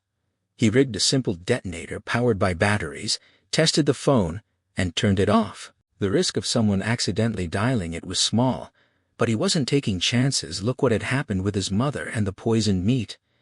The device would stay off until 10:20 the next morning, when he'd plant it in Hodges' car. He'd use Thing 2 to unlock the Toyota, place the shoebox on the floor behind the driver's seat, lock it again, and wait.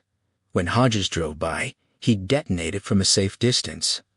"Kapow," he said, laughing at the idea of needing another shoebox for the burial. He then began disassembling his suicide vest. He no longer needed it. He had a better idea. Wednesday dawned warm and cloudless. Hodges in his study was reviewing a list of car burglaries Marlowe had sent, placing red dots on a city map. He saw a lot of shoe leather ahead, but hoped the burglary victims might mention a similar vehicle because Mr. Mercedes had to watch his targets, just as he'd watched Hodges. A spark of association flickered in his mind, but vanished before he could grasp it. He continued his work, aware he had 20 minutes before he needed to leave for Janie. Brady, in his control room, felt clear-headed, his thoughts sharp. He'd removed the plastic from his vest and repurposed it some blocks into a seat cushion, 2 more into a urine bag, which he decorated with a round here fanboy sticker. He checked his watch. Almost 9. Hodges now had an hour and a half to live. Across the city, Pete Huntley was in an interrogation room, reviewing notes for a press conference on Donald Davis's confessions. Mr. Mercedes, far from his thoughts. Guns were being traded behind a low-town pawn shop. Jerome, at his computer, was searching audio clips. It sounds good to me. A laughing woman, a whistling man, a gargling man, an orgasmic woman, until he found what he was looking for, a simple clip titled "Crying Baby." Downstairs, his sister Barbara burst into the kitchen in a spangly skirt and clogs, asking her mother if her outfit looked too babyish. Her mother said it was perfect. Barbara asked to wear her mother's peace sign earrings, got permission, and asked about lipstick okay and eyeshadow no. She laughed and hugged her mother, saying she couldn't wait for tomorrow night. The bathroom felt like a cage, and Holly leaned over the sink, gripping the porcelain, her reflection in the mirror, a pale ghost she barely recognized. She wished she could stay here forever, locked away while the memorial service proceeded without her, but she knew her mother would never allow it. The thought of protesting, of claiming illness, was useless. Charlotte's response had been honed over decades, a sharp-edged weapon wrapped in concern. What would people think? And if Holly dared to argue that the opinions of strangers didn't matter, that they would never see these people again anyway, her mother would look at her as though she'd started speaking in tongues. She fumbled in her purse for the Lexapro, dry swallowing the pill, but her stomach had already begun to clench.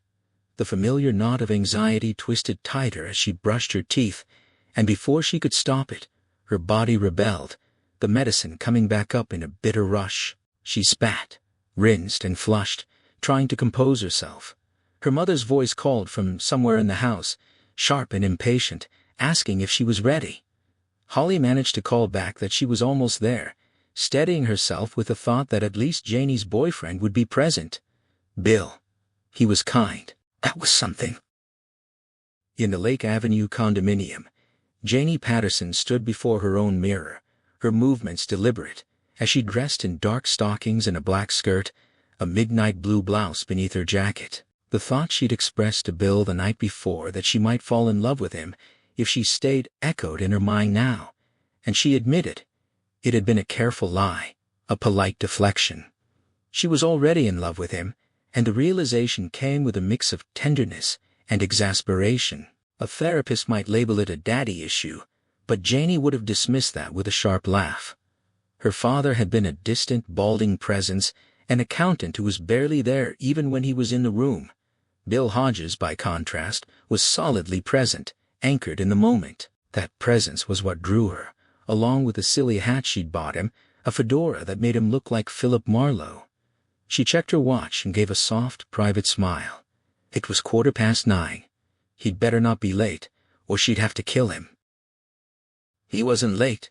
Bill arrived in good time, wearing the hat she loved, and Janie's smile widened when she told him he looked nice. His reply that she looked even better earned a kiss, and then they shared a brief exchange about getting the ordeal underway, Janie repeating his words with her characteristic wrinkle of her nose and her comfortable, "Yeah?" At the funeral parlor, they were the first to arrive. Bill escorted her into the eternal rest parlor, where programs lay on the folding chairs and the coffin had been replaced by a small altar of spring flowers. Brahms played, so softly it was barely audible. Bill asked if she was okay, and Janie assured him it would do, taking a breath and steeling herself for the hours ahead. As the mourners arrived, the same faces as the day before, she took her post by the door, greeting them with practiced warmth, while Bill scanned the street for any sign of trouble. A mud-colored Subaru passed without pausing, and he let it go. Uncle Henry's rental Chevy pulled into the lot, and soon the man himself appeared, followed by Aunt Charlotte, who guided Holly like a prisoner by the elbow, her gloved hand clamped tight.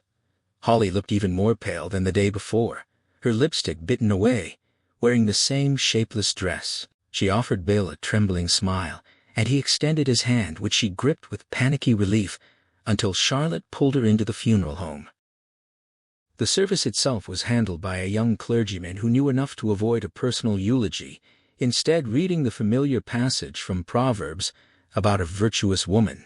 Hodges, listening, privately doubted the deceased had ever toiled with wool and flax, but the poetry sufficed, and tears were shed. The clergyman invited those with precious memories to speak, and several came forward, starting with the old nurse, Althea Green, and ending with Janie, who spoke simply and briefly about wishing there had been more time. Brady Hartsfield, meanwhile, was parked around the corner, feeding the meter with care. He'd learned that a parking ticket had brought down Son of Sam, and he wasn't about to make that mistake. From the back seat of his car he retrieved a cloth bag, a reused shopping bag from a grocery store containing the device he'd built, and a shoebox holding his explosive. His heart pounded as he strode past the funeral home, his face composed in a mask of everyday purpose, but he was alert, scanning for the ex-cop who might be watching from a window.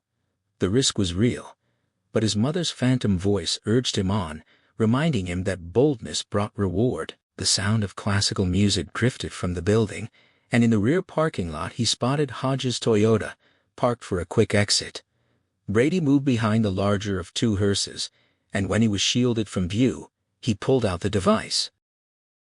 He triggered it, and the Toyota's lights flashed in response. Success. He moved to the car, slid the shoebox onto the floor behind the driver's seat, and activated the phone inside. Then he walked away, slow and steady, until his mother's voice reminded him of a crucial detail. Turning back, he pointed his device at the Toyota once more, and the locks engaged with another flash of lights. Inside the funeral home, the service concluded with a blessing. As the mourners rose and moved toward the aisle, Holly's knees buckled. Hodges caught her before she could fall, his reflexes surprising for a man his size. Her eyes rolled, threatening to swoon, but then they cleared, and she saw him, offering a weak smile. Her mother snapped at her to stop, as if the near faint were a deliberate act of rudeness, and Hodges silently wished he could slap Charlotte across her powdered face.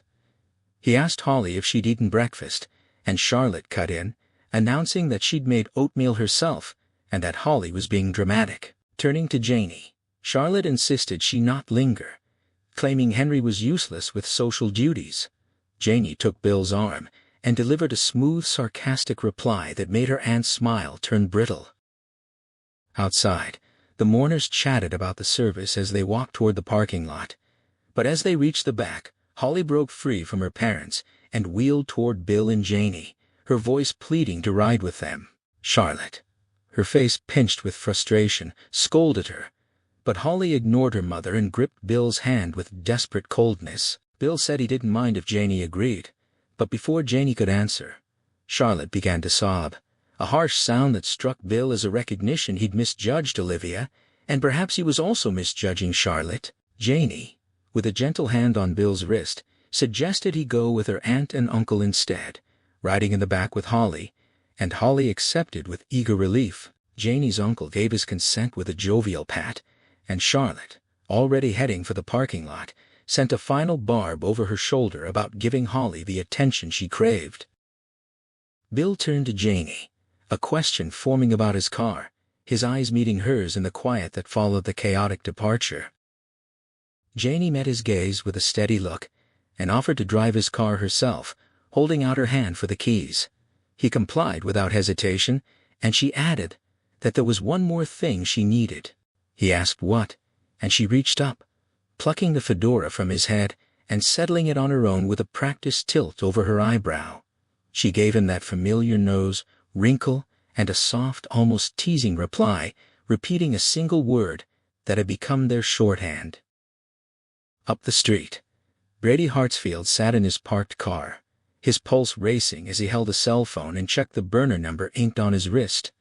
He watched the mourners emerge from the funeral home, his eyes fixed on the ex-cop's unmistakable bulk, who looked absurd to him in that old-fashioned hat. The group began to move toward the parking lot, and he tracked Hodges and the blonde as they headed that way, calculating that when the bomb detonated, the sister would be in the car with him, completing a grim symmetry. Cars began to pull out, heading his direction. The sun glare made it difficult, but he recognized the Toyota when it emerged, pausing briefly at the driveway before turning toward him. He noted with a flicker of disappointment that the blonde must have gone with her relatives, leaving only the driver, the ex-cop's ridiculous hat still visible through the glare. Brady keyed a number into the phone and murmured a gloating taunt to himself, then pressed send, unleashing destruction. Inside the Toyota, as Janie reached for the radio, a phone began to ring. Her last conscious thought was a fond, affectionate scolding of Bill for leaving his phone behind again. She reached for the glove compartment, but a second ring made her realize the sound was coming from behind her. There was no chance to react, only the sensation of a powerful force pressing her seat forward, and then the world dissolved into white. The explosion ripped through the street, but Holly Gibney, despite her mental fragility and the sedative effect of her medication, moved with a speed born of shock. As her uncle slammed the brakes, she'd bolted from the rental car before the echoes of the blast had faded. Hodges was right behind her, his chest searing with a sudden pain that made him fear for his own heart, a fear that briefly flickered into a morbid hope before subsiding. The street had become a chaos of panicked pedestrians. Some had dropped to the ground, others were frozen in place, and most vehicles were fleeing the scene. One car that accelerated away caught his eye, a mud-colored Subaru, but he had no time to process it. He ran after Holly, the killer's final taunt echoing in his mind like a war drum. Skidding around the corner on his slick dress shoes, he nearly collided with her as she stood frozen, staring at the flaming wreckage of his car. The Toyota was obliterated, its body ripped from the axles, burning in a scatter of glass and debris. A man staggered past with a bleeding head, and for a horrible moment, Hodges thought a woman on the curb was Janie, but she was a stranger.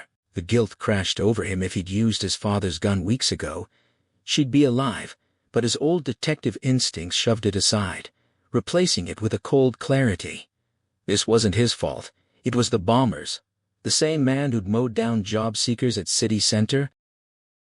He spotted a black shoe in a pool of blood, a severed arm in the gutter, and his mind sharpened with brutal purpose. He knew Uncle Henry and Aunt Charlotte would be arriving soon, and he had only moments. Grabbing Holly's shoulders, he spun her to face him. Her hair had come loose, her eyes were vacant. He slapped her cheeks, lightly but firmly enough to get a reaction. Around them the noise was overwhelming. Screams, Car horns, alarms, and the smell of gasoline and burning rubber filled the air. He tried to reach her, telling her he'd love Janie but forbidding her to speak of it, at least for now. She nodded, but he wasn't sure she understood. He pressed her for her cell number, asked if she could tell her mother she'd be fine alone later. She nodded again, opening her purse and producing a glasses case, but then she simply put on a pair of sunglasses as if the chaos around her were a sunny day at the beach. He shook her, demanding a verbal answer, but she only nodded and turned back to the flames. Despair flooded him, scattering the brief clarity he'd grasped. Then Aunt Charlotte arrived, her hair flying, her brother Henry struggling behind her, clutching his chest and complaining of a heart attack. Charlotte grabbed Holly, pulling her into a fierce hug and bellowing at her not to look, while Henry sank onto the curb, gasping. The sirens grew louder, and a small crowd began to gather, some taking photos with their phones.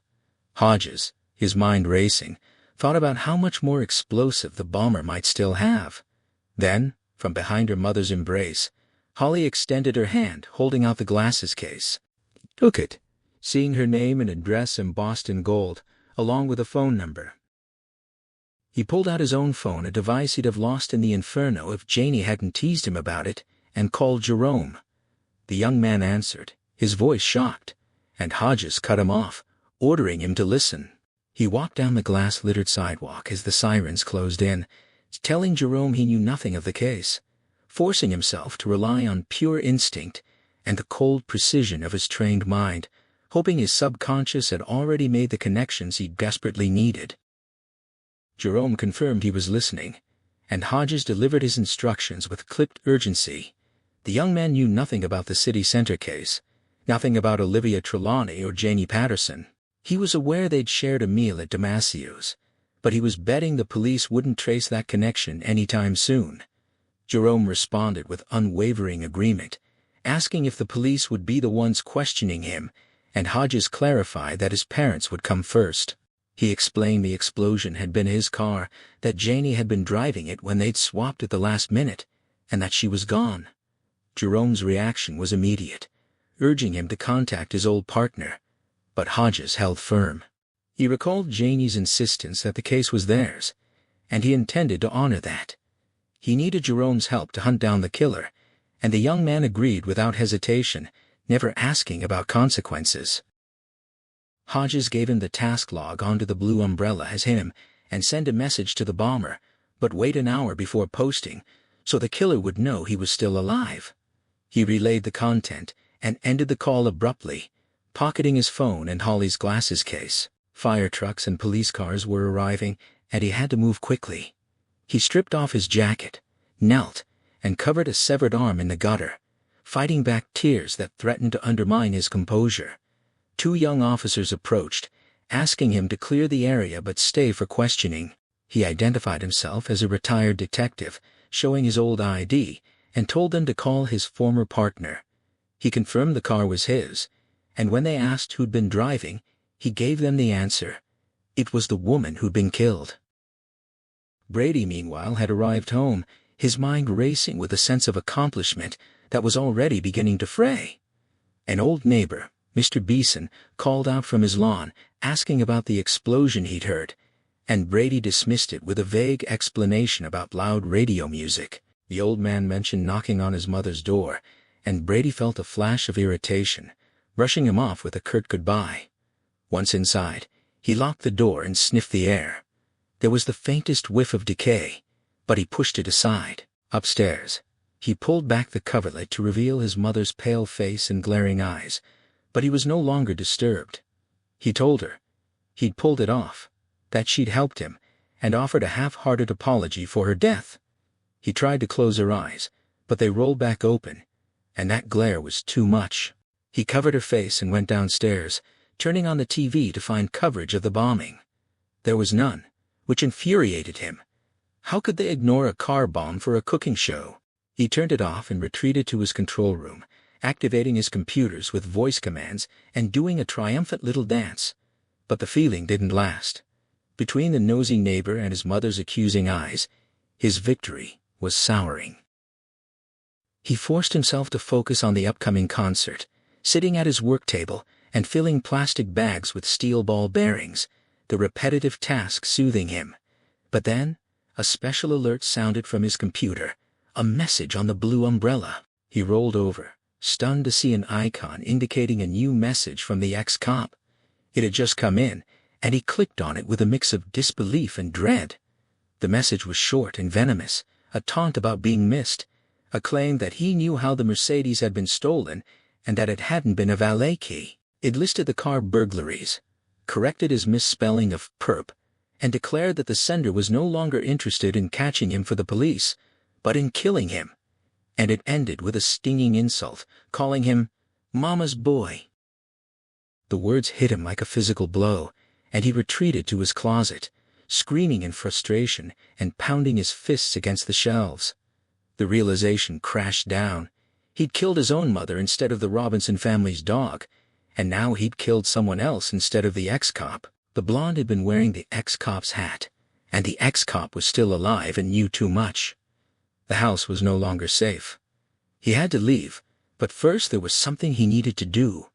He went back to his mother's bedroom, ignoring the shape under the coverlet, and found her lady chic in the bathroom vanity.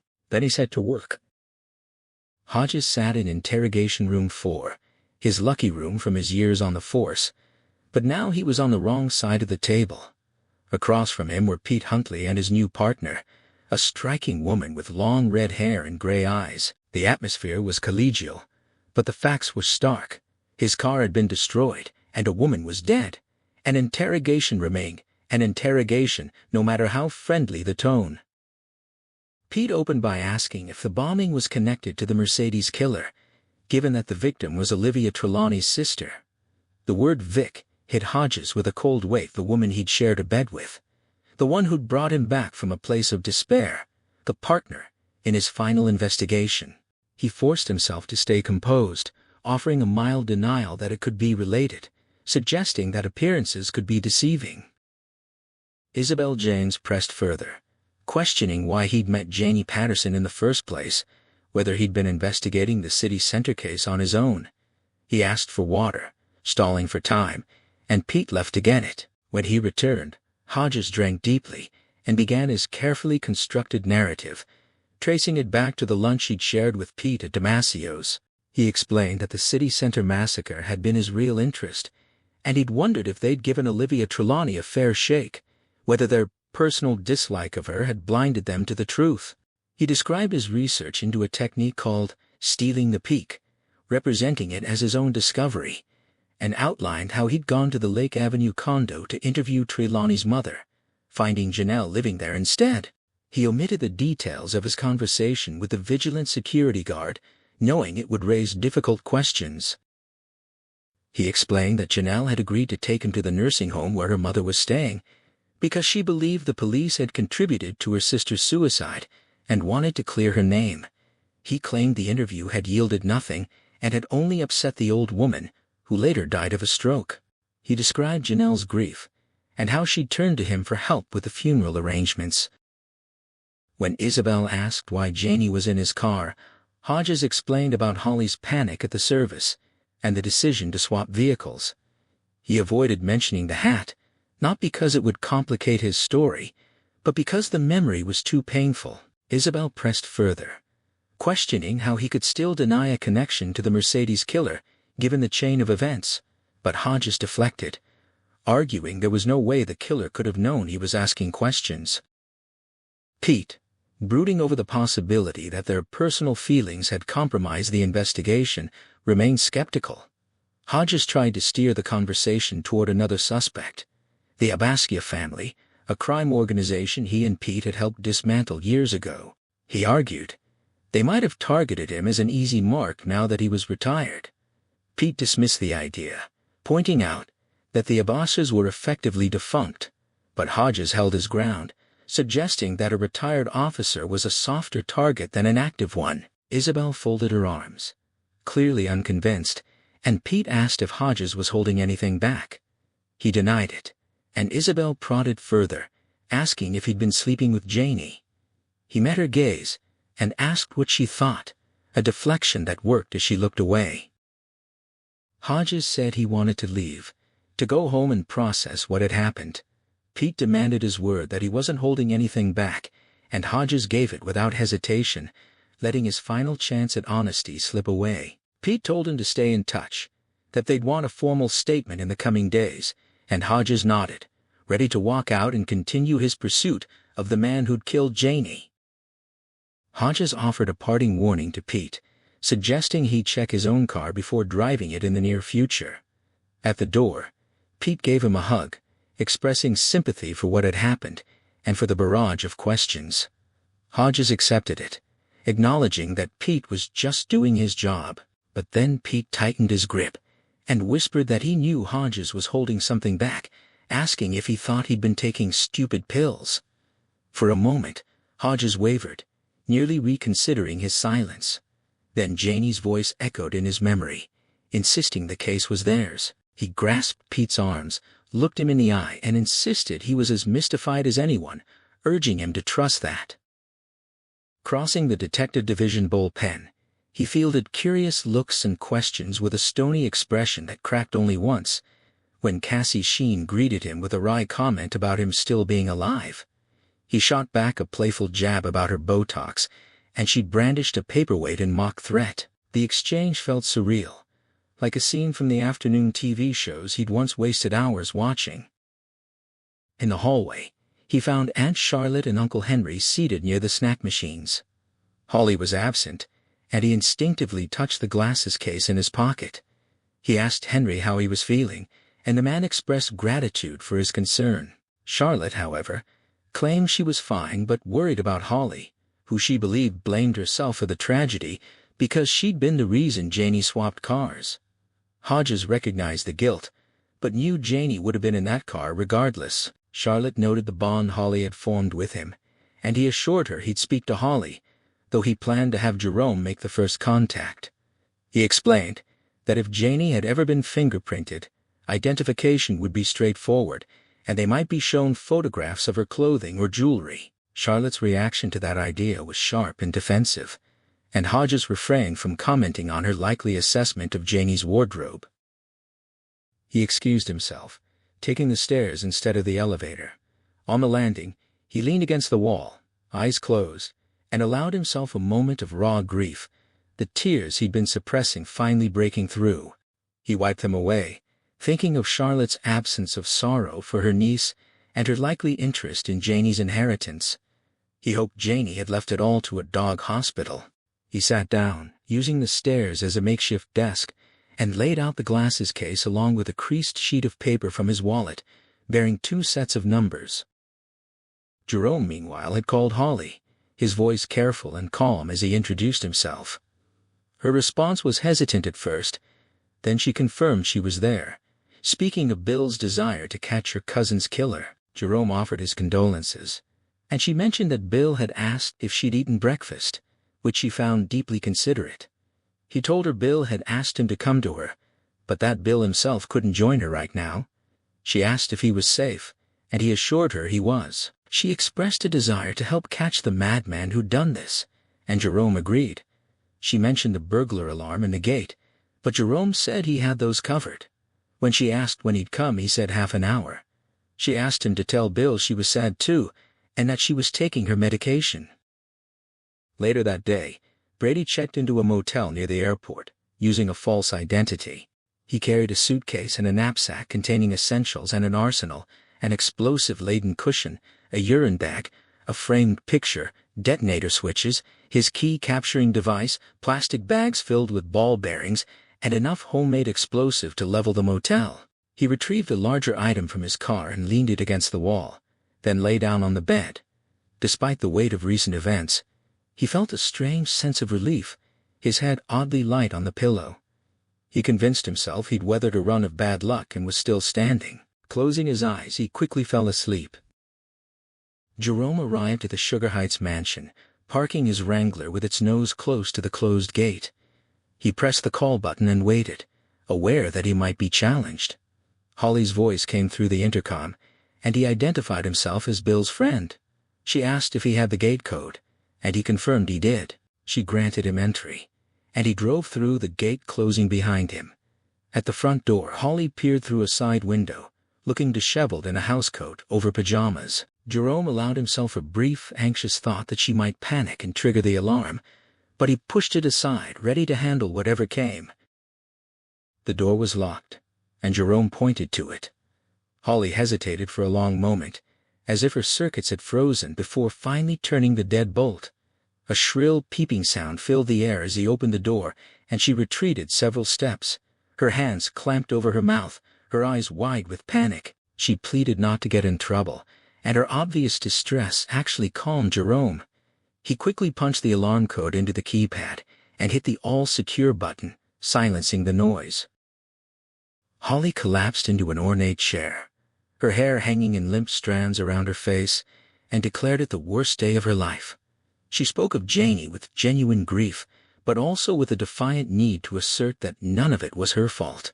Jerome offered his condolences and agreed she'd done nothing wrong. She asked about Mr. Hodges, calling him a very nice man despite her mother's disapproval, and Jerome assured her he was fine, though he doubted the truth of his own words. Then Holly looked at him with wide-eyed surprise and stated the obvious fact that he was black. Jerome acknowledged it with dry humor, and she burst into laughter, apologizing for her rudeness and assuring him it was fine. He made a joking comment about black being whack, and she agreed, extending her hand with visible effort. Her handshake was clammy, like a timid animal's paw. She urged him to hurry, fearing her mother and uncle would return and catch him there, and Jerome wondered at her concern for herself rather than for him. He confirmed that Olivia Trelawney had been her cousin, and she explained she hadn't seen her since college, when she'd had to drop out due to issues. He liked something about her despite her awkwardness, and asked if she knew where Olivia's computer was.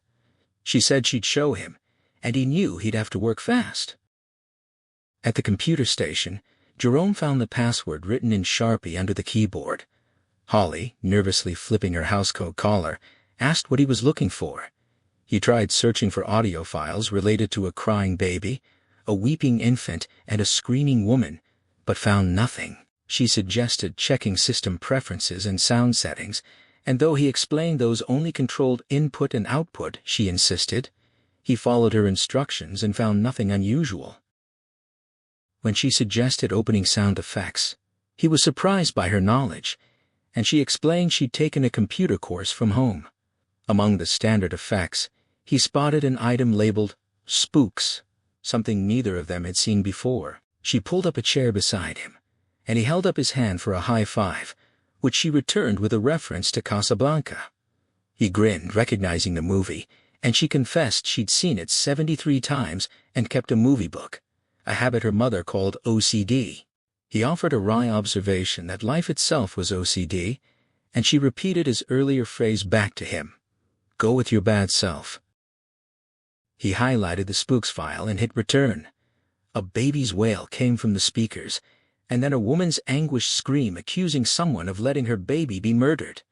Jerome grabbed Holly's hand instinctively as they stared at the screen in shock. The cycle repeated 3 times and then stopped. Holly asked if he'd known it would happen, and he denied it, asking if she could find out when the program was installed. She took over the keyboard, her confidence growing as she navigated the system, and discovered it had been installed on July 1st of the previous year, along with a host of other files. He wondered why it wasn't still playing if they'd been staying there, and she found a hidden slave program in the mail contacts called Looking Glass. It allowed remote access to the computer, enabling someone to open files, read emails, and deactivate programs from afar. He asked why the installer would leave it behind, and she suggested he might have forgotten. They simultaneously realized it must have been Olivia's IT person. Jerome searched the desk drawers and knee hole for any service invoice or business card, but found nothing. He suggested checking the fridge for magnets, but Holly reported only a real estate agent's card and one from the Vigilant Security Company. He asked if there was a safe, but she reasoned no one would hide an IT guy's card there, and it would have been by the computer anyway. She noted that Olivia had written her password under the keyboard, which was pretty dumb. She stepped back to the doorway, suddenly aware of their closeness, and asked what he planned to do.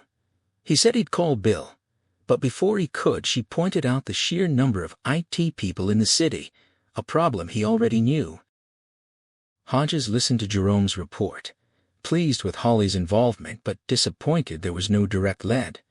Jerome speculated that Janie had thrown the card away, but Hodges, with his suspicious mind, wondered if Mr. Mercedes had ensured Olivia never had a card. Still, that didn't quite track. Wouldn't you keep a good technician's contact information? Unless the technician hadn't wanted her to have it, which seemed unlikely. His mind circled the problem, searching for a path forward. Hodges asked Jerome to pass the phone to Holly, and her voice came through so faintly he had to strain to hear. He asked if Olivia's computer had an address book, and after a moment of clicking, she reported there was none. He pressed further, asking if that seemed odd, and she agreed it was. He wondered aloud if the person who had planted the spook sounds could have deleted it, and she confirmed that was easy enough. She added, almost as an aside, that she was taking her medication. He asked her to check how much Olivia had used her computer, then asked to speak with Jerome again. The young man came on, apologizing for not finding more, but Hodges assured him he'd done great work. He asked about a physical address book, and Jerome noted that many people didn't bother with them anymore, keeping everything on their computers and phones. Hodges conceded the point, though he felt the world was moving too fast for him. Holly wanted to speak again, and Jerome reported they were getting along well. Holly came on, describing Olivia's extensive use of programs and website favorites, her heavy browsing habits, and her search history, which suggested she spent even more time online than Holly did. Hodges asked why someone so dependent on their computer wouldn't have a service card handy. Holly suggested the technician might have snuck in and taken it after Olivia died. Hodges pointed out the risks: the gate code, the burglar alarm, the house key, and trailed off, the pieces not quite fitting. Holly asked if he thought the killer was a master criminal like in James Bond, and Hodges said he thought he was just crazy, which meant the risks might not matter to him, but it still didn't feel right. He asked to speak with Jerome again, and told him it was time to leave before the family returned and caught them. Jerome asked what he planned to do, and Hodges looked out at the deepening twilight, deciding to sleep on it. Later, he spent hours in front of the TV, the shows passing through his eyes without registering, but trying to empty his mind so the right connection could surface.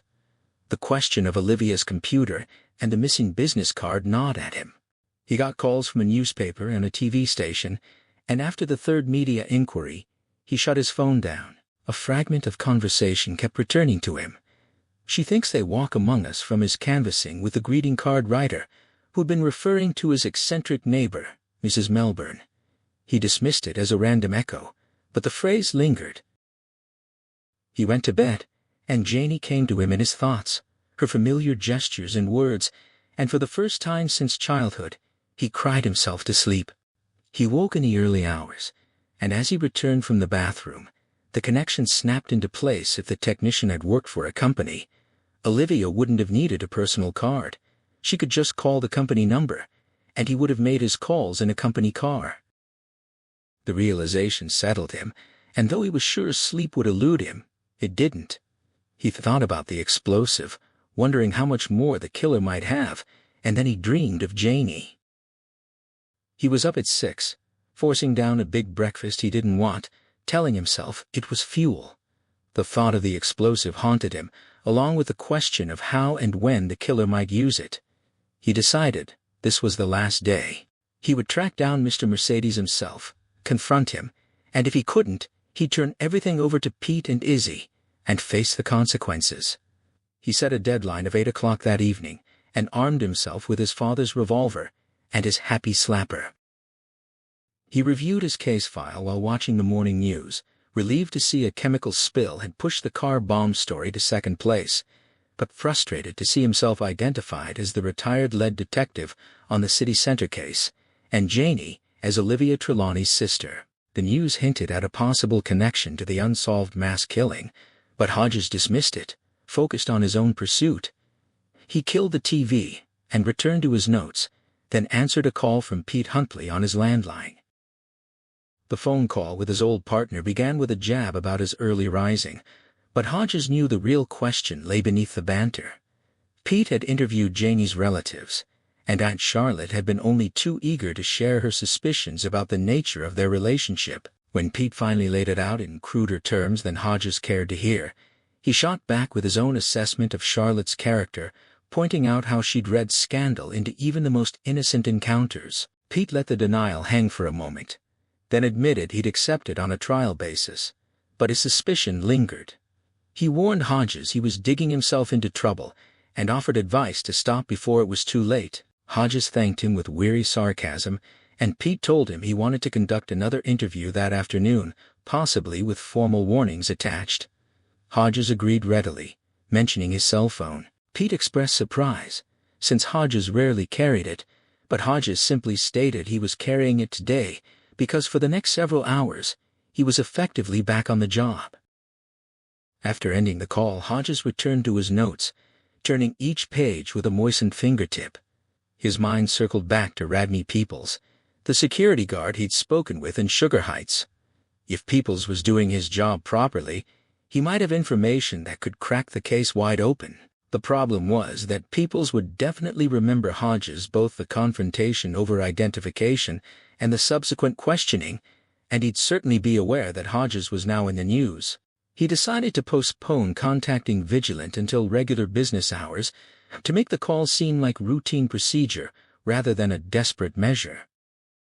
The next call came from Aunt Charlotte, her voice shrill with helplessness. She needed to know what to do about Janie's body. Hodges had another call coming in and cut her off mid-sentence, promising to ring back. It was Jerome, offering to act as his chauffeur, given the state of Hodges' car. Hodges almost didn't understand, then remembered the explosion that had destroyed his Toyota, now a pile of charred fragments in the forensics department's custody. He accepted the offer gratefully, but asked about school. Jerome dismissed the concern, rattling off his academic credentials and community work, before assuring him his parents had given permission, with one caveat: they wanted to know if anyone else might try to blow him up. Hodges's honest answer made Jerome pause, but the kid quickly relayed a white lie back to his parents. Hodges smiled despite himself, and they agreed on a 9 o'clock meeting. He asked Jerome to practice for a specific role, a law office paralegal, and thanked him before ending the call. He booted up his computer and searched for the lawyer Schron, finding the firm's information and the man's first name without difficulty. Then he returned to the kitchen and called Charlotte back. She complained about being hung up on, but Hodges turned the tables, pointing out that he'd heard about her comments to his old partner. She gasped, then fell silent.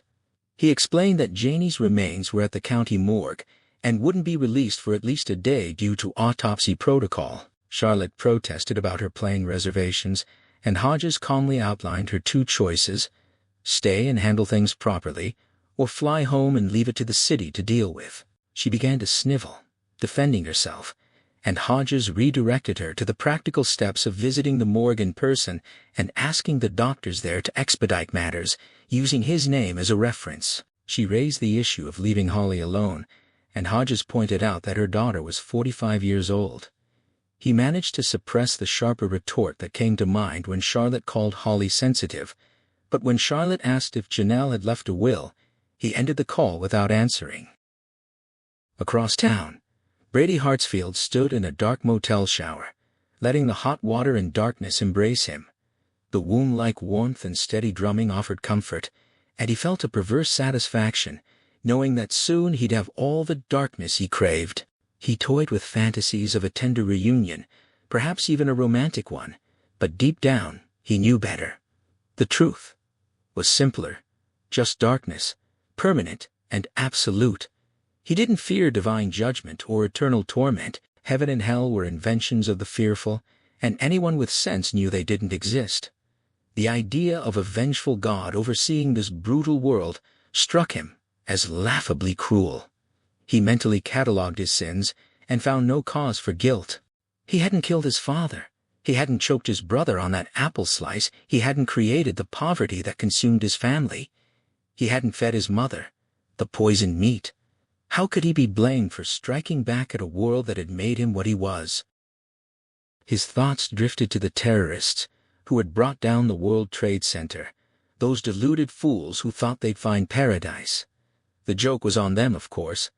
They'd experienced only a fleeting view of glass and steel, a final flash of light, and then oblivion. No virgins, no eternal hotel, just the universal void surrounding one lonely planet and its bustling inhabitants. Religion was a lie, morality a delusion, even the stars a mirage. The only truth was darkness, and the only meaningful act was to make a statement to cut the skin of the world and leave a scar. That was all history was, in the end a record of scar tissue. Brady left the motel that morning with a clear plan, driving to a 24-hour drugstore near the airport. The bathroom mirror had shown him the patchy results of his mother's electric razor, and he needed to finish the job properly. He picked up disposable razors and shaving cream, along with extra batteries, a wise precaution, he reasoned, and found a pair of clear horn-rimmed spectacles on a spinner rack. The glasses gave him a studious appearance, or at least that was how he saw himself. Near the checkout he paused at a cardboard display advertising a concert, its date hastily corrected by hand. He typically wore a medium, but he selected an oversized t-shirt and added it to his purchases. He was the only customer at this early hour, and the cashier's casual question about whether he was attending the show that night earned a broad grin and an affirmative answer. On his way back to the motel, his thoughts turned to his car. The Subaru was registered in his real name, and the alias of Ralph Jones wouldn't help if anyone traced the plates. The motel was safe enough. They only asked for a driver's license now, but the car was another matter. He tried to reassure himself that the retired detective wasn't close to finding him, that he was just trying to unsettle him. Yet the uneasy thought lingered. This particular detective had solved many cases before retirement, and some of those skills might still be intact. He decided on a detour, driving to the airport, taking a ticket, and leaving the Subaru in long-term parking. He'd need it that night, but for now, it was out of sight. He glanced at his watch, 10 to 9, calculating the hours until the show, 11 hours, maybe 12, until the darkness. It could be less, but not much more. He donned his new glasses and walked the half-mile back to the motel, whistling as he went. Across town, Hodges opened his front door to find Jerome's eyes immediately fixed on the .38 revolver in his shoulder holster. The kid asked if he intended to shoot anyone, and Hodges dismissed the question, calling the weapon a good luck charm his father's legally permitted. Jerome pressed further, asking if it was loaded, and Hodges confirmed it was, with a dry rejoinder about what he'd do otherwise. Jerome sighed, noting the weight of the situation, but when Hodges offered him an out, the kid declined, instead commenting on the dark circles under his eyes. Hodges explained that he had a deadline. If he couldn't track down the man they were after by nightfall, he'd turn everything over to his old partner. Jerome asked how much trouble he'd be in, and Hodges admitted he didn't know or care. When Jerome asked about his own risk, Hodges assured him there would be none, and the kid quipped that algebra had been years ago. Hodges outlined a plan, and Jerome, though willing, expressed doubt based on a recent failed attempt to get into a dance club. Hodges noted that the boy's youthful face worked against him, but his voice carried an older authority.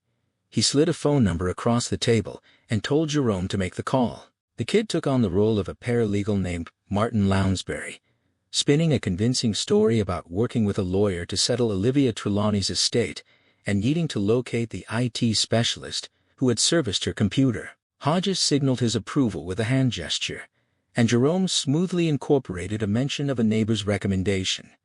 He left the vigilant receptionist with his contact information and ended the call with theatrical relief. Hodges praised his performance, and they discussed the risks.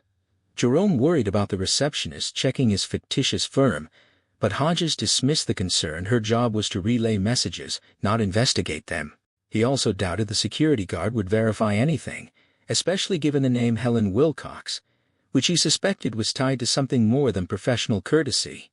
Their next step was simple: wait. Hodges had spent half his career doing just that, and if this lead didn't pan out, they'd have to interview neighbors directly, a prospect he didn't relish, given his current media exposure. As they waited, Hodges's mind drifted to the odd woman across the street, her talk of black SUVs and flying saucers. A casual comment from a neighbor echoed in his head. She thought they walked among us. Why did that keep returning to him now? The answer eluded him. When Jerome's phone finally rang, the jarring rock riff made them both jump. The call was blocked, but Hodges urged him to answer, reminding him to stay in character.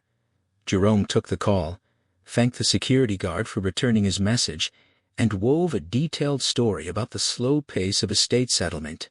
He deftly mentioned the neighbor's high regard for the guard, and when the guard seemed resistant, Jerome pressed gently, asking for the name of the IT specialist. The guard finally relented, and Jerome scribbled notes while maintaining a stream of polite acknowledgments. He ended the call with effusive thanks, and sat back, pressing his palms to his temples as if warding off a headache. The guard had wanted to discuss the previous day's events and offer assistance to Janie's relatives. Hodges dismissed this as irrelevant, but Jerome relayed the guard's secondary comment he'd seen Hodges' picture on the morning news and knew who he was. Hodges brushed that aside, focusing on the critical question: had Jerome gotten a name? Not the IT guys, but he had the name of his employer, a company called Cyber Patrol. They drove green VW Beetles and operated out of a store called Discount Electronics in the Birch Hill Mall. Hodges hadn't considered the possibility that the killer might be a woman, but he filed the idea away as unlikely. Jerome didn't have a physical description, but Hodges didn't need one. He led the way to his study, telling Jerome to handle the computer while he directed. Within moments, they were staring at a photo of 3 green Beetles, and then at the faces of the 3 employees who drove them. Jerome recognized the store immediately, recalling his many visits for video games, computer parts, and discount DVDs. Hodges clicked on the Meet the Experts link, and 3 employee photos appeared: a narrow-faced blonde, a chubby man in serious-looking glasses, and a generically handsome fellow with a bland smile. Their names were Freddie Linklater, Anthony Frobisher, and Brady Hartsfield. Jerome asked what came next, and Hodges said they were taking a ride, but first he needed to retrieve something. He went to his bedroom safe where he kept old police ads alongside his insurance papers. City cops were issued new IDs every 2 years, and Hodges had saved all his expired ones.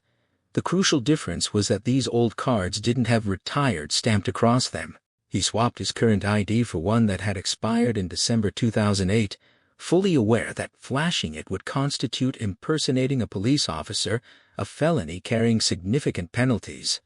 He was far beyond caring about such risks. He also grabbed a small leather case from the safe, another item that had belonged to his father, and slipped it into his pocket alongside the happy slapper. Across town, Brady had finished shaving his head and donned his new glasses. He walked to the motel office and paid for another night, then returned to his room and unfolded the wheelchair he'd purchased. Money no longer mattered to him. He placed an explosives-laden cushion on the seat and slit the lining of the back pocket to insert more blocks of homemade plastic explosive, each fitted with a lead-azide blasting plug. He gathered the connecting wires, their ends stripped to bare copper, planning to braid them into a single master wire later. The detonator would be thing too.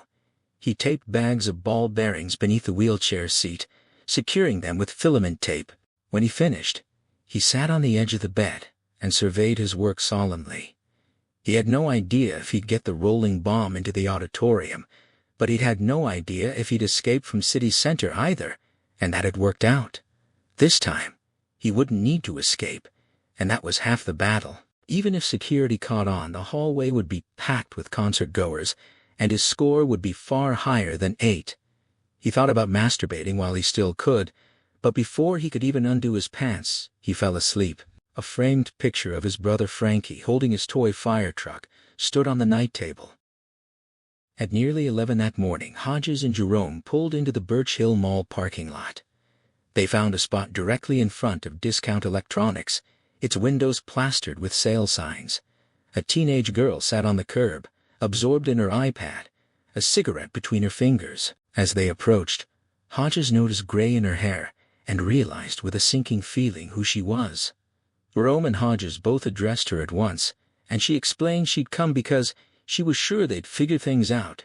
She'd been about to call if they didn't show by 11:30. She confirmed she was taking her medication. Hodges asked why she was there, and her eyes dropped to her loafers, her lips trembling as she begged him not to be angry. Jerome assured her they were just surprised. She explained that after her mother and uncle had gone out, she'd return to Olivia's computer and check the email. Jerome slapped his forehead, realizing he'd missed that step. She noted that all the inboxes were empty, probably deleted by someone, but she'd found dozens of emails from Discount Electronics in the junk folder. Some were sales notices, others coupons for discounts on Cyber Patrol service calls. That's how she'd trace the company. Hodges felt exposed in front of the store and suggested they move away from the windows, leading them toward the other shops. He was impressed by Holly's resourcefulness, even as he felt humbled that a neurotic woman had outthought him. Jerome was amazed at how simple it had been, but Hodges reminded him that small breaks often cracked big cases. The son of Sam had been caught over a parking ticket. Holly added that she'd walked around back and confirmed that 3 green Beetles were parked there, matching the company's webpage. She asked if Hodges was going to make an arrest, and her voice carried concern about him getting hurt. He was already thinking through his approach, convinced that one of the 3 would be the man they sought, likely Frobisher or Hartsfield. Whoever it was wouldn't expect to see Kermit Frog 19 walk through the door, and even if he didn't run, he wouldn't be able to hide his shock. Hodges told Jerome and Holly to stay outside, ignoring Jerome's objection about going in without backup. He gave them 10 minutes to call 911 if he didn't return, then told Holly to stay close to Jerome and not go off on her own. He walked toward the store, unbuttoning his sport coat, the weight of his father's revolver, a familiar comfort against his ribs. As he disappeared inside, Jerome turned to Holly and asked how she'd gotten there. She pointed to a gray Mercedes parked nearby, explaining it had been in the garage. When she saw his stunned expression, she grew defensive, insisting she had a valid license, had never been in an accident, and carried safe driver insurance. Jerome stared at the car, recognizing it as the one that had been used in the massacre. Holly couldn't understand why Jerome was so fixated on the car. It had been in the garage, keys in a basket. What was the big deal? Jerome noticed the damage was repaired, the car looking pristine, as if it had never been used as a weapon. He imagined the grill covered in blood, cloth tangled in the chrome. When Holly asked if Olivia would mind, he assured her probably not, though he couldn't stop picturing the scene. She mentioned the battery had died, but she'd used a portable jump station, and then asked if they could get Frogurt after Hodges was done. He barely heard her, still staring at the Mercedes. It had been returned to the family, repaired, but he'd bet she never drove it again. If ghosts existed, they'd be screaming inside that car. Jerome snapped back when she pressed him, but his mind was already somewhere else. Ice cream. The connection clicked so hard he winced, and suddenly he understood why one of those faces on Hodges' computer had seemed familiar. His legs went weak, and he leaned against a post for support, though gasping out a revelation. Holly shook his arm, alarmed, asking what was wrong, but for a moment he could only repeat himself. Inside the store, Hodges surveyed the dying business with a practiced eye. Empty shelves, neglected stock, most customers clustered in the DVD section. Frobisher was occupied with a coupon-clutching shopper, and the blonde woman sat at a computer in the back, a cigarette behind her ear. Hodges strolled past Frobisher, who gave a casual acknowledgement, and approached the woman. She looked up briefly, then returned to a vintage video game. He asked about Hartsfield, and she said he was out with the flu, though she suspected he'd finally put his mother in rehab. The drinking, she explained, was why he never had a girlfriend. She eyed him curiously. Then her expression shifted as she noticed his police ID, and she joked about being arrested. Hodges smiled briefly and tucked the 8 away, pressing for Hartsfield's location. Frobisher joined them, and the woman announced Hodges' arrival with theatrical flair. Hodges identified himself and asked for Hartsfield's address. Frobisher offered to get it, and the woman, after a brief exchange, pulled up the store personnel file. She provided the address on Elm Street, and Hodges thanked them both, starting to leave. As he reached the door, she called after him, insisting it was something to do with Hartsfield's mother. He was freaky about her. Outside, Jerome nearly collided with him, his face pale and urgent. Holly stood behind him, her nails now the target of her anxiety. Jerome demanded to know if Hartsfield was inside, and Hodges was too stunned to answer. Jerome pressed forward, explaining the realization that had just hit him. Hartsfield had 2 jobs. He worked at Discount Electronics, but afternoons he drove an ice cream truck for Loeb's. The Mr. Tasty truck with the bells. He'd bought from him. His sister had, all the neighborhood kids did. Hodges' mind raced back to the spring. The cheerful jingles he'd heard daily from his lead boy, ignored because only kids paid attention to ice cream trucks. But deeper down, some part of him hadn't ignored it entirely. It was why Bowfinger's comment about Mrs. Melbourne kept coming back. She'd warned him about suspicious vehicles, about the ice cream man being around too often. He dismissed her as a harmless crank, the same way he and Pete had dismissed Olivia Trelawney. A terrible question surfaced. If he'd listened to her, would Janie still be alive? He didn't think so, but he'd never know, and the uncertainty would haunt him. He looked out at the parking lot and saw the gray Mercedes. Turning back to Jerome and Holly, he didn't even need to ask. Jerome confirmed Holly had driven it. Holly spoke up, a note of pleading in her voice, asking him not to be mad. She'd come because she wanted to help. Hodges assured her he wasn't mad, but he felt unmoored, as if the world had turned upside down. Jerome asked what they should do now. Call the police. Hodges wasn't ready to give up. He knew that psychopaths, when caught off guard, often crumbled. They were only truly dangerous to the unarmed and unsuspecting. He suggested they drive to Hartsfield's house and pointed at the gray Mercedes. Jerome worried that Hartsfield would recognize the car, but Hodges offered a cold smile and said he hoped he would. He asked Holly for the keys, and she insisted on coming along. When he refused, she threatened to call the police with the address herself. He tried to call her bluff, but she had the information now and could find it on her own. Defeated, he agreed, but laid down conditions. He would drive, and she and Jerome would stay in the car. She accepted, and for a moment held his gaze a small step forward, perhaps. Elsewhere, 2 patrol officers were cruising through Low Town. Budget cuts had made solo patrols the norm, but in the high-crime areas, they still rode in pairs. Laverty and Rosario, known as Tootie and Muldoon after a classic sitcom, were keeping an eye on the corner boys who scattered like formation flyers whenever they approached. They were discussing lunch options when Laverty noticed something unusual, a man emerging from a pawn shop with a long flower box. It was odd because the shop wasn't a florist's, and the man was white in the blackest part of Lowtown. He was heading toward a van parked illegally. As the man fumbled for his keys, the box tilted, and something slid out, an RPG launcher. Laverty recognized it immediately and flipped on the lights. They jumped out, guns drawn, ordering the man to drop the box and put his hands on the van. He hesitated, hugging the box, but when Rosario aimed at his chest, he dropped it, revealing the weapon inside. ATF agents swarmed the scene. An agent identified himself and ordered the officers to lower their weapons.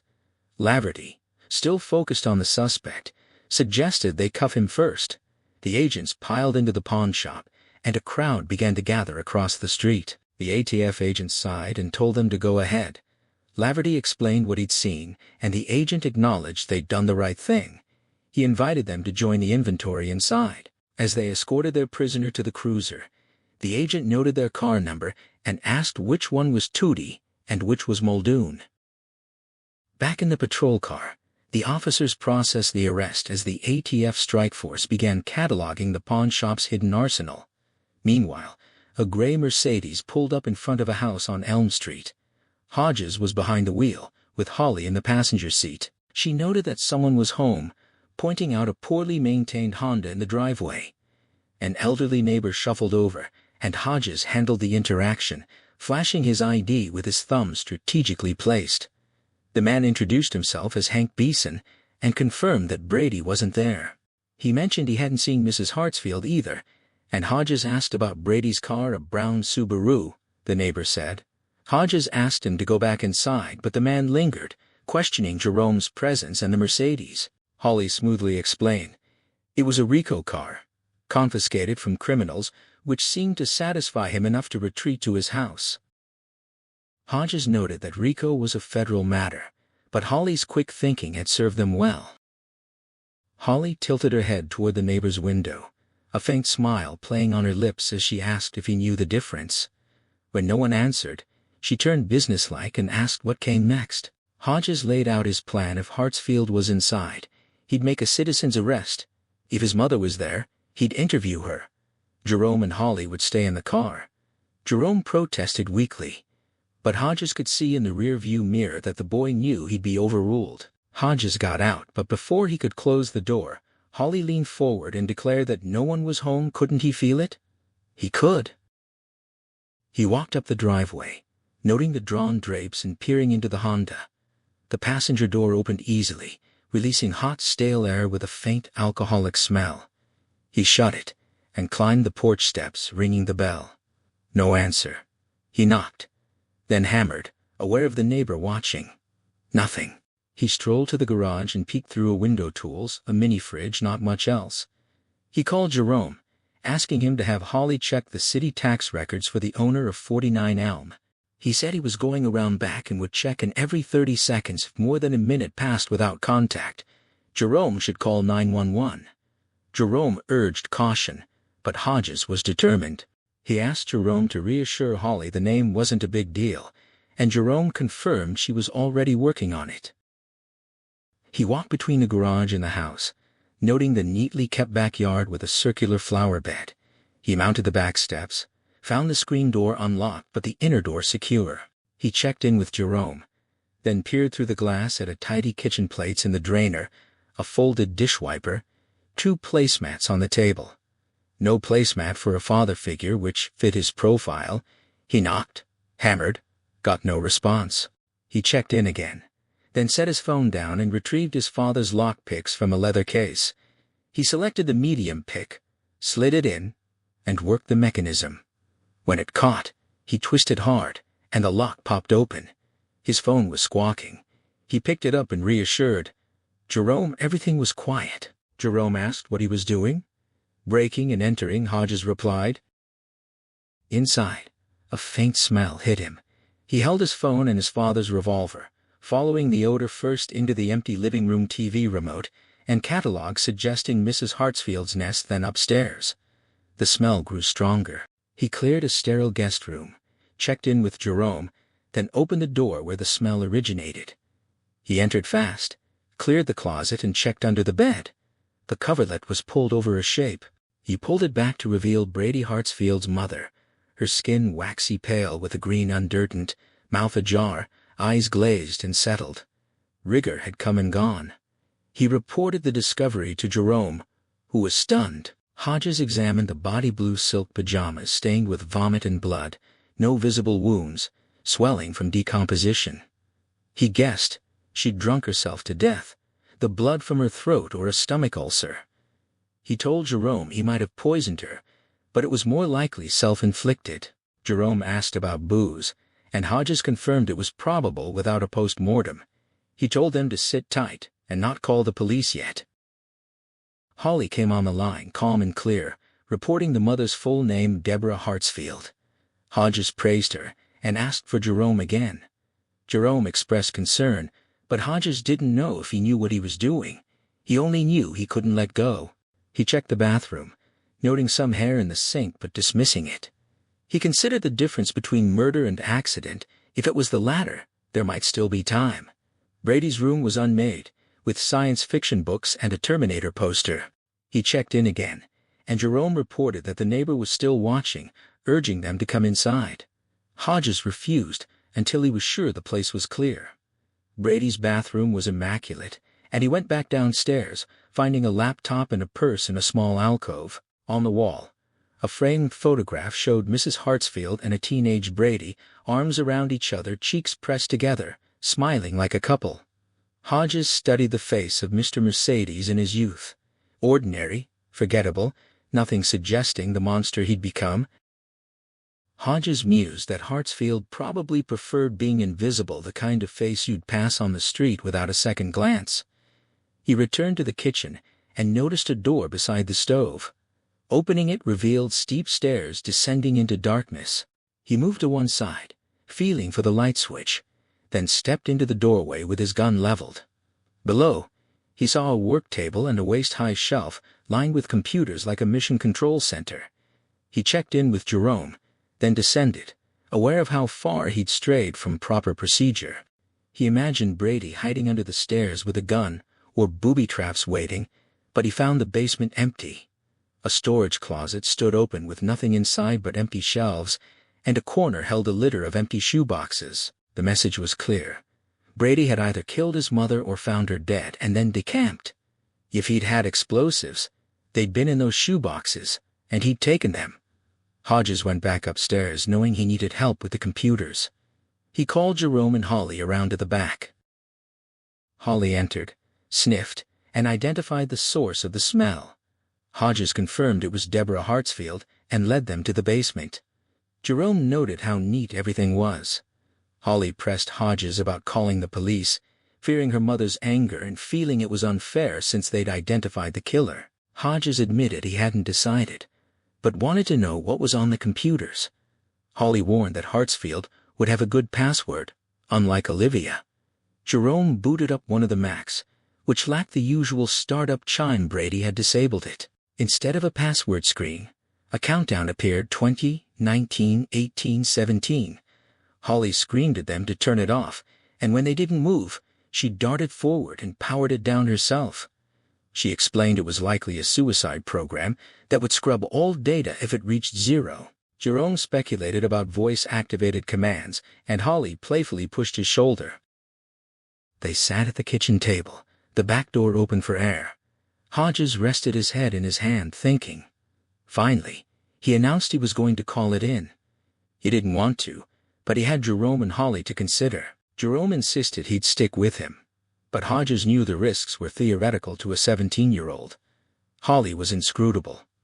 Hodges explained the danger: Hartsfield could have more explosives and might use them on a crowd, and it would be on him. Holly argued that no one else could catch him, but Hodges countered that the police had resources. They'd put out a bolo on his car. He didn't believe it would work, though Brady was smart and would have stashed his car somewhere.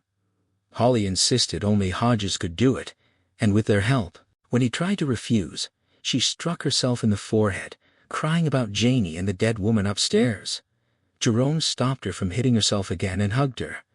Hodges felt terrible for Janie, for the city center victims, for Olivia Trelawney, even for dismissing Mrs. Melbourne, but he had to call it in.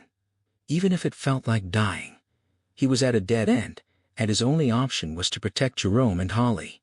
He stepped onto the stoop and speed-dialed Pete Huntley.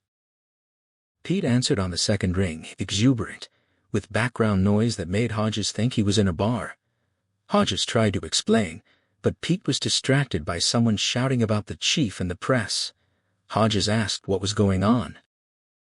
Pete was practically shouting with glee, describing the massive armaments bust they'd just uncovered at a pawn shop in Lowtown, enough weapons to stock multiple militias, ammunition stacked 2 stories high. Hodges asked which pawn shop, and Pete confirmed it was King Virtue Pawn Ulone. The owner was Alonzo Moretti, grandson of a notorious mob figure Hodges had tangled with years ago. Pete connected the dots. The car bomb that had killed Janie was likely retaliation from the Moretti family. He mentioned crates of detasheet, the same rubberized explosive that had been used in the attack.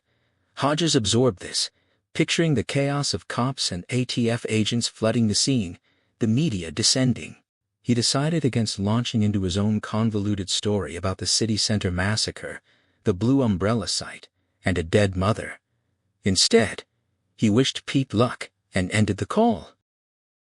When he returned to the kitchen, he heard Holly on the phone, her voice transformed into something firm and almost preacher-like. She was telling her mother she was with friends. They'd had lunch, they were seeing sights, and she'd be back that evening, but until then, she wanted to be left alone. Hodges felt a flicker of warmth at her standing up to Aunt Charlotte. Jerome explained he'd suggested she call, fearing her mother might involve the police. Holly came back in, flushed and defiant, and told Hodges that if he called the police, she didn't care but he shouldn't, because they couldn't find Hartsfield. Only they could. Hodges realized that catching Mr. Mercedes mattered as much to Holly as it did to him, maybe more. He decided to hold off on calling the police, at least for now, since they were otherwise occupied. He suggested they go back to his place to regroup. Holly insisted on taking Deborah Hartsfield's laptop, hoping to find clues about Brady's passwords. Hodges doubted it, but Holly countered that she knew how mentally ill people hid things. She was one herself.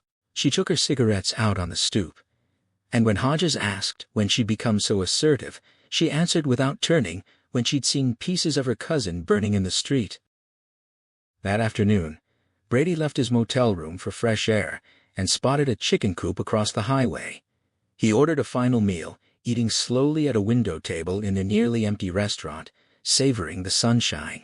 He thought of all the times he'd brought takeout home to his mother, and how she always wanted the same thing. He'd ordered it without thinking.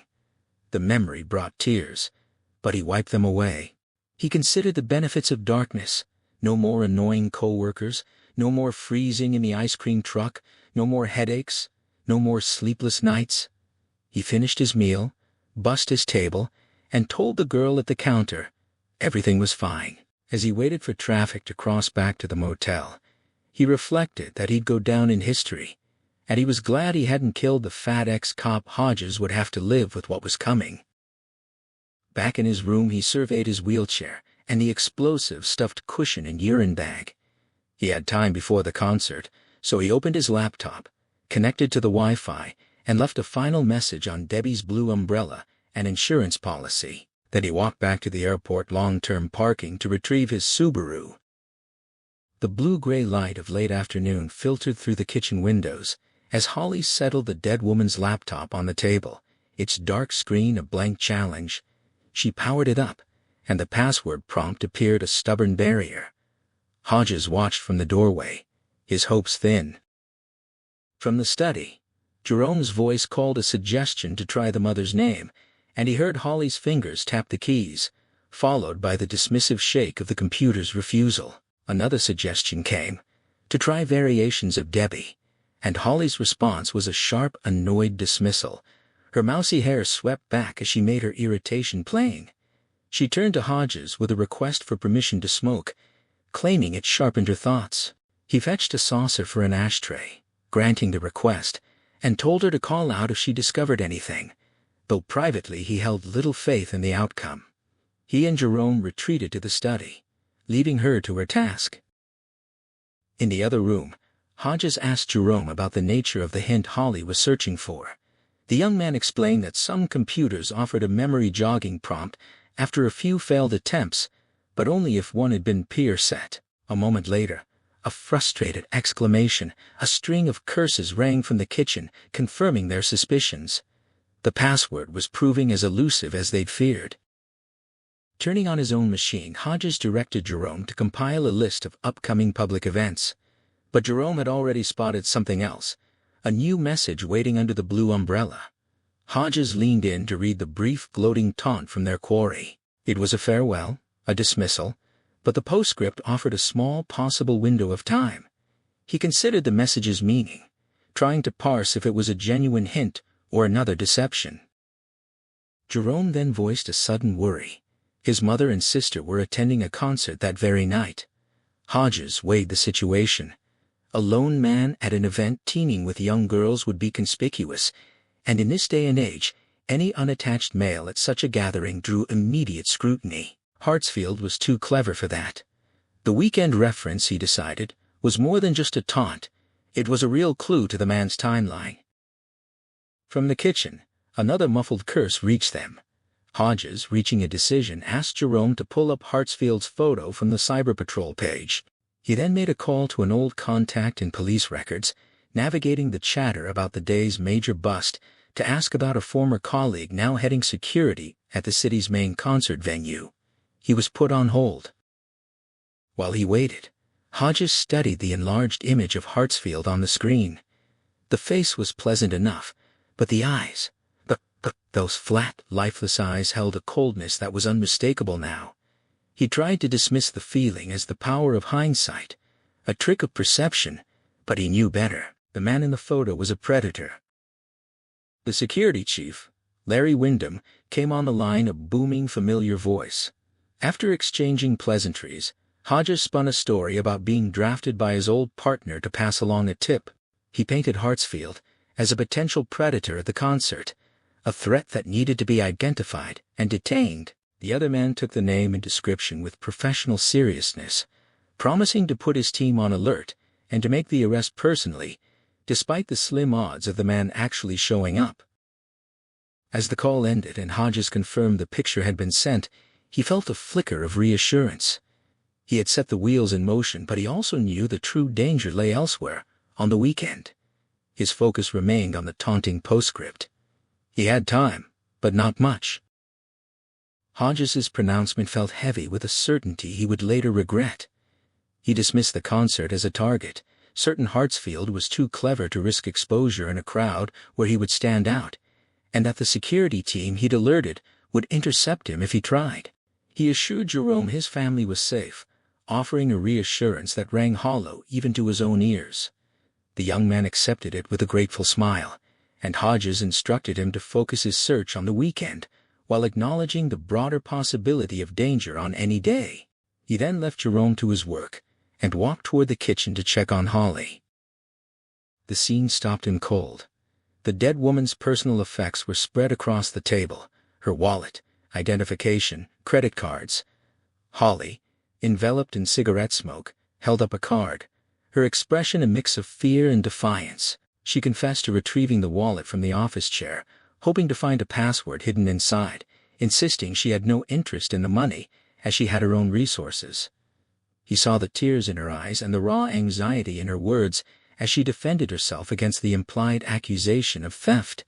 He accepted her explanation, deciding it was a minor infraction compared to everything else, but she continued, her voice taking on a desperate edge as she listed her possessions and her independence, a fragile defense against a life spent feeling like a burden. He cut her off, suggesting she discuss such things with a therapist. She fired back a bitter acknowledgement of her own instability. He asked if she had any other ideas. She claimed she had a few, asked to be left alone and apologized for the smoke, but insisted it helped.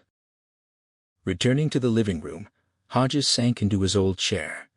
Its familiar embrace was a trap, a place where all his recent failures seemed to converge. The logical part of him knew Hartsfield was to blame, but the weight of his own mistakes was crushing. He felt the suffocating conviction that his shoddy investigation and his own coldness had been complicit in the deaths of Janie, Olivia, Janice Cray, and her daughter, and even the woman upstairs. He spiraled into a harsh self-assessment, recalling the damage his emotional distance had done to his marriage and his relationship with his daughter, Allison. He saw a pattern of failure stretching back years, a history of shutting out the people he loved. A memory of Allison as a child, her love of pop music sparked a sudden chilling question: would he have let his own daughter attend a concert like this? The answer was an immediate, visceral no. He looked at his watch, realizing the time, and rose with a new purpose, intent on telling Jerome to call his mother and keep the girls away, regardless of the precautions he'd taken. He would never have entrusted his own daughter's safety to Romper Stomper's team. But Jerome's voice called out from the study before he could take 2 steps. A discovery. He and Holly converged on the computer screen, where a press release for a massive job fair was displayed, promising hundreds of positions at a downtown hotel. Hodges felt a wave of relief. This was it. This was the target. The pattern was clear. Hartsfield intended to end his spree as he had begun it, by striking at the city's desperate and jobless. He turned to see Holly's reaction, but she was gone, slumped back in the kitchen before the laptop, the ashtray beside her holding a dead cigarette. He risked a gentle touch on her shoulder, telling her the password no longer mattered, that they had the location. He laid out his plan. He would tell his old partner everything, and they would catch Hartsfield before the job fair started.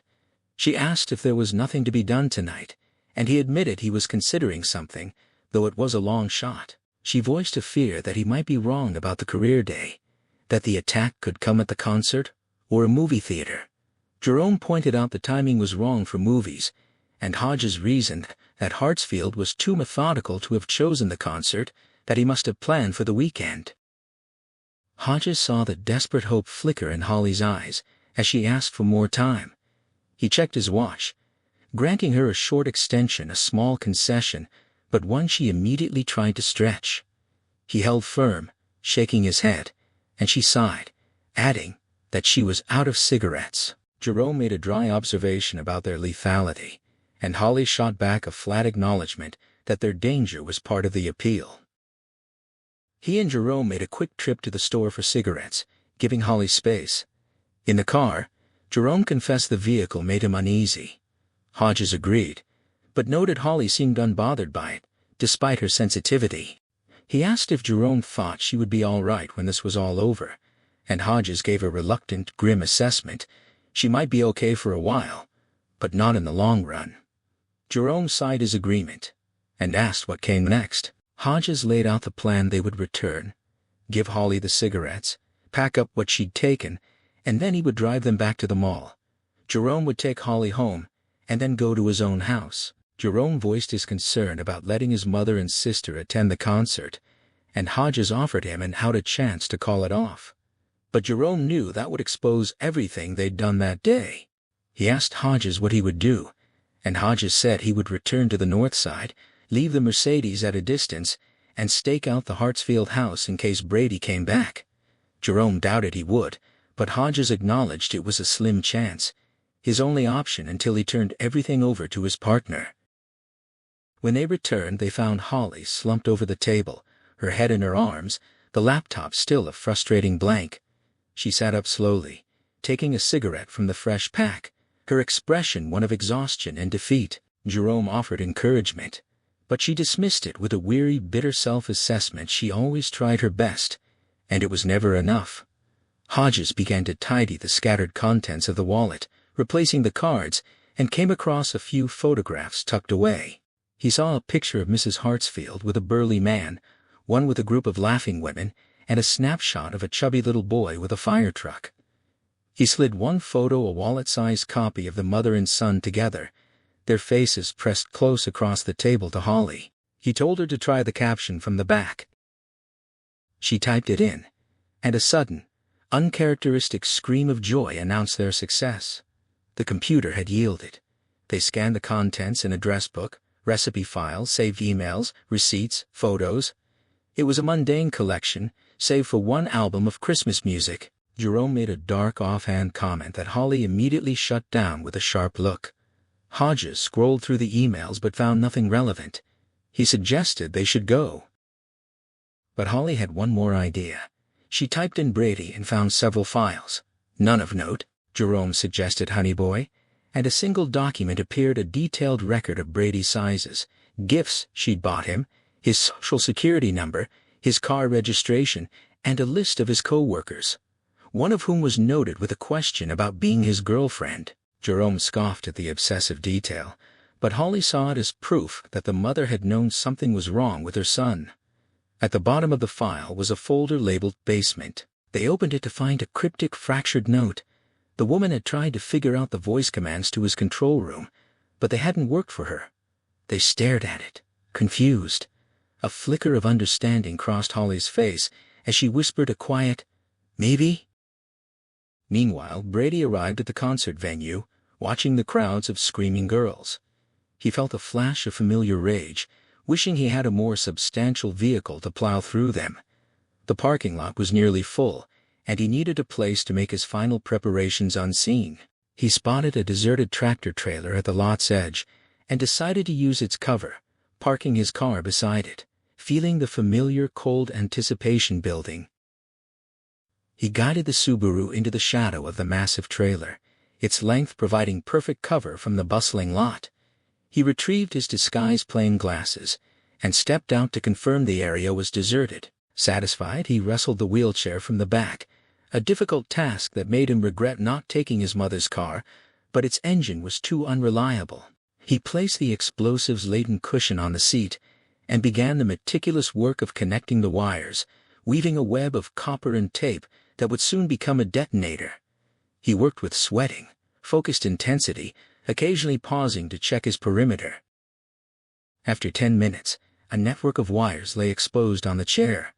He couldn't integrate the explosives hidden in the urine bag, but he was confident the other charges would trigger it. He retrieved a framed photo of his dead brother from the car, kissed the glass, and whispered an imagined conversation, pretending the boy affirmed his love and his willingness to help. He settled onto the chair, the single master wire dangling between his legs, and connected it to the remote detonator. With a deep breath, he flicked the switch. The ready lamp glowed a steady yellow. He was aware of the crude nature of his plan, the risk of discovery, but felt a fatalistic calm. He had succeeded before with little planning, and he didn't expect to survive this time either. He hid the device under his oversized shirt, masking the bulge with the framed photo, and adjusted his glasses. A quick glance in the mirror showed a pale, bald stranger, a final, unrecognizable version of himself. He rolled the chair out from the trailer's cover and began the slow, deliberate journey toward the growing crowd. Meanwhile, stuck in traffic, Hodges finally returned to the north side with Jerome and Holly. They had insisted on seeing it through, and he had relented. Before he could even park, the nosy neighbor, Hank Beeson, was crossing the street to question them. Holly cut Hodges off, leaning forward to ask the man about Hartsfield's voice. Was it low, high, accented? The neighbor, perplexed, confirmed it was nothing remarkable. Hodges waved the man away, but Holly seemed satisfied. They entered the Hartsfield house, and as Hodges reached for the basement light, Holly stopped him, turning to Jerome instead. She explained that the voice command might work if his voice was close enough. Jerome tried, but nothing happened. Hodges suggested he raise his pitch slightly, and on the second attempt the lights flickered on. Holly clapped in triumph. Meanwhile, at the concert, Tanya Robinson navigated the crowded lot, her borrowed SUV filled with excited girls. One of them pointed out a crippled man in a wheelchair, bald and skinny, holding a photo. Tanya felt a pang of pity, but was focused on parking. The girls were nervous but thrilled, and she collected their money and phones for safekeeping, promising to return them once they were safely seated. She insisted on no texting during the show, and the girls agreed. Tanya relented to the girls' pleas for photos, allowing each of them 2 quick pictures before collecting their money and phones. She locked the van with a satisfying click, the sound of security, then instructed them all to hold hands until they were seated. The girls, dressed in their best, agreed with enthusiastic shouts and grabbed hands. She led them across the hot pavement, scanning the crowd and spotting the bald man in the wheelchair making his way toward the shorter handicap line. She watched as the wheelchairs began to move, the disabled attendees being led in first to get settled before the main rush. Her group joined the end of the regular line, and she felt a pang of pity for the skinny man struggling up the ramp, wondering about the picture in his lap. She sent up a silent prayer of thanks for her own children's health. Her daughter asked if it was the best time ever, and Tanya squeezed her hand in affirmation. The crowd began to sing the band's hit song, and Tanya, knowing the words from weeks of her daughter's relentless playing, joined in, the music lifting her spirits. She kissed her daughter's head, savoring the moment. Back at Hartsfield's house, they stood in the basement control room. Jerome recited the commands he'd seen in the file, first for chaos, then for darkness, but the countdown continued. Holly, watching the numbers drop, warned him not to shout, to keep his pitch steady. Hodges, his anxiety rising, suggested he was too low. Jerome tried again, his voice wavering, but the numbers kept falling. On his final attempt, a steadier command, the countdown stopped. The screens flickered to life, displaying a series of violent scenes from an old Western film. Jerome asked what they were, and Hodges identified the actor, with Holly confirming the movie. Hodges saw the imagery as a window into Hartsfield's mind. Jerome suggested they each take a side of the computer bank and work toward the middle. Holly asked for permission to smoke, and Hodges granted it, settling on the cellar stairs to watch, rubbing the persistent ache in his shoulder. Meanwhile, Brady entered the cool lobby of the Mac, his skin breaking out in goosebumps. He had expected a chaotic mass of people, but they were letting the handicapped in first, a scenario he hadn't anticipated. Dozens of security guards with little to do were checking the wheelchairs at random intervals. He had assumed he could still cause significant damage if stopped, but realized the crowd near the doors would absorb the blast. He rolled forward, the photo of Frankie hiding the detonator, the edge of the frame resting against the switch. The guards were checking every third or fourth chair. He was 6 people back, his heart pounding as he recalled the thrill of the city center massacre, the way the car had bounced over the bodies. 5 chairs remained. The head guard took a backpack from a bald girl. Brady was ready to die. Then, the singing from outside swelled to a roar as the main door swung open, and a tidal wave of screaming girls flooded the corridor. The main doors burst open, unleashing a tide of brightly clad girls and their mothers into the corridor. The velvet rope separating the main path from the handicapped lane was instantly trampled. A hefty girl crashed into the wheelchair ahead of Brady's, nearly toppling its occupant. Her mother shouted in protest, but the girl was already gone, and someone jostled Brady's chair, shifting the picture in his lap.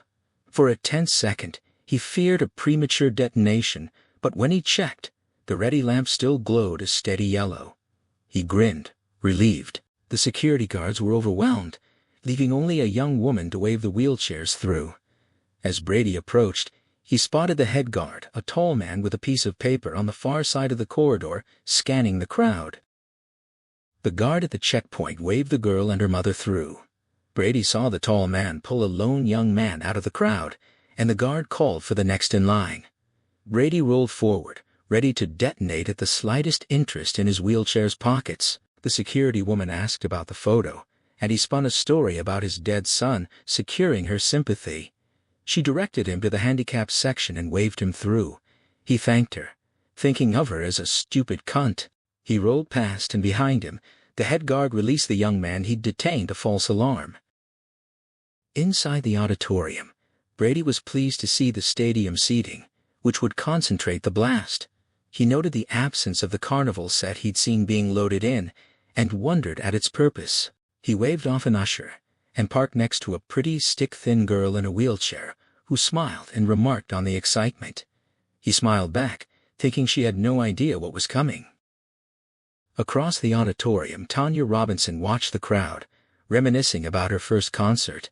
Her daughter pointed out the crippled man, and Tanya agreed he deserved a good time. She doled out the phones to the girls, assuming they wanted them for photos, and settled back, thinking of the first boy who had kissed her. In Hartsfield's basement, Holly let out an amused exclamation as she found something on number 2. She discovered explicit photos of the dead woman, his mother. Jerome was revolted and fascinated, noting the woman appeared to have posed. Hodges felt his shoulder pain worsen and retreated to the stairs, trying to calm his rising anxiety. He took slow breaths, praying he wasn't having a heart attack. As he looked down, he spotted a glint under the stairs, a steel ball bearing larger than the ones in his makeshift weapon. He crawled to retrieve it, a dark idea beginning to surface in his mind. Deeper under the stairs, he spotted a green garbage bag. He crawled toward it, cobwebs brushing his head, ignoring the excited chatter from Jerome and Holly. He grabbed the bag and backed out, a bead of sweat stinging his eye. He sat on the steps and opened it, finding wire, a broken circuit board, and a khaki garment. He pulled it out a hiker's vest, its lining slashed repeatedly.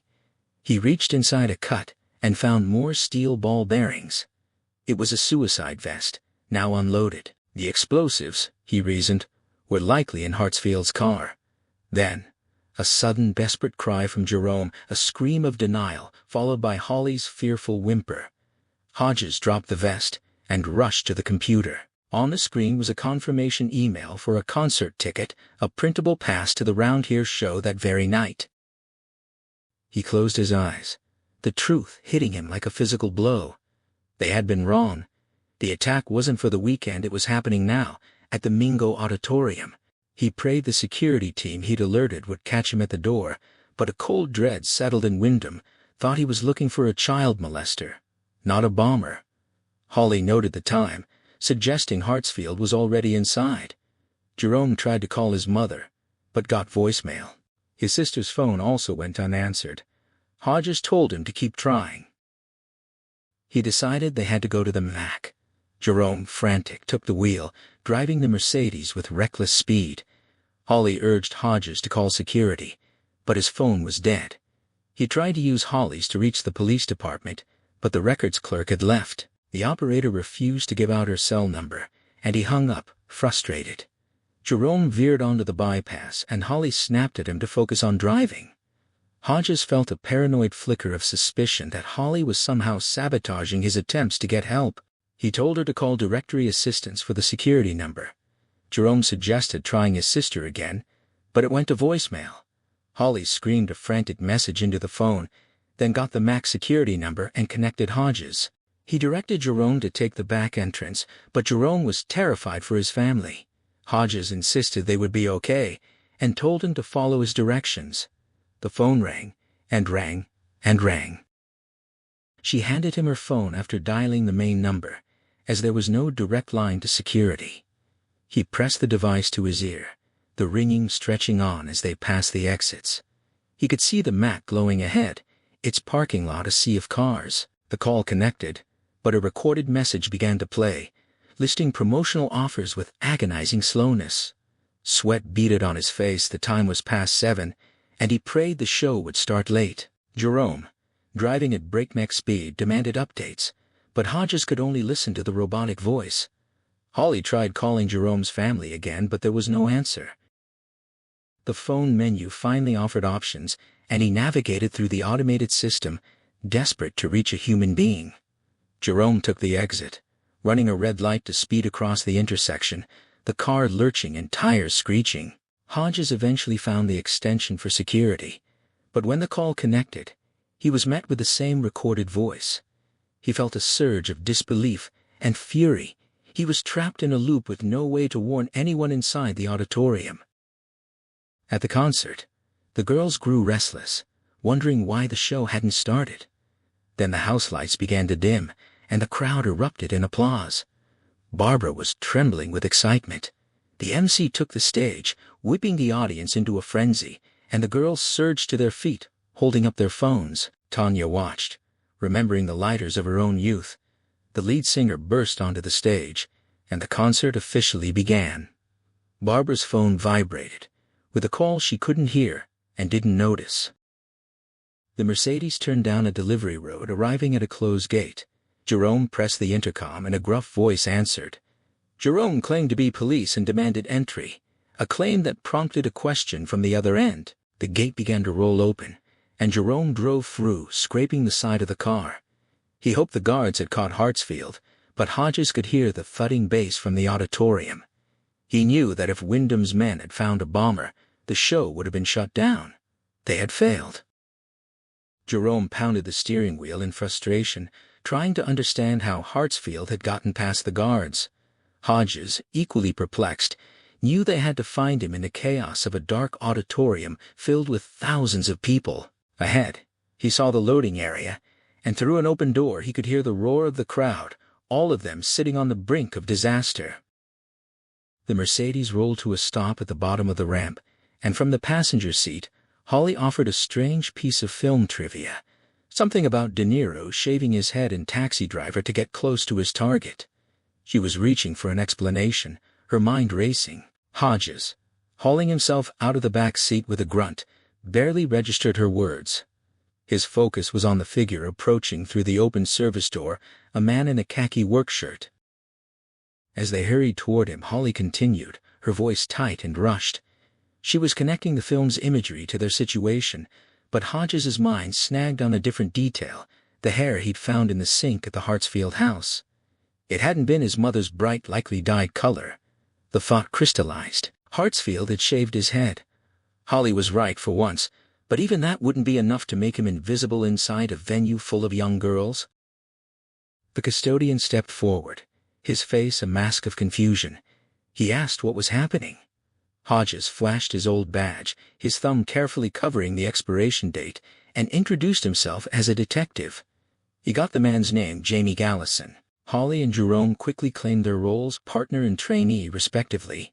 Behind them, The roadies were watching, and Hodges noted some of them had hastily extinguished their cigarettes, probably not wanting any attention on what they might contain. He could see into the cavernous backstage area, a labyrinth of props and canvas flats lit by harsh work lights.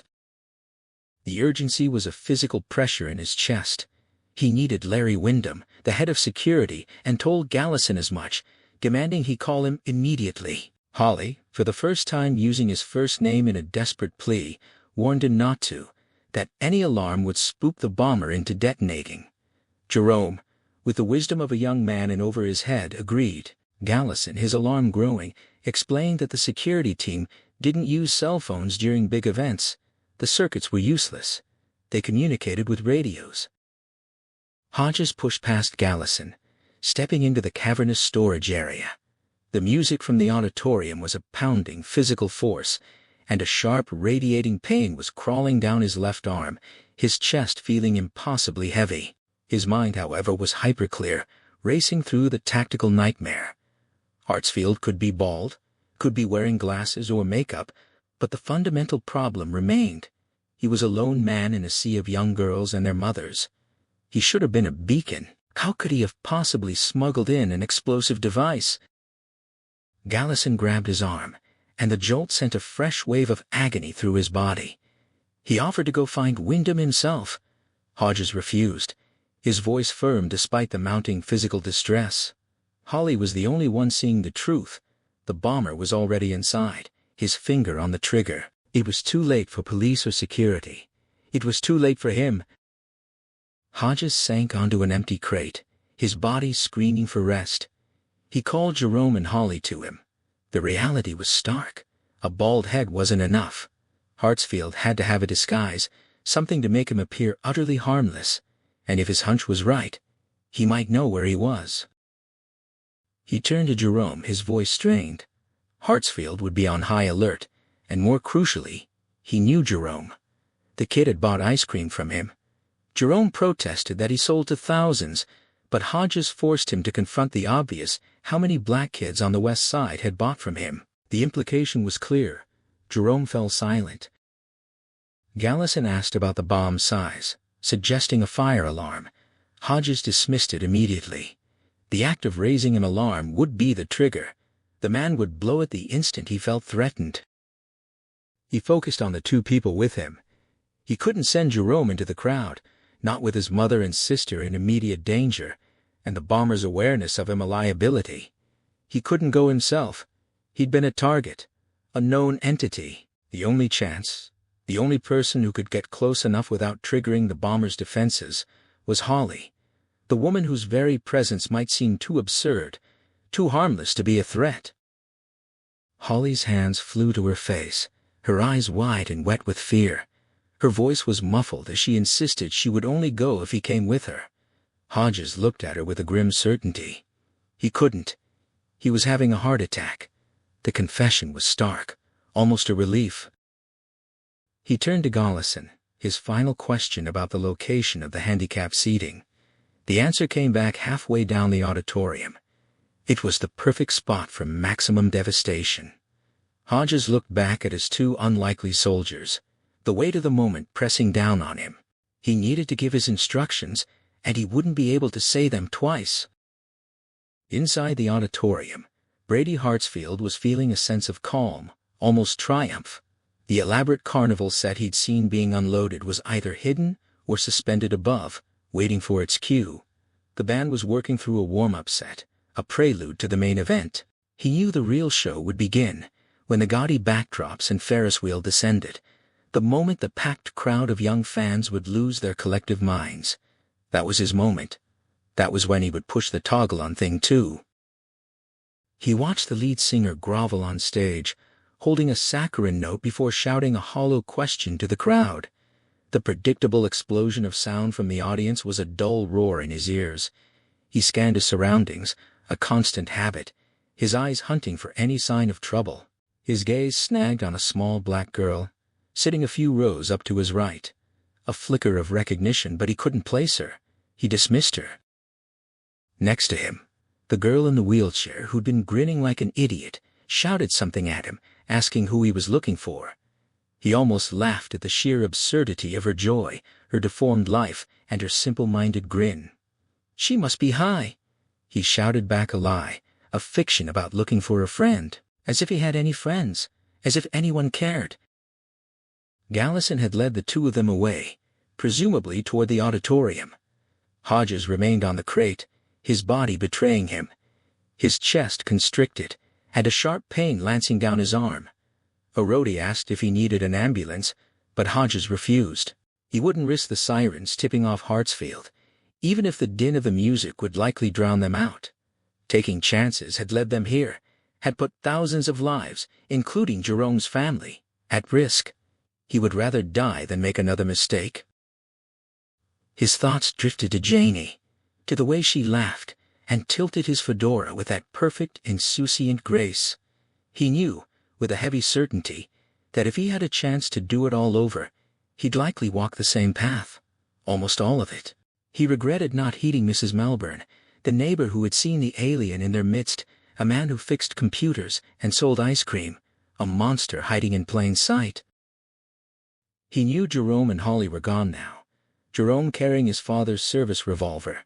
Sending a kid with a loaded gun into that chaos was a terrible gamble, a boy who loved his mother and sister and might act rashly. Hodges had told him to be the backup, but he wasn't sure the message had landed. Holly, at least, needed to be the one to act. He had done all he could. He was out of options. All that remained was to sit here, endure the crushing pain, and wait for an explosion he desperately hoped would never come. Holly Gibney's life had been marked by two total collapses. The first, in her teens, and the second, in her 20s, events her later therapist would delicately call breaks with reality, a term she found almost quaint. They were just her total freakouts, distinct from the low-grade, constant hum of anxiety that was her baseline. The second one had been triggered by a real estate boss in Cincinnati, a man who'd made it clear that her job security, and by extension her independence, depended on her compliance with his advances. The conflict had broken her, resulting in a trashed office and her own discovery, curled and bloodied, her fingers chewed raw in her cubicle. The first, and the one that still haunted her, was a name Mike Sturdivant. He'd given her the nickname Jibba. As a freshman, she just wanted to be invisible, her books pressed against her developing chest, her face hidden, but she couldn't hide her stimming, the compulsive, self-soothing movements, the arm-wrapping, the shivering, the muttering. It happened without thought, a flicker in the brain that translated to a physical spasm she'd be unaware of until someone, usually her mother, told her to stop. Mike Sturdivant had seen it. He and his friends had found it amusing, turning the mindless tick of a nervous girl into a jeering chant. Jibba, gibbering. She'd run, mortified, the name sticking to her like a brand. Her mother had found her curled up in the bathtub not long after, insisting she would never go back. She didn't, but the dreams never stopped. She still ran down those endless hallways, chased by the sound of her own humiliation. She was thinking of those days now, following the custodian through the bowels of the auditorium. It made her think of how Brady Hartsfield would look, a version of Mike Sturdivant, but bald. She hoped the real Mike was bald and fat. Now, miserable with a family that despised him. The thought was a small, satisfying knife twist. Jibba, jibba, she thought. Pay you back. Gallison led them through a carpentry shop, a costume room, and down a wide hallway meant for moving stage sets. It ended at an open freight elevator, a shaft pumping the cheery, meaningless pop music into the corridor. Gallison warned them against taking it. It would dump them backstage, past the band. He was looking at them with growing suspicion, questioning the reality of their situation. Jerome was too young. Holly was, apparently, too freaky. She supplied the word he was too polite to say. He was considering calling the real police. Jerome, feeling the weight of the gun in his pocket, a strange live thing, told the man to do what he needed. The moment was coming. Holly, her eyes scanning the area, pointed to a door to the left of the elevator. Gallison hesitated. She pleaded with him, confessing that they weren't what he thought, but that a dangerous man was in the auditorium. She forced the words out, The truth of them, heavy and absurd, they were all he had. Gallison relented. A long flight of stairs led to auditorium left. At the top, 2 doors, one to the outside, the other into the auditorium near the stage, where the music would be deafening. Jerome, his hand on the gun's grip, asked about the handicap section. Inside the auditorium, Brady's recognition clicked into place. The little black girl, she was the sister of Hodges's pet black boy. He'd seen them at the house, the boy and his sister. He'd sold them ice cream. He'd meant to poison their dog, but that had gone sideways, killing his own mother instead. Now the sister was right there, sitting with her mother and friends, looking just as ugly as he remembered. Jerome was out there somewhere, and Brady felt a savage glee. He'd be alive to see this, to lose everyone. His finger found the toggle switch beneath a picture of Frankie. He stroked it through the thin cotton of his shirt, a slow, perverse pleasure. On stage, the lead singer was putting on a show, screaming for a reaction that came in waves. Brady watched, waiting for the moment the stage set descended, the lights shifted, and the carnival set the Ferris wheel. The carousel began to lower. The crowd erupted. This was it, the perfect moment. He could feel the smile spreading across his face, a kind of serenity washing over him. He looked down at the yellow light of the ready lamp and wondered if he'd live to see it turn green. He looked back at the Robinson girl, her eyes fixed on the stage. "Look at me," he commanded her in his mind. "Look at me, Barbara. I want to be the last thing you ever see." Barbara tore her gaze from the dazzling spectacle on stage, her eyes seeking out the bald man in the wheelchair. He'd become her touchstone, a strange, silent companion in this dreamlike evening. She felt a pull, an inexplicable familiarity, but she knew no one like him. Still, there was something about the way he sat, the shape of his head, that nagged at her. Then she saw it. He was smiling, but it wasn't a friendly wave. He was giving her the finger. A cold shock of disbelief ran through her. It couldn't be. But it was. A woman was racing up the aisle towards him, taking the stairs 2 at a time, and close behind her, a figure she almost recognized, a face that seemed to swim in the lights. She tugged her mother's sleeve. "Jerome!" The world collapsed into motion. Holly's mind was a white-hot point of clarity. There was no time to switch places with Jerome, no time for plans. The man's hand was under the picture in his lap, and she knew, with a sickening certainty, that it was on the trigger. He was on the aisle, at least. The only advantage she had was surprise. She screamed a name into the cacophony Mike stirred of Ant, a name from the past, a name that held the power of humiliation and fear. The man turned, startled. In that instant, Holly swung the knotted sock with all the force she possessed. It connected with his bald temple, a sickening, silent impact she felt through her arm. She saw the bone cave in. His hands flew up, the picture of his brother clattering to the floor, glass shattering. His eyes rolled back. The girl next to him, the one with the stick legs, stared, frozen. Barbara stared. No one else noticed. The band played on, the crowd roared. Jerome was there, his hand on her shoulder, shouting something about what was under the man's shirt. His words were distant, underwater. "Here's a present from Jibba Jibba Mike," she whispered, and brought the sock down again, harder in the same spot. The skin split, a dark flow of blood staining his shirt a muddy purple. His head lolled, and his body began to twitch, feet shuffling as if dreaming. Jerome spun her around. He was shouting, his face inches from hers. "He's out! What are you doing?" "Therapy," she said, her strength gone, her legs folding beneath her. She sank to the aisle floor. A hand was on Jerome's arm. It was his sister, her face a mask of confusion and fear, his mother right behind her.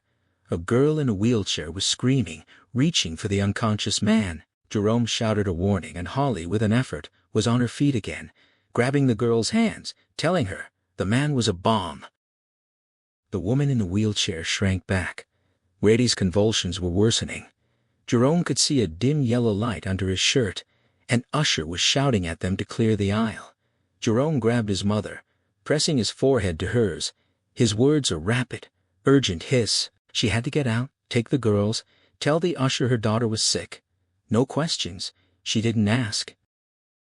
Barbara started to speak, but the music swallowed her words. Jerome watched his mother lead the girls towards the exit.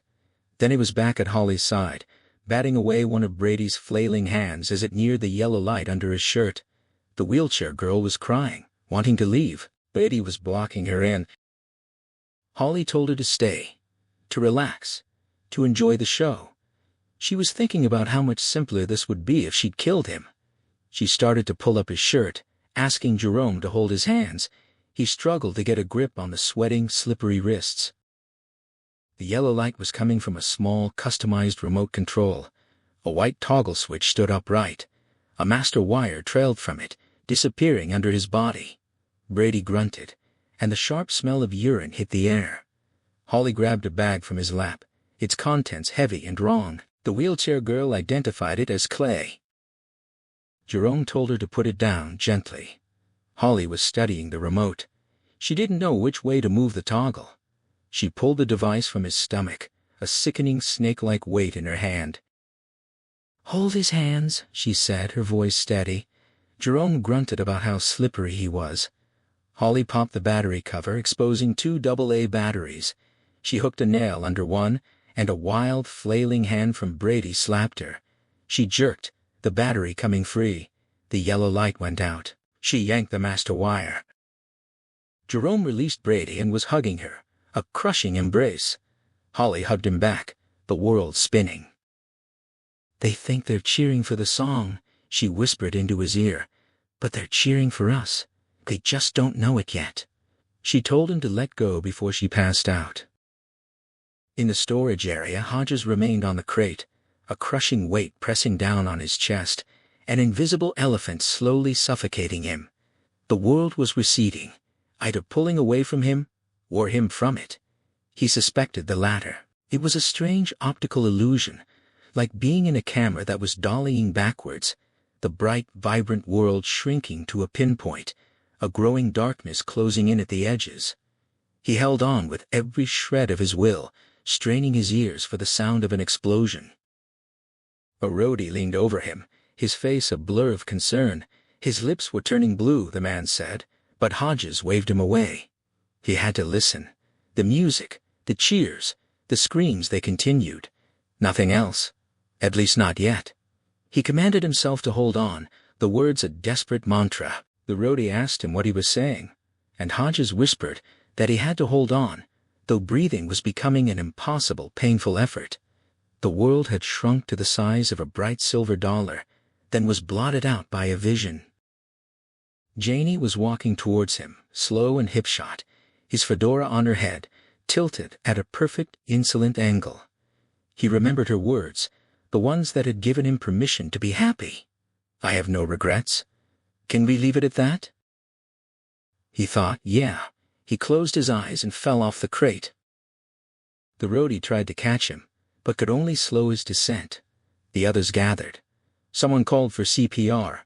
A stone-looking guy with a long, graying ponytail stepped forward, admitting his state but agreeing to try anyway. As he dropped to his knees beside Hodges, he muttered that the man was likely on his way out, but he began the compressions.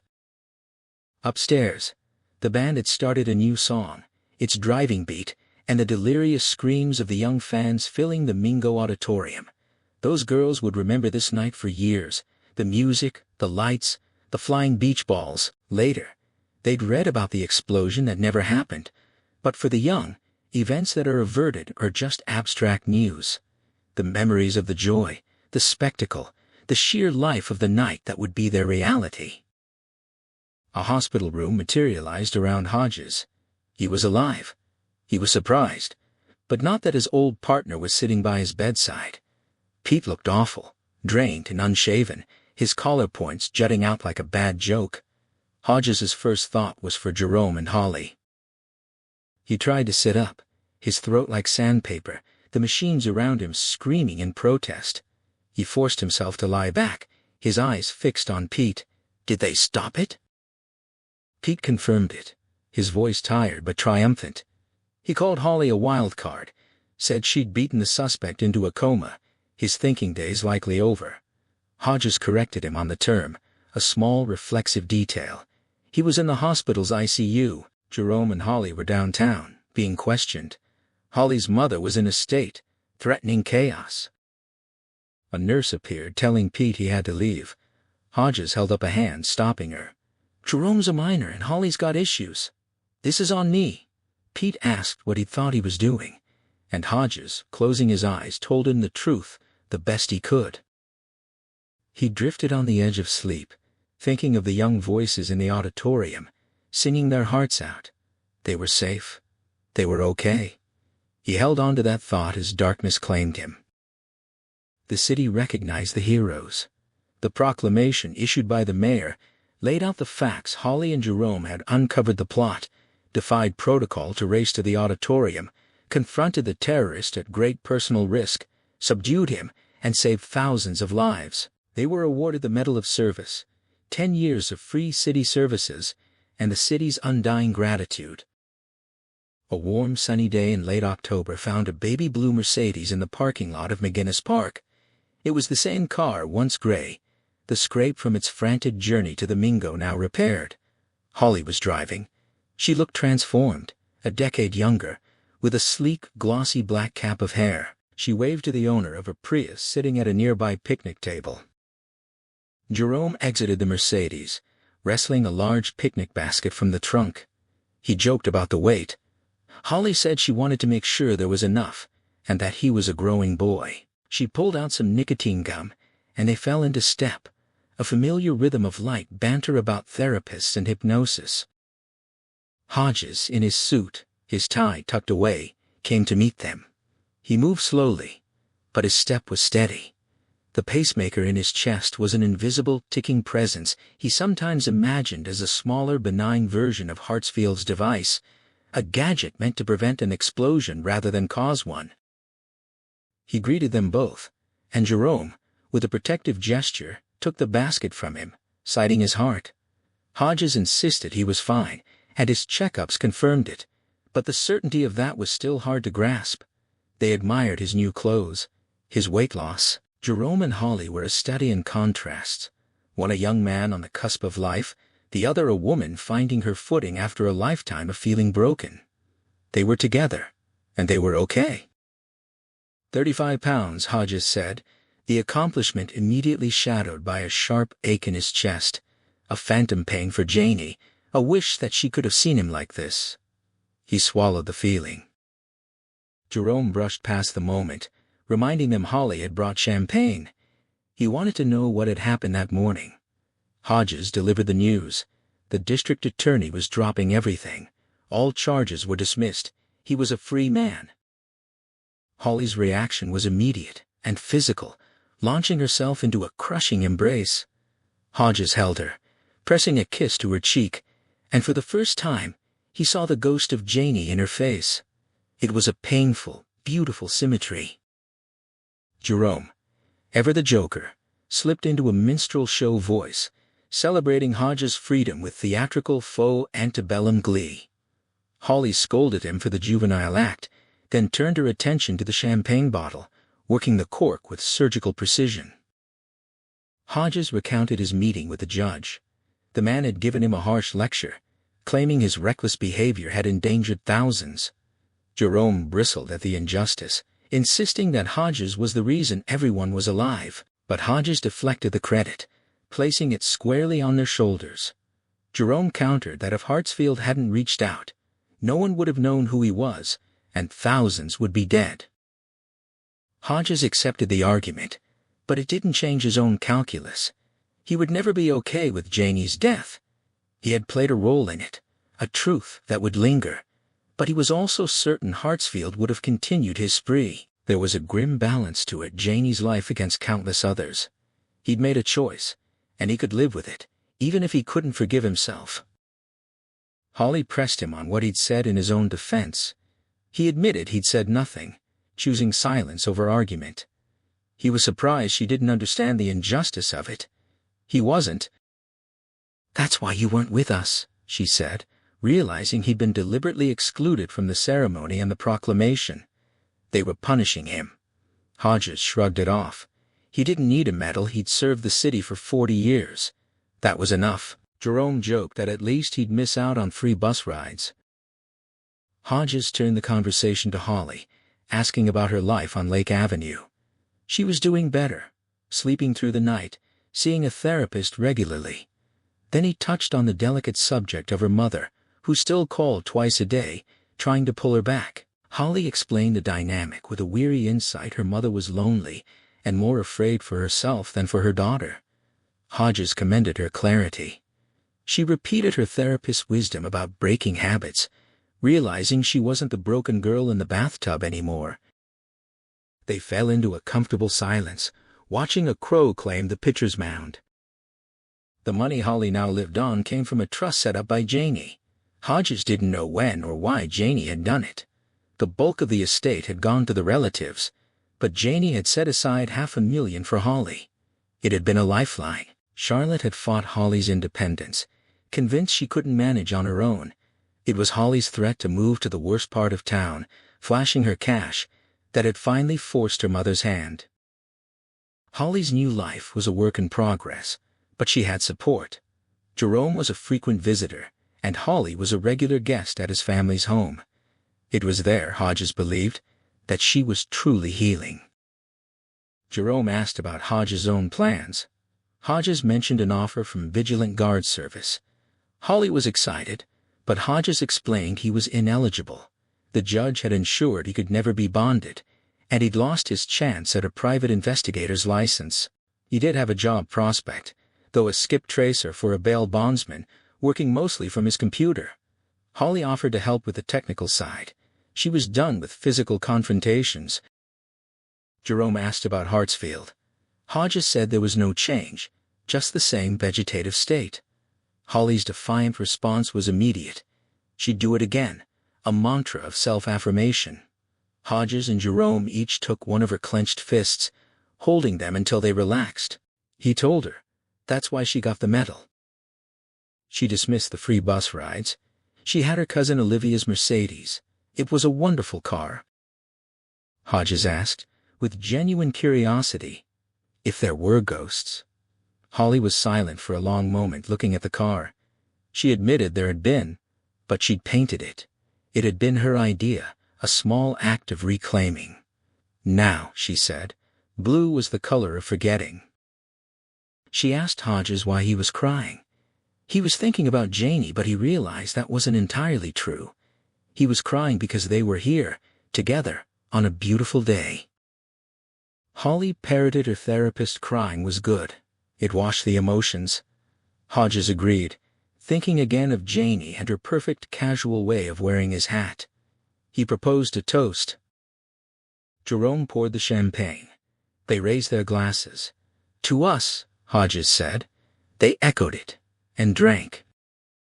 On a rain-soaked evening in November 2011, a nurse hurried through the corridors of the Lakes Region Traumatic Brain Injury Clinic.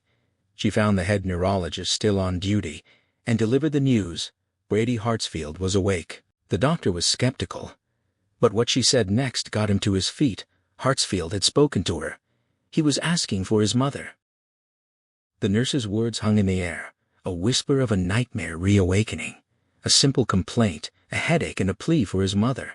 The neurologist's expression shifted, the clinical interest warring with a deeper unease. 17 months of silence, and now this, a groggy post-comatose request for the woman he'd inadvertently killed. The implications settled over the room like a cold fog. Hartsfield was back, his mind stirring in the wreckage Holly Gebney had made of it. He was asking for a mother who was dead, a victim of her son's poisoned hand. The thought of what he might remember, or what new horrors he might conceive, was a shadow that stretched far beyond the clinic walls. The doctor moved, his professional duty overcoming his personal dread, ready to face the man who had nearly turned a concert hall into a funeral pyre. The end? Thank you for staying with this story until the very end. One of the most fascinating things about Mr. Mercedes is how unexpected it was for longtime Stephen King readers. After decades of being known primarily for supernatural horror, King surprised many by writing a crime thriller grounded almost entirely in reality. In fact, the novel went on to win the Edgar Award for Best Novel in 2015, one of the most respected honors in mystery fiction, showing that King could captivate readers far beyond the horror genre. The book eventually became the first chapter in what readers now know as the Bill Hodges trilogy, followed by Finders Keepers and End of Watch. What began as a single detective story grew into a much larger exploration of obsession, justice, and the scars people carry long after violence has faded from the headlines. When the television adaptation arrived in 2017, David E. Kelley and Jack Bender faced a unique challenge. The novel's tension lives largely inside the minds of its characters, especially Bill Hodges and Brady Hartsfield. Rather than relying on constant action, the series chose patience, allowing performances to carry the suspense.